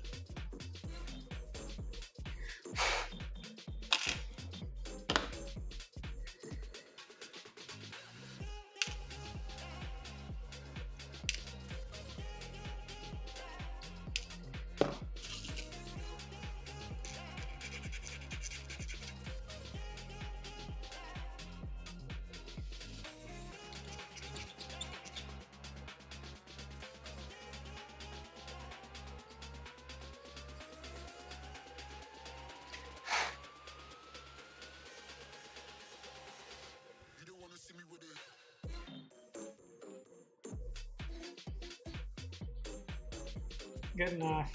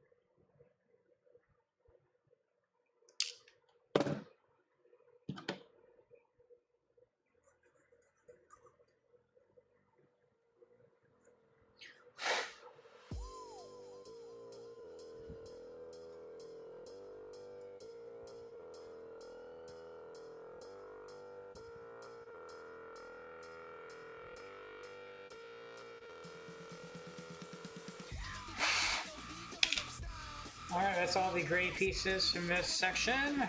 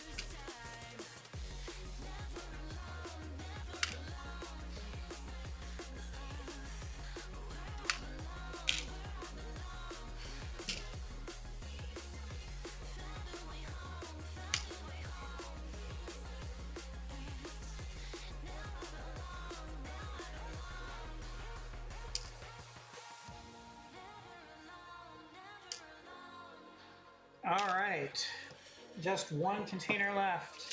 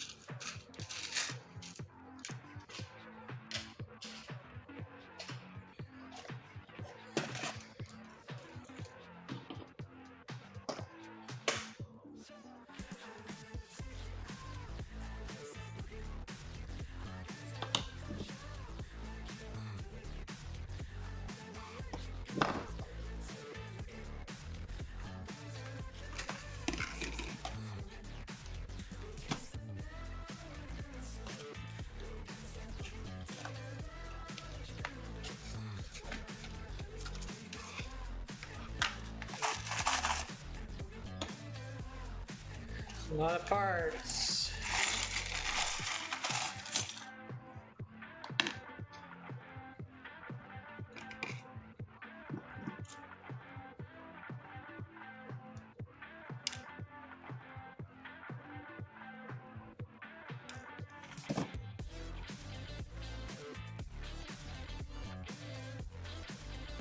Some of these I'm just going to leave alone. It's not worth trying, my humble opinion.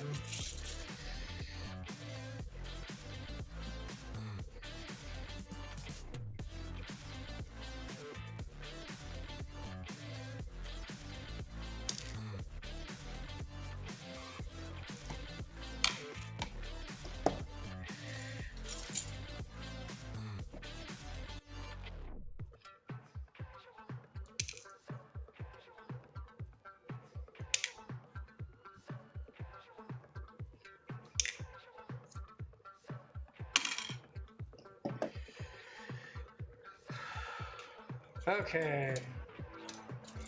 Now I can try, keyword try, to start sorting these parts out.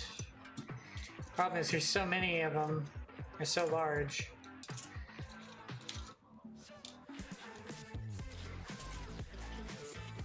I'm definitely going to do the gold pieces and red pieces first.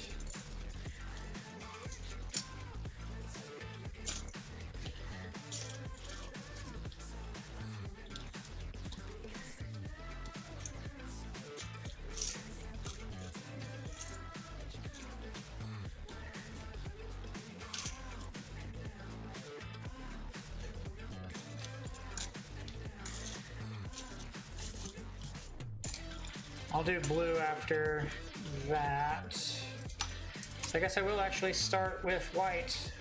There's only a handful of pieces.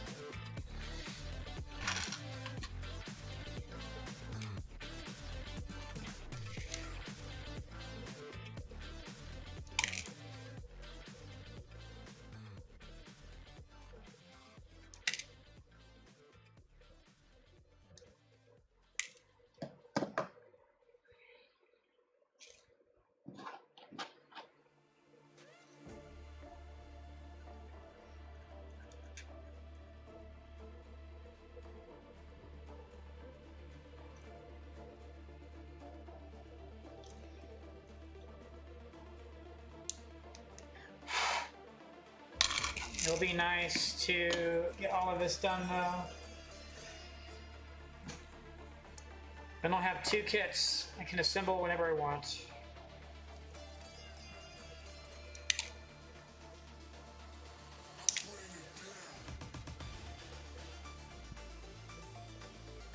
Then I just have two more I have to get done with this, and then I'll be 2/3 of the way done assembling 4 kits.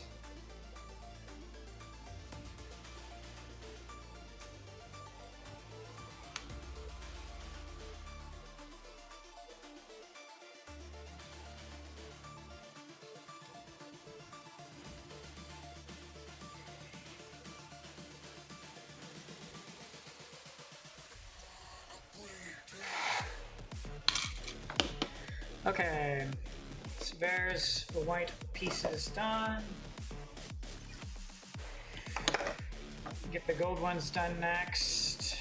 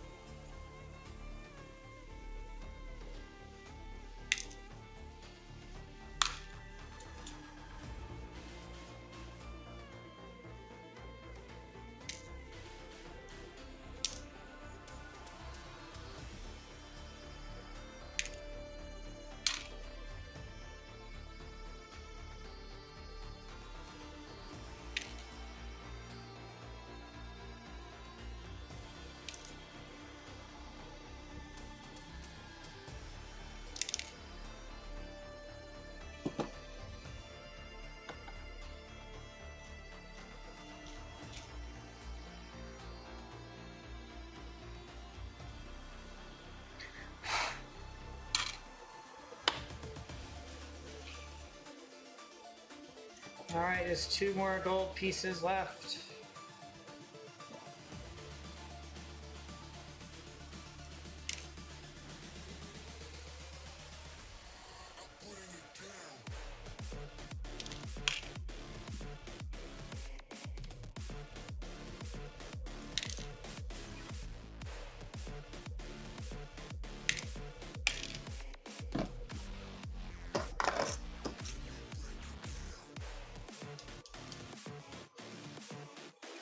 Okay, now for the red pieces.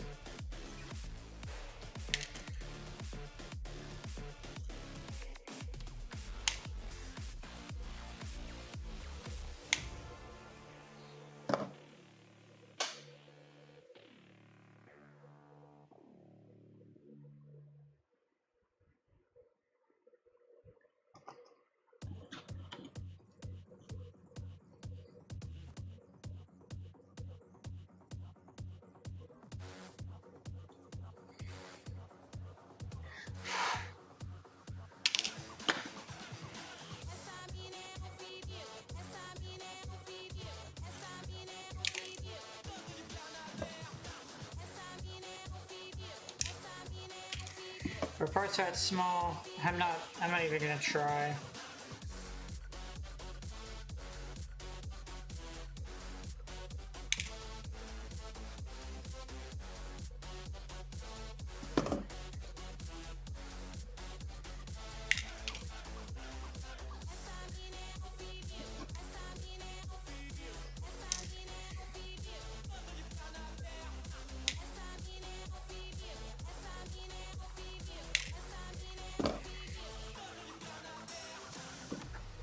Similarly, they're just too small and they feel fragile to me. I'm not gonna risk it.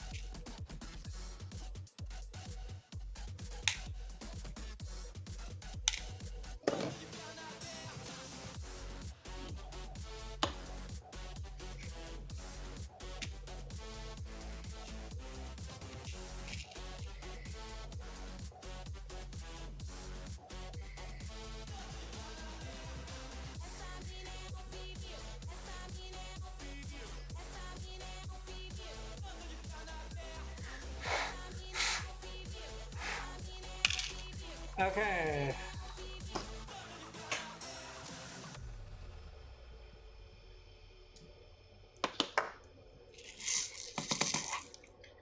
Next, the blue parts. I figured there's less of those.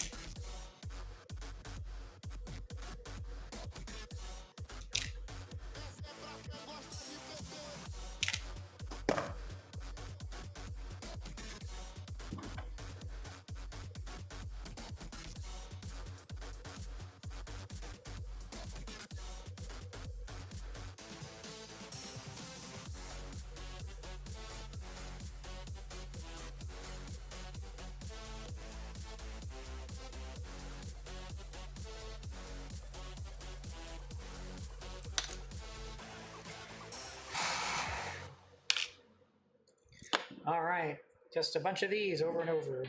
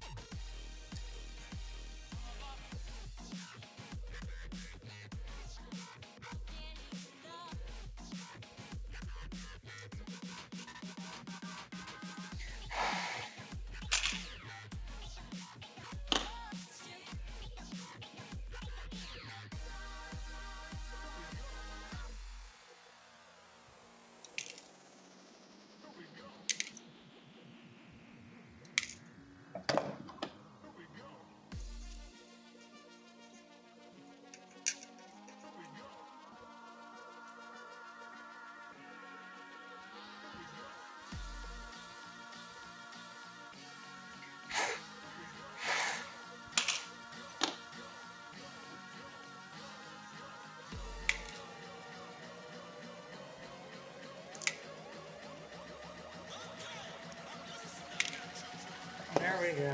So, just about done now with these colored parts. Just doing the same thing over and over multiple times.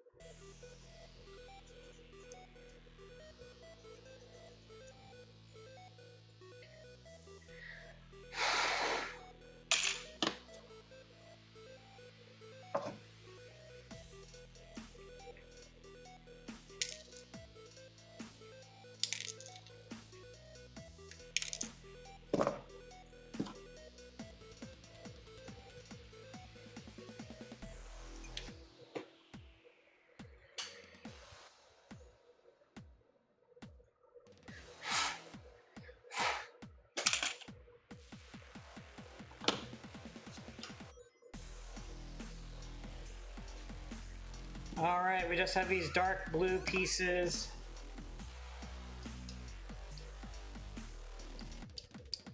And then I'm done.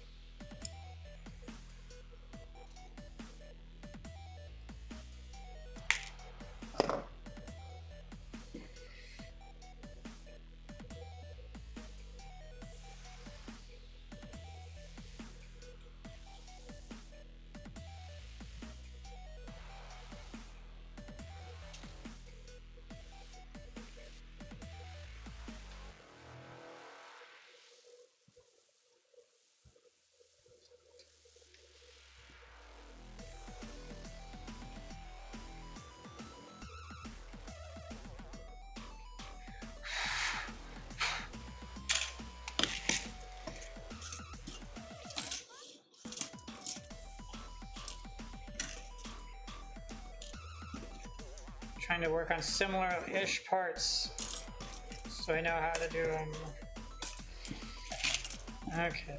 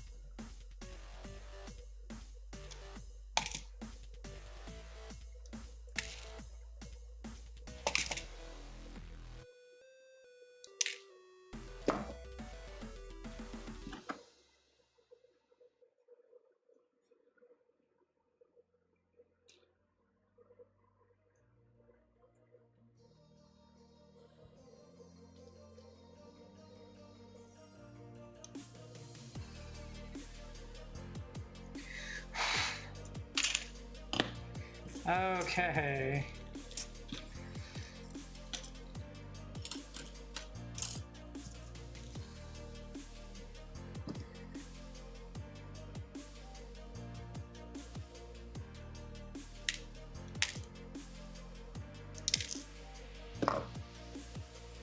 I'm so alone, nothing feels like home. I'm so alone, trying to find my way back home to you. I'm so alone, nothing feels like home. I'm so alone, trying to find my way back home to you.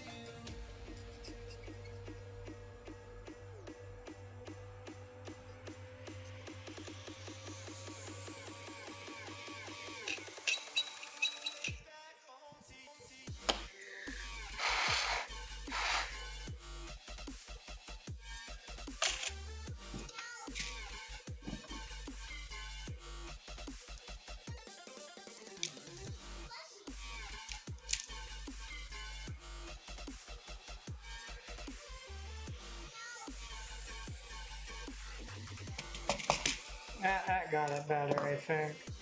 Still need to sand it down, though.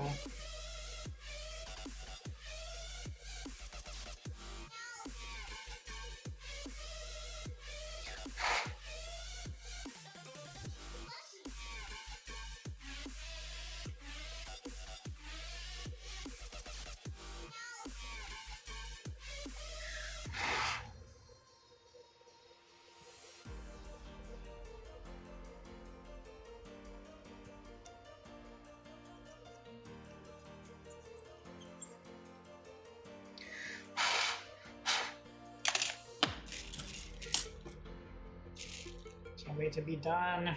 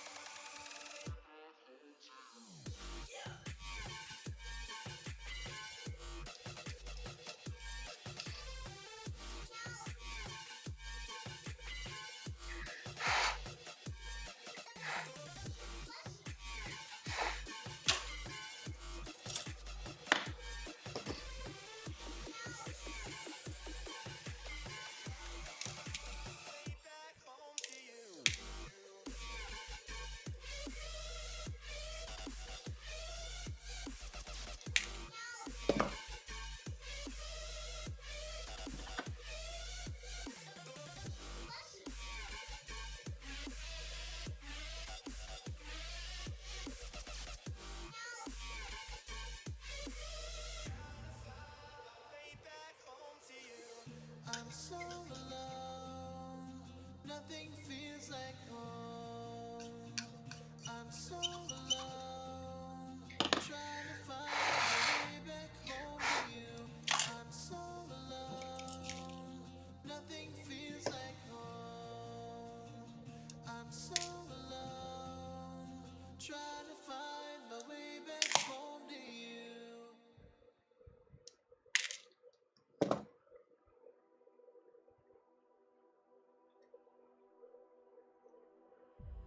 No sleep, no fear, different point of view.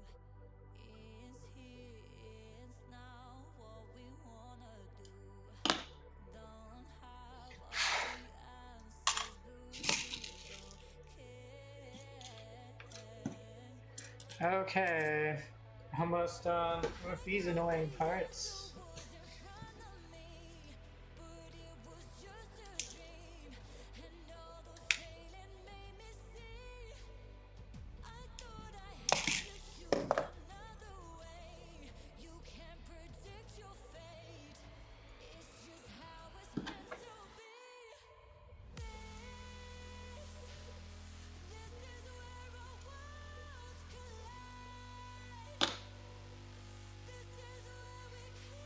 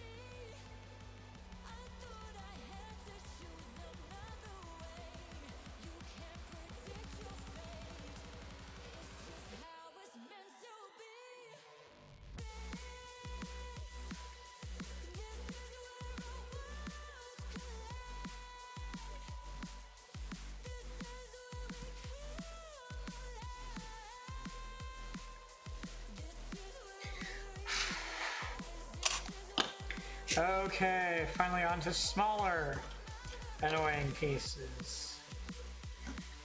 Thankfully it shouldn't be 6, 8 of each piece from here on out. It should be less parts per, or less repeating parts per.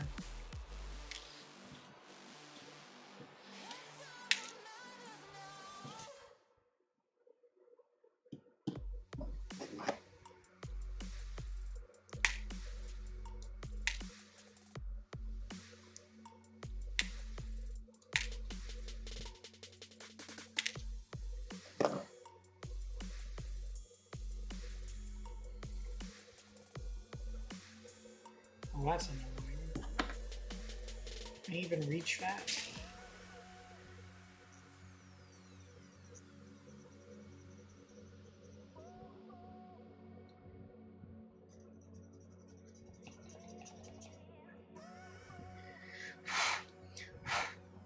Was able to get that one, thankfully.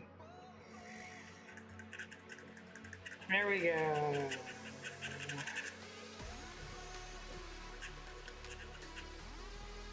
Cool.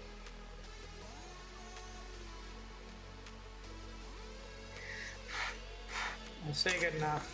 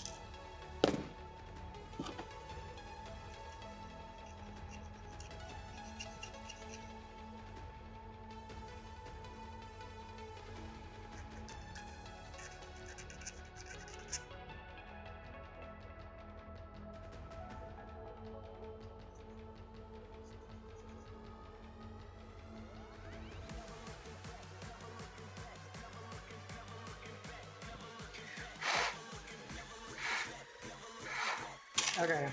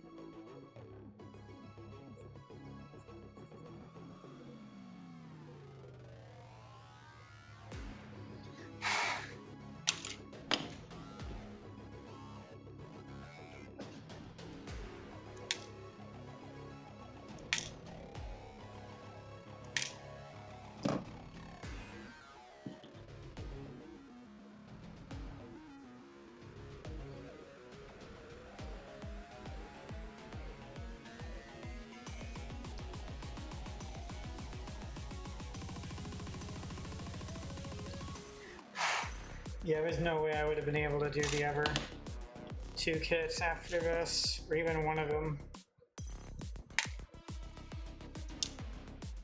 Definitely took a lot more time than I thought it might. But I've gotten 2 full high grades done here soon. Been ready for assembly. So I expect it to take this long or not, or a bit longer for the next 2 combined. It's a real grade and a master grade, what I have left. The last master grade took me 4 hours all on its own. So, you know, it could be 7, 8 hours or more to get all of that done. Who knows? Either way, it's definitely gonna be another day or 2 type deal.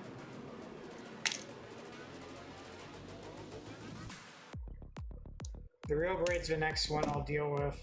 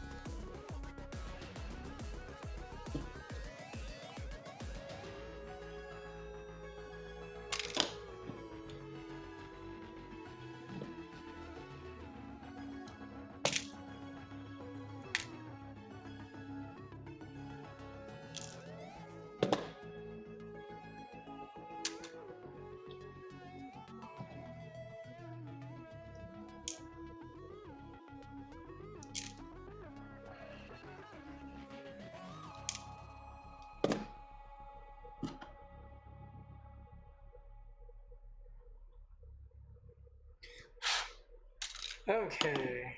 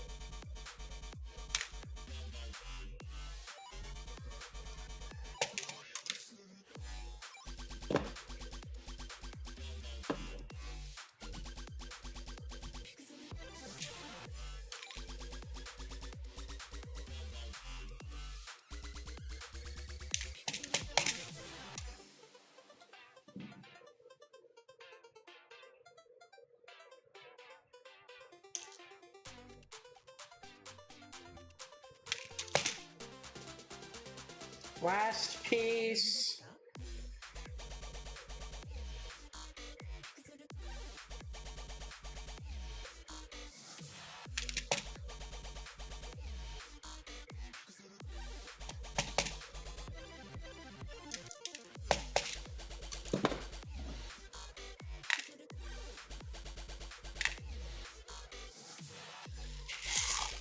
And we're done.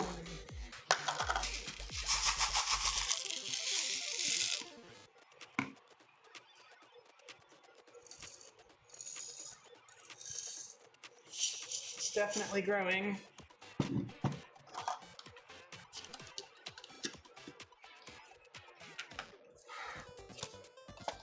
All right, that is 2 kits. HG IBO 01 Gundam Barbados and HGCE 201 Strike Freedom. Fully prepped for assembly. So next time, I'll be working on RG-35 Wing Gundam, and depending on how long that takes, I will potentially start, if not complete, MG Force Impulse as well. That may not be tomorrow. Again, there's some things I have to do that will interrupt all of this in a way that will have me very distracted, and it'll be better for me if I just not do anything tomorrow. So yeah. Anyway, thanks for tuning in. Hope you enjoyed progress on Gundam Barbados and Strike Freedom. Again, I'll pick up where I left off, starting with real grade 35 Wing Gundam. It probably won't be tomorrow. We shall see. But yeah, so until next time, I will catch you all later.